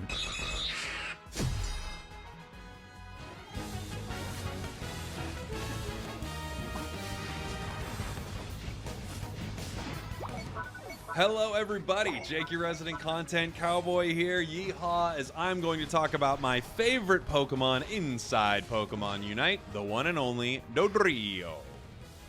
Dodrio is a hit-and-run speedster who specializes in diving in and out of fights while dealing massive damage. Her unmatched speed makes her nigh uncatchable as she roams all across the Sky Ruins to fight and run down her enemies. Dodrio requires expert trainers with a need for speed who can deftly utilize her unique scoring and targeting mechanics while keeping her on the move to make the most out of her passive. It's a lot to keep track of, so let's begin at the starting line. Ready, go! Doduo and Dodrio's passive Runaway has 2 parts. When near enemy Pokemon, this Pokemon gains a small boost to their movement speed. Additionally, this Pokemon becomes increasingly faster the longer they're in motion, up to a cap indicated by the sprint gauge below the health bar. Slowing down or stopping entirely depletes the sprint gauge rapidly, so be sure to watch your speed and keep it high. When scoring, Doduo divides up the Eos points evenly between their 2 heads if possible, and takes turns scoring one after the other. After all, 2 goals are better than 1. Similarly, Dodrio will divide up the points 3 ways before taking turns to score. After all, 3 goals are better than 2. However, for the purposes of scoring items like Attack Weight or Eos Cookie, Doduo and Dodrio must score all their points for the items to grant their stat boosts. Doduo's basic attack becomes boosted every 3rd attack, dealing additional damage. This Pokemon gains a stronger boosted basic attack when they reach and maintain their max speed. Performing a basing attack in this state will have Doduo charge forward in the direction they are facing, dealing damage to enemies in the way, and reduce ability cooldowns if this attack hits an enemy. Sprint boosted basic attacks can also traverse over small walls and other obstacles. Note that unlike normal basic attacks, Doduo and Dodrio's sprint boosted basic attacks will not automatically turn to attack enemies. Doduo's first basic ability is Peck. Doduo stops and jabs her beaks forward, dealing damage to enemies hit. If the sprint gauge is full, Doduo dashes forward in the direction she is facing, dealing bonus damage and consuming the gauge. Note that a sprint boosted Peck can traverse small walls and other obstacles. Doduo's second basic ability is Quick Attack. Doduo dashes forward and gains increased movement speed for a short duration and deals damage to those in the way. If Quick Attack hits an enemy Pokemon, the move's cooldown is slightly reduced. Like Peck, this ability can traverse small walls and other obstacles. Once Doduo levels up to 5, they evolve into Dodrio for getting Peck to learn either Tri-Attack or Drill Peck. If Dodrio puts her heads together to learn Tri-Attack, she swings her 3 heads together in a cone, damaging enemies and randomly applying one of 3 effects: Burn, Freeze, or Paralysis. If Dodrio's sprint gauge is full, Tri-Attack instead shoots out 3 ranged projectiles in a designated direction, with only the first projectile that hits a target applying a stronger Burn, Freeze, or Paralysis depending on its type and color. Burn decreases an opponent's attack stat and deals damage over time, and Freeze decreases an opponent's movement speed, while Paralysis decreases an opponent's attack speed and movement speed, albeit to a lesser degree than Freeze. After this move is used, Dodrio's next basic attack is Empowered, dealing additional damage and healing Dodrio for a portion of her max health.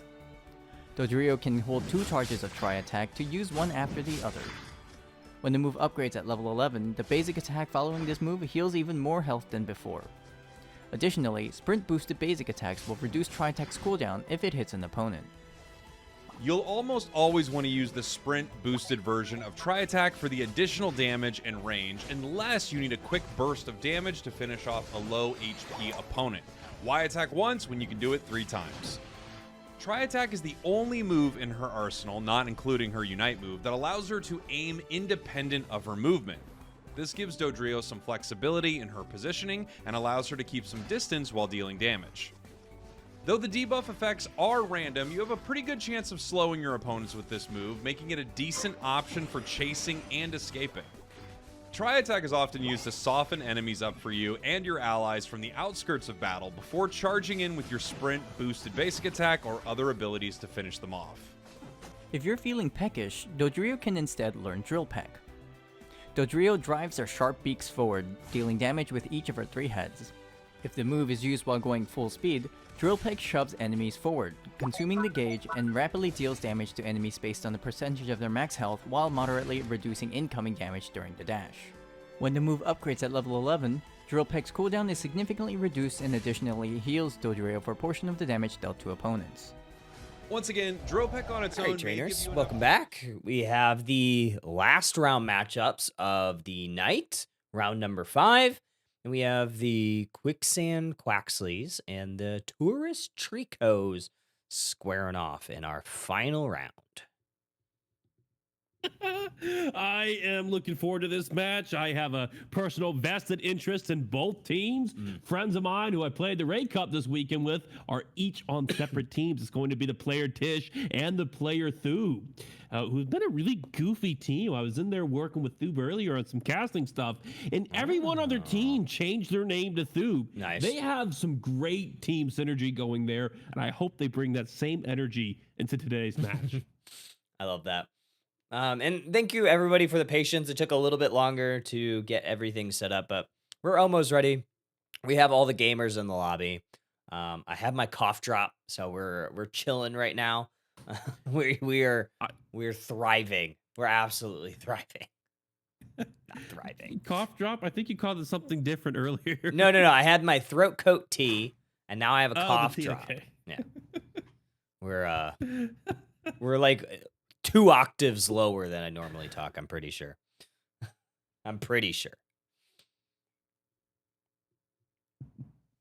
Okay. Is Quaxley on top still?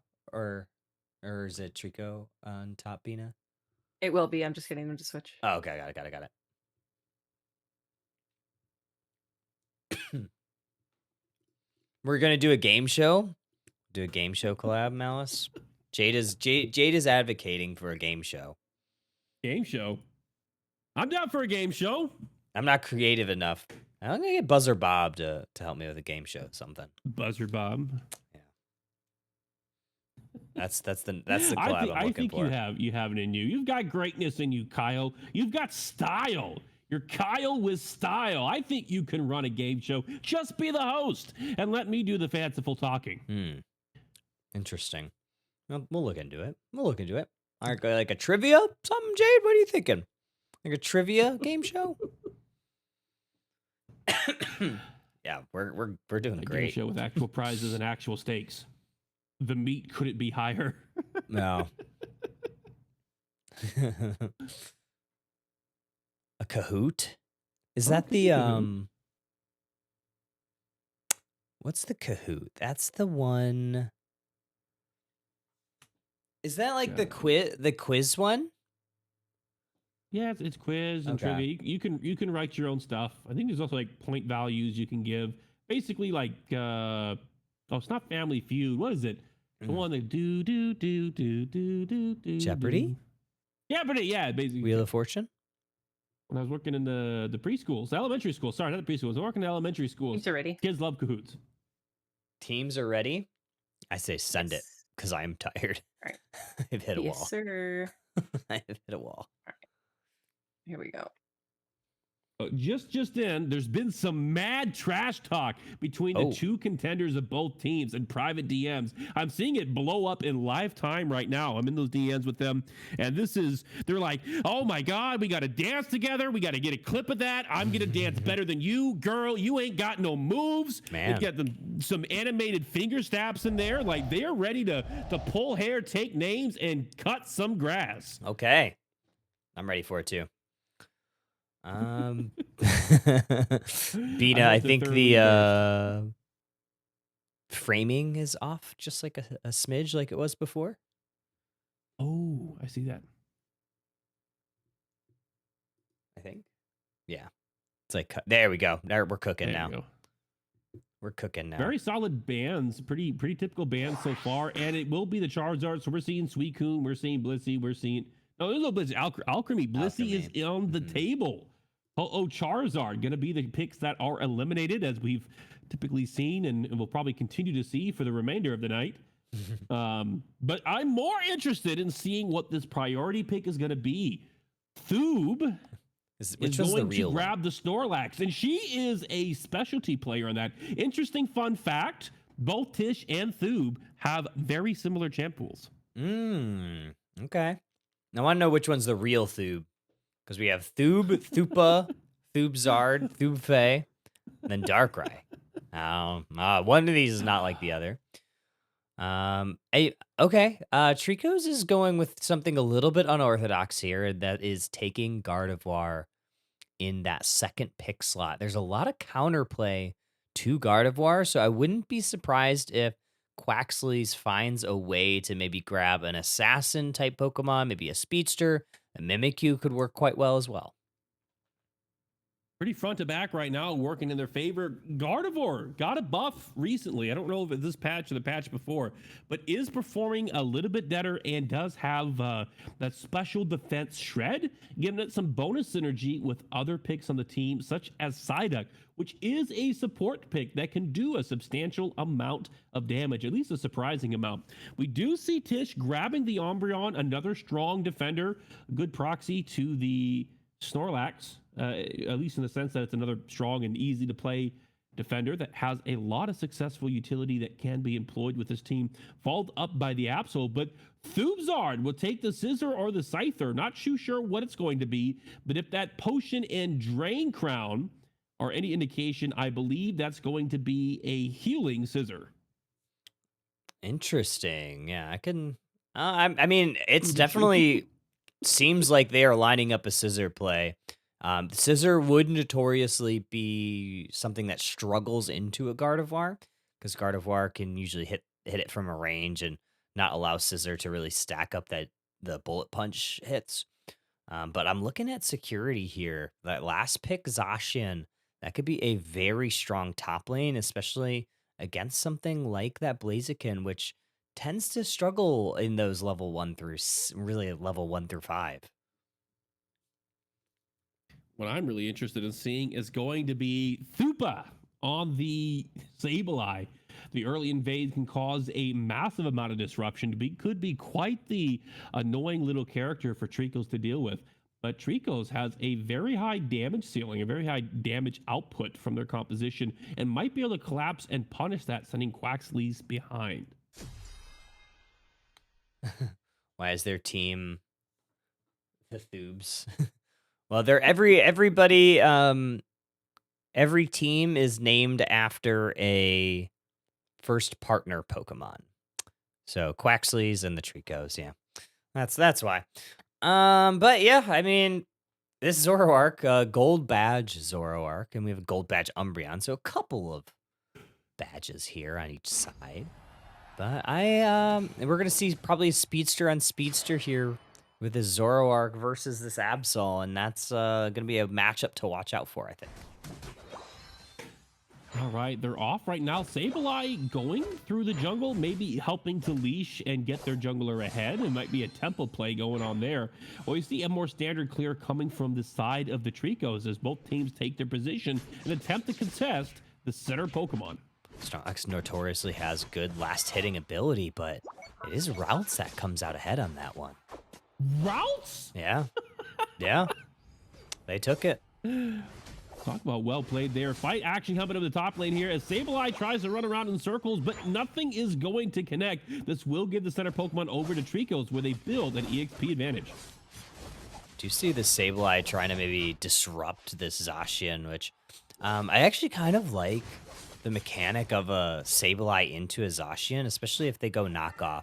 Zacian notoriously needs the Eos energy to bolster their abilities, and Sableye is a Pokemon that can take away that Eos energy from them. I really like to see the play from Thoob just there, going into the enemy's flux zone, aggroing the Bunaries that have not spawned in the front there, and they had to force them to walk up, but this allowed the Zera Arc. I'm struggling with that. Zera Yeah, Arc. me too. It's not Zera Zora.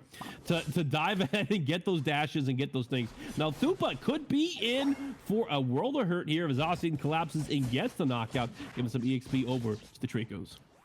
Gonna try to get this stacked up, and it is a scissor, so kind of hunches have come to fruition there. So we do see that steel bug type down in that bottom path, and we are seeing the Zacian try to put a little bit of pressure on this T1 goal zone. It's been kind of a little bit of chaos here early on. Don't really have your Umbreon online. You'd definitely love to see that happen, but it is important that you get that Kirli as well. Action happening in center lane here as the engage comes from Thoob, trying to get the knock up with the heavy slam. Now Absol's going to get the pick onto the Torchic. Torchic gets set back. Thoob's about to get picked and will be set back by the Zacian. Counter attack coming in from the Zora Arc, grabbing the Absol and the Zacian with the Scissor. Scissor using its Drain Punch to get a massive amount of HP and out heal the DPS from Tricos. Damn, this Scissor's starting to look pretty good right now. Triple KO, and there are now level 8. So this is a problem that you do have. If you're not able to get a KO on the Scissor, you could kind of allow it to run free, and a leveled up Scissor is always something tough to deal with, but good job on Absol to really level it down, take it out. So fun fact about Scissor that maybe people didn't know, there is a high school league. There used to be 2 high school leagues that run Pokemon Unite, Playverse and Vanta. And Vanta previously banned Scissor as a pick. And it wasn't because it was super broken, but because at the lowest levels of play, at low level entry play, it can be incredibly oppressing to deal with something with that much heal. And so if the Scissor can get ahead and leverage that healing advantage, it can be very hard for Tricos to get into this game. Like right now, the Scissor has complete control and is able to work with Quaxis to grab that Registeel. Oh, this Gardevoir is going down to this Zoro arc, and yeah, that's really tough to deal with, and that's kind of what you expect for a speedster to do, is take out that backline damage. They're doing quite a good job early on. Absol, though, is going to Unite move and try to level them down for size, but unable to do so. All right, Zera Arc still having that problem. We'll be able to get another knockout here.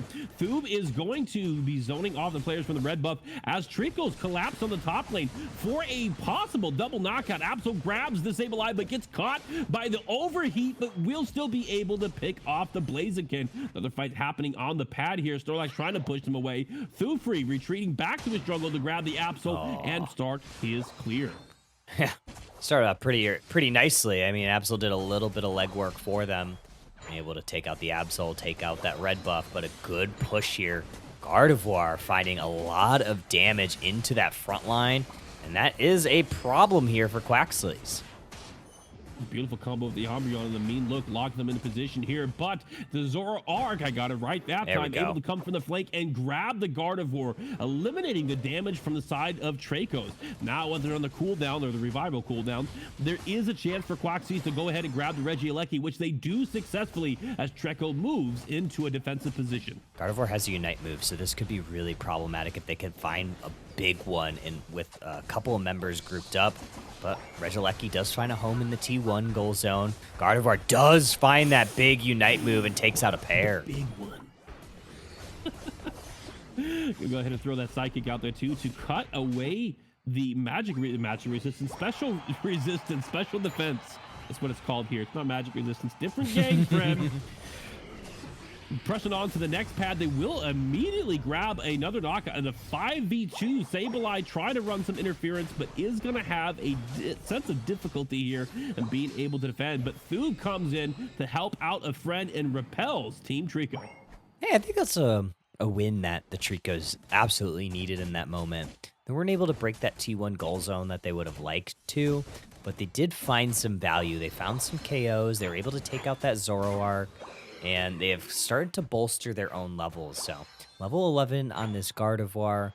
You have your level 12 on your Absol. Obviously, you would love to get a little bit farther ahead, but take what you could get at this stage of the game because they are quite down right now.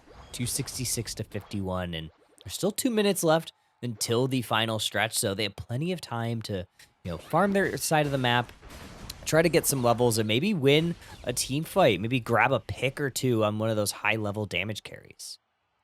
They're actually pretty neck and neck when it comes to EXP. It's really just going to be the order of operations and how the final fight comes apart if they keep it up like this. Like Zacian is pressing forward here. Thub's going to be able to grab one target with the knockup, but their team is not in position to follow up on that. Fortunately, they can use the Unite move here to cause some disruption, allows them Blaziken to get the overheat and grab the Psyduck. Ooh, yeah, that's a nice KO for Quaxley's taking out that supporter Pokemon, but an even better heavy slam is going to bolster the Quaxleys to push in a little bit farther. Blaziken going down at the hands of the Zacian, but that might be all they get. A great dash from the Zoroark to escape danger. You can grab the scissor here, it'd be a lot of EXP. I don't think they have the damage for it. Gardevoir's got to be worried about them sidestepping and avoiding their damage. If they can get the burst damage, it could be a play there, but Gardevoir used their Unite move in that previous exchange. Now needs to make it a priority to recharge that by taking wild Pokemon. Let's see what they do. They should be able to take out this Regieleki for Quaxley. So 30 seconds until Rayquaza hits the map. Wind conditions are starting to be very clear here. Oh my gosh, no way does the Zoroark dash away. They do. That could have been a massive catch here for the Tricos, but wind conditions are clear. It is through Rayquaza. They are going to try to take down this Regieleki to maybe prevent even more caps from going off. I don't believe they'll have time for this Regice, but Tricos needs Rayquaza. They're going to need to maybe catch one, maybe two Pokemon. But look at the Unite move economy. You have no Scissor Unite move, and you're just now getting that Snorlax Unite move available. All right, Gardevoir Unite move just came back online as well, but we do have some backcapping coming from the Sableye. Perhaps a strategy other than the Ray fight? Yeah, and this is a great flank from Zoroark. They're going to catch multiple members. Gardevoir Unite move, but it is a touch late, so they weren't able to stay alive. They do go down, but they do grab that Zoroark and the Sableye. But the fight is going to rage on. Absol, very low HP, is going to start leveling up this point lead. Still a very large lead for the Quaxleys. The Tricos have to figure out how to disrupt this and wait for Absol to get back in there. But Blaziken has the overheat, which is a really strong secure. Rayquaza is incredibly low. Absol moves in position, uses the Fate attack in order to get in there, but will not be able to secure it. Quaxley takes the Ray and takes the day for game one. Now we do see Scissor going on the Gardevoir. Yeah, that is very close for Quaxley. It was almost a little bit of a steal there for the Tricos, but just unable to get it done. I really like that flank from the Zoroark because they kind of caught like three people almost sleeping on the job. Very unfortunate for the Tricos because, man, if they were able to maybe stay away or keep themselves like informed of where that Zoroark was, they could have had a really strong Ray fight. It's interesting. It's a different game, but in League of Legends, we have this area that's called the Triangle of Death because you're between a tower and a wall, essentially two fixed positions that constrain where you can move. And in that position here for Pokemon Unite, I'm bringing it back, the Tricos were stuck between two walls, a limited field of motion as they try to come out of that. Limited predictability on where they're going to be, meaning that it sets up very nicely for someone like Zeraora to come in on the flank, knowing that he's guaranteed to get multiple targets. Yeah, you saw them like kind of group up, and it actually almost ended up paying out for the Tricos because the Gardevoir Unite move right on top of where they were standing was able to catch that Sableye and the Zoroark, and it was just very unfortunate that they couldn't also stay alive in that moment because, man, if they would have been able to ambush them with that Gardevoir Unite, that could have been really scary for Quaxleys, who had a pretty significant lead for a majority of that game. Yes, Gardevoir was no slouch. So look No, at that, they were cooking. 91,000 points of damage, most DPS in the game, probably from some of those big ults. And as you said, if they just could have stayed alive there, or at least been in different positions, if they weren't clumped up, if they were slightly separated and can punish the dive that came from Thupi and Thubzard, they might have been in a very different position. But it was pretty close, neck and neck. It came down to the final fight. Very well played by Tricos. But now, as I tell everybody, a setback's a setup for a comeback. True. And Dracos, you're gonna lose to a bunch of Thubes? You're gonna let these Thubes have their way with you? Come on! Bina, you are clear. You are so clear. Change the names there. Tricos. Okay. Quaxleys should have 1-0. Oh yeah. I saw it. We missed the dance. Oh yeah, there was a dance. I didn't see the There was a dance. So the players, Thube and Tish, were trying to coordinate a dance off. They wanted to show off their swagger, trying to get their swagger on. Who had the most skibbity riz or whatever the kids are saying these days? Unfortunately, though, I don't think we caught that moment on camera. Very unfortunate. Oh, we'll get it. We'll get it eventually. We'll get another dance eventually. All right. You pick Gardevoir, people can just go Scyther. Scyther is a good response to it. It can punish the pick, but even Scizor is not all that terrible. I mean, he's at a disadvantage from the special attack damage. Yeah. However, he is pretty mobile, and if he just kites to the left or the right against those linear skill shots, you can avoid the skill shot altogether, effectively rendering Gardevoir's damage down to 0, with the exception of the Unite move, because it's just too big to miss, too big to fail. Tell that to my solo queue team. Yeah, it seems like they're always missing the Gardevoir Unite. Sometime using it on the wild Pokemon. Seen it before. We're starting. We're starting? All right, bet. Yeah. That's what I like to hear. Last game. Last game. All right. We should be good. Okay, cool. We're moving and grooving. Quaxley's up 1-0. We've seen like a lot of interesting bans today, but I think the things that have been really consistent are the Charizard and Ho-Oh. It was very similar to what we saw on Thursday for Underdunk as well, is that we're not giving the Charizard very frequently, and we're not giving the Ho-Oh very frequently either. The Charizard is... I didn't even think the damage ratios were that substantial, but his performance is shot way up. And one of the interesting things that people are doing, and maybe it's a change in items, is they're taking cooldown reduction to maximize the number of times they can use that Unite move. I think it's called the Energy Amplifiers is the item that reduces the Unite move cooldown. Very, very popular as an alternative pick for him. Yeah, it's not double stacking. Yeah, it's also like you have that Unite move up so frequently because it's such a low cooldown to begin with that it just adds that extra damage that you have, and so you're using it more frequently. You're adding extra damage every time you use it, so it's just kind of one of those almost required items on Charizard. I think it's also a great user of the Cursed Bangle. So into those healer compositions, it also does quite well. With that burn damage, and yeah, it's the additional damage that it had from this last patch with the addition of the defense that it got, that some of the all-rounders got, has kind of put it into the, oh, this Pokemon's still kind of good category. I forgot that it got a defensive boost. I was thinking so much about the damage from the burn. Quaxley's double in on the Scizor, and they're going to be grabbing the Aegislash. That Pokemon I detest because I keep when they call it Shereldage. Yeah, they're both sword Pokemon. Yeah, it's quite good still. It's one of those Pokemon that has benefited very much from that. Excuse me, from the Excel Bracer item, and you're seeing that right there. So every time it gets an assist or it gets a knockout, it is going to increase the damage, but also that's reducing the cooldown of its abilities. So something that you obviously really want to have up as Aegislash. Absolutely, for sure. Lots of dive on the side of Quaxley. Is almost all dive on their end. Yeah. Dracos has some kind of ability here. I like the Slowbro as a counter pick to that. And I like security on the Blaziken here. Another overheat. If people are running right at you, it's very easy to hit that move.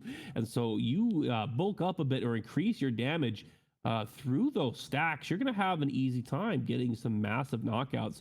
What is interesting to me is going to be Calligrapher here. And I wonder, do you think he's going to be going for the Razor Leaf for the maximum damage output, or do you think he's going to be going for the Spirit Shackle for long range poke?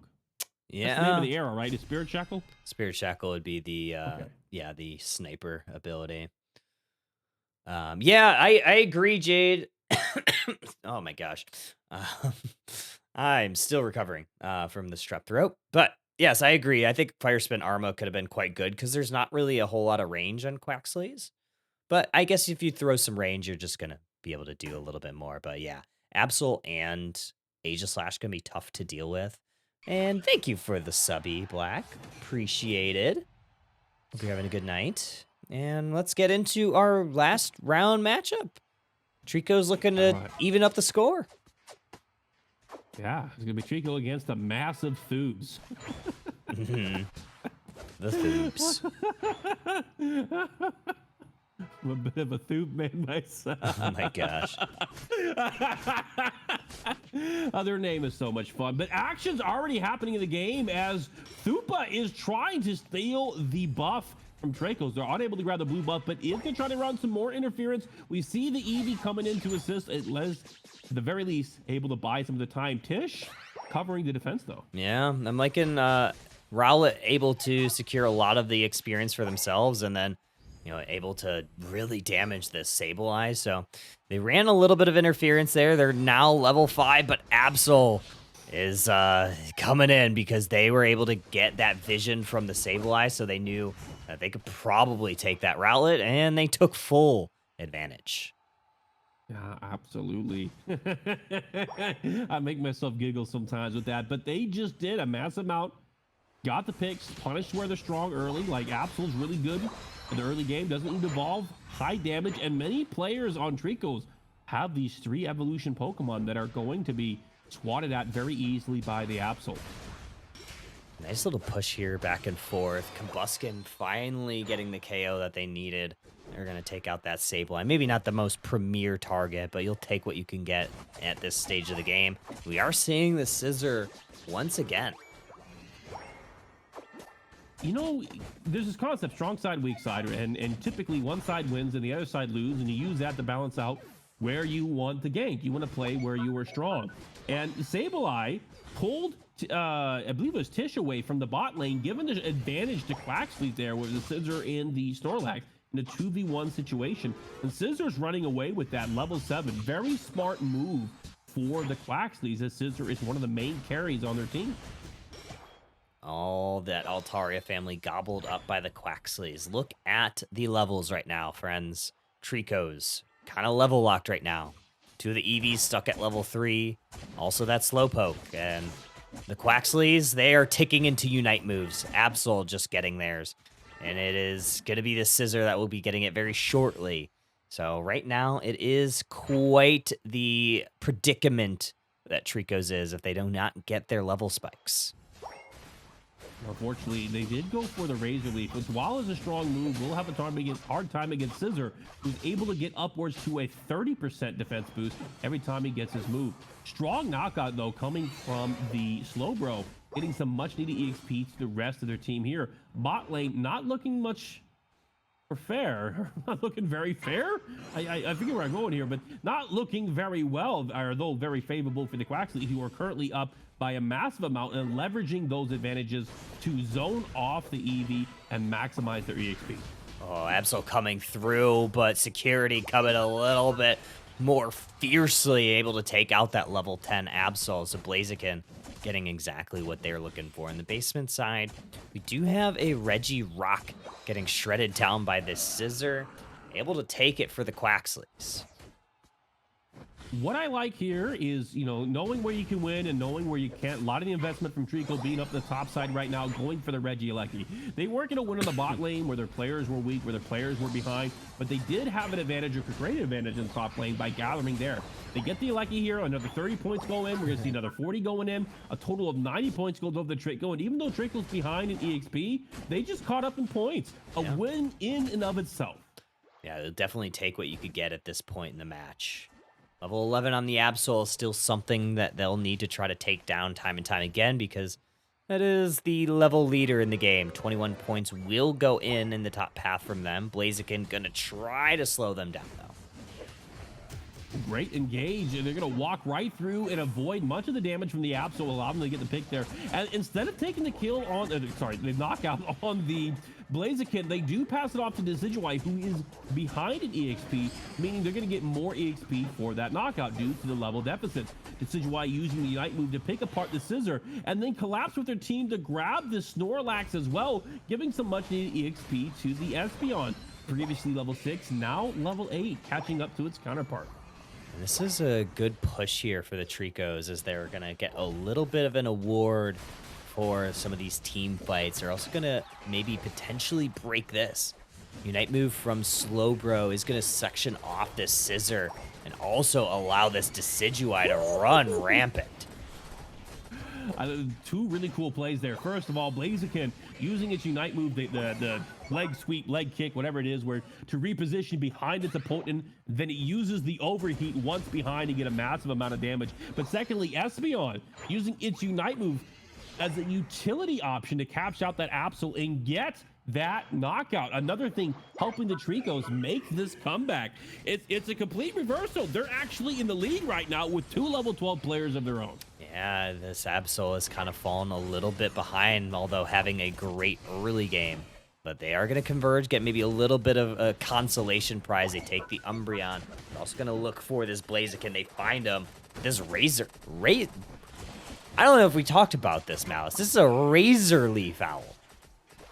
Yeah, I mentioned it briefly before, but I like the Razor Leaf. I think it is an underrated move. It's a bit difficult in a game with so many dives, and you know, Pokemon Unite has just added a lot of dive abilities with not enough peel to sustain that pick. But when in the situations that you don't need to worry about dive, where you don't have to worry about getting eliminated before you can DPS, I think it's the highest DPS ability in the game. Yeah. The damage he can rip off is insane. Yeah, you don't see a ton of them, but when they are out, makes me kind of wonder why we didn't, if we're going to play the Razor Leaf, I think Helping Hand Blissey could have also been quite powerful as well, but to be determined how this goes in the late game. But right now, they are kind of sitting pretty. This Decidueye has ticked into level 14. Blaziken's ticked into level 13. So despite the rough early start, Tricos has found and climbed and clawed their way back in and gotten a little bit of a level lead. The Decidueye level 14 getting a big stat buff. I forget just how much it is, but level 14 and 15 have the highest stat games by far when it comes to the game. So as an ADC, as any type of attack damage carry, your big goal is to get to 14 and ideally 15 just to maximize your damage, because most of your damage is coming from your base stats. So this is a phenomenal position to be for Tricos, but it's also a clear target for Quaxley. If they can get on and they can eliminate him, the team fight might be as good as theirs. Key point in here is going to be the Slowbro. Are you able to shut down the Aegislash or the Absol before they are able to get on top of this Decidueye? That is going to be the Pokemon to watch as another 31 goes into that T2 goal zone. Absol is going right in, also using Unite move. They take out the Owl. The Owl's down. I think I just bit my tongue twice. I was about to say, I made a comment earlier about not having enough peel, but they have the Espeon, and then the Espeon used the Unite move and does not get the peel as they would like. They have to buy time for 10 seconds now. Unfortunately, they have time to wait. They do have a little bit of time. Decidueye will have a Unite move. Absol will not. Espeon will also not have a Unite move unless something happens pretty quickly with some wild Pokemon experience. All 5 members going to converge. Now maybe Sableye is going to be that party starter. They're grabbing a lot of vision for the Quaxleys. All right, Sableye has just discovered the Decidueye. Is going to get the confusion off, giving Scyther a clear way in. The Scyther is chasing that Decidueye. Decidueye does get sent back, but this will come in exchange for the Sableye as Blaziken gets the knockout there, but it is not a favorable trade as their main DPS is out. Slowbro, though, will be able to get the Aegislash in exchange for himself. Absol now running amok, unchecked largely by the defense from Tricos. They do not have a way to lock him down. That said, they were able to take this knockout advantage and maintain the points that they have. Only 40 seconds left in the game. Absol and Soax were very low. Or I think it was actually the Scissor was really low and just unable to find it. I think it is Trico's time to really start hitting this Rayquaza because that is going to be the win condition. Absol Unite move, likely going to try to get it, but it was at the last hit of the arrow. That was the last hit of the Unite move from the Decidueye. Oh, Came down to the damage tick. I think if, I mean, Absol was pretty low there, but if Absol held the Unite instead and just went for the auto attacks, I think they might have been able to get the tick on time. But unfortunately, there is a bit of a frame gap when you use that Unite move before that final hit goes off. And Decidueye's last arrow got into that window. Now, is that going to be enough? I think it is. Hard to see, but I think it was. that was close. It's going to be Photo close. finish. I'm not sure exactly how many points went in, but it's going to be certainly close. They do it. They do it. That is And Team Trico is going to be crazy. able to cinch that game at the very end. Great job. Phenomenal Unite move there. Calligrapher. Wow. The last hit of the Knock Knock Unite move secures it. It's not usually the what people get taught in schools of secure tools. It's usually, save your Spirit Shackle, but I guess when there is no Spirit Shackle, desperate times call for desperate measures. Oh, and those prayers were answered. Insane work there from the Tricos, like the clutchest of moments to steal that away from the Quaxleys. Look at the graph here. A lot of back and forth this game. Starts off, orange team's in the lead. Purple team closes up. Then they get a slight lead. Orange team cinches up. And then the orange team gets ahead again for Tricos to finally collapse at the very last second. Seconds on the board. They get the points in there. I really like my favorite play of that was actually not by the Tricos, but it was the Quaxleys, and it was the Unite move from the Sableye and that directly on to the Decidueye because they knew kind of that was like their one tool that they needed to get rid of. And then, so they Unite move on the Decidueye to get the stun, and then you saw Scissor follow up with their Unite move to just take them out. And at that point, I really thought that the Quaxleys were going to run away with that fight, but Security did an incredible job. The Slowbro hit a really good Unite move, and it was a lot closer in that first fight than probably what Quaxleys had imagined. And then Trico's getting that nice, I wouldn't necessarily call it lucky, but maybe a little luck went into it. That lucky secure on the Ray. There was some really good plays back and forth from both of the squads there. Can't help but agree. Putting the pressure on Quaxley, they had to decide, do they go for the rip or do they go for the reset? If they go for the reset, a second fight was going to break out. Yeah. And that's what happened. And unfortunately, it didn't work out, but that's sometimes the way the cookie crumbles. You can take a 90% play where you're going to get the right outcome 90% of the time and still have those games where that 10% applies and you'll lose something that you think you should have won.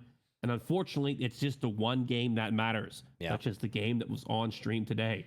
And Indeed. you just got to accept, well, we made the right decision. We made the right play. It didn't work out.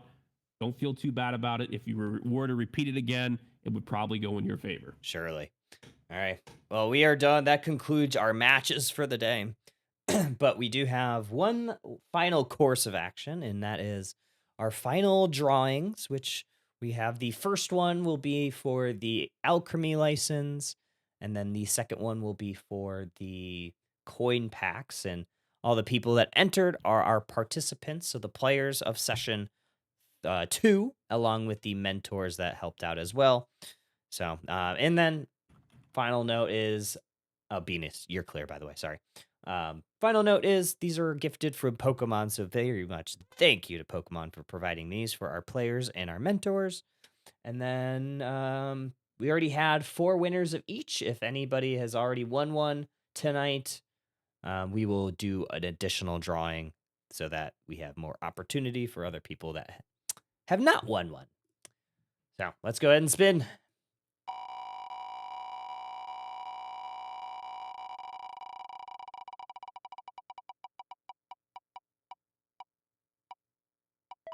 Rada Cast is the winner of an Alchemy license. Let me add that to my notepad.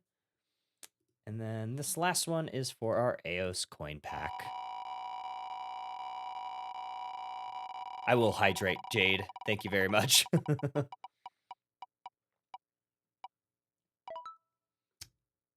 Captain Jake. Captain Jake Jumper Spinner Andrew, you are the winner of the coins. Alrighty. That is a name. That is a lot of things jumbled into that, but huge stuff. Alrighty, I think that concludes most of everything for tonight. Before we go, though, I do want to just give a big shout out and a big appreciation to everybody that helped out today. It does take a village. It's not just one or two people. It was like a whole mountain of people that helped with all of this stuff tonight, from our admins to our players to everybody involved, our mentors. So big shout out. Thank you to Ribbon, Ponyta, Chunkernaut, Master Gaming, Schmeedy, Maul, JC, obviously Bina and Lordy, Vital Mike, Shivam, who was here for a little bit, Biter Pig. Trying to see who else was helping out with a lot of that. Slimp was here for the first few sets as well, helping out admin. So yeah, it took a lot of people to help make the things run as smooth as possible. Hopefully everything was up to standards for everybody. Obviously, we have 2 more sessions going on. Exclamation point first step. I'm going to put that in chat right now. If you are looking to get in on the action for session 3, signups are open. All player levels are welcome. The idea is to get people some experience in competitive, maybe hone in some of their skills. But it is kind of like that first step into competitive for a lot of people. So hopefully everybody is getting a nice chance to learn what it is and what it takes. A lot of the mentors are providing a lot of fun sessions, a lot of informative sessions. So big shout out to everybody that was not just helping out tonight, but helping out for the week prior, and even like setting up scrims and stuff. So really fun stuff. Hopefully everybody had fun today. We have another session. Signups are open. Signups, I believe, are going to close on Thursday, and then team assignments will go out Friday. And then the next session will be on August 8th, which is another Friday. Bina, I don't know if Bina is still in here. Bina is still in here. Bina, anything else that I might have missed? No, I think you covered it all. Hell yeah. Big shout out to everybody helping out and everyone participating. If you liked what you saw tonight, I encourage you to sign up. You can be any level of player. You can have a friend come with you. We do give priority to anyone that wants to play with someone else. There's an opportunity on registration to request who you want to play with. So this is a great chance to, even if you're like a veteran to Unite and you have someone that you want to introduce to Unite, this is a great way to bring them in. And it's a very welcoming and atmosphere where we are all trying to learn together. So I encourage you to try it out. Yeah. Or else. I think. You've got a fan there, Kyle. Somebody's requesting to play with you right now. Okay. Malice, any final thoughts before we log out for the night? Yes, I do. I actually, want to give a good call to action about signing up, just because there are big plans, there are big envisionments about what can be done with Unite, especially as a professional esport. And one of the biggest barriers that we have in developing this title to do these big events that I'm talking about, that I can't necessarily share just yet, is the player base and a perception that there is not enough people that are involved, or not enough people who would compete. And so there's there's concern about the size of the community and if we can activate the community to do these big events. And so I strongly encourage you, if you have friends who were interested, who had even a flicker of a flame of passion about this title, to invite them to come to the first steps, because this is part of that process of building a better community together. Please If this is something that you would like to see grow to proponents that you can't even imagine, to rival the other competitive esport titles out there, invite them to programs like the First Steps and build those communities even within your own pockets and help find a way to integrate them, get them involved, get them online, and get them playing. That's my call to action, and that's what I'm going to leave you with today.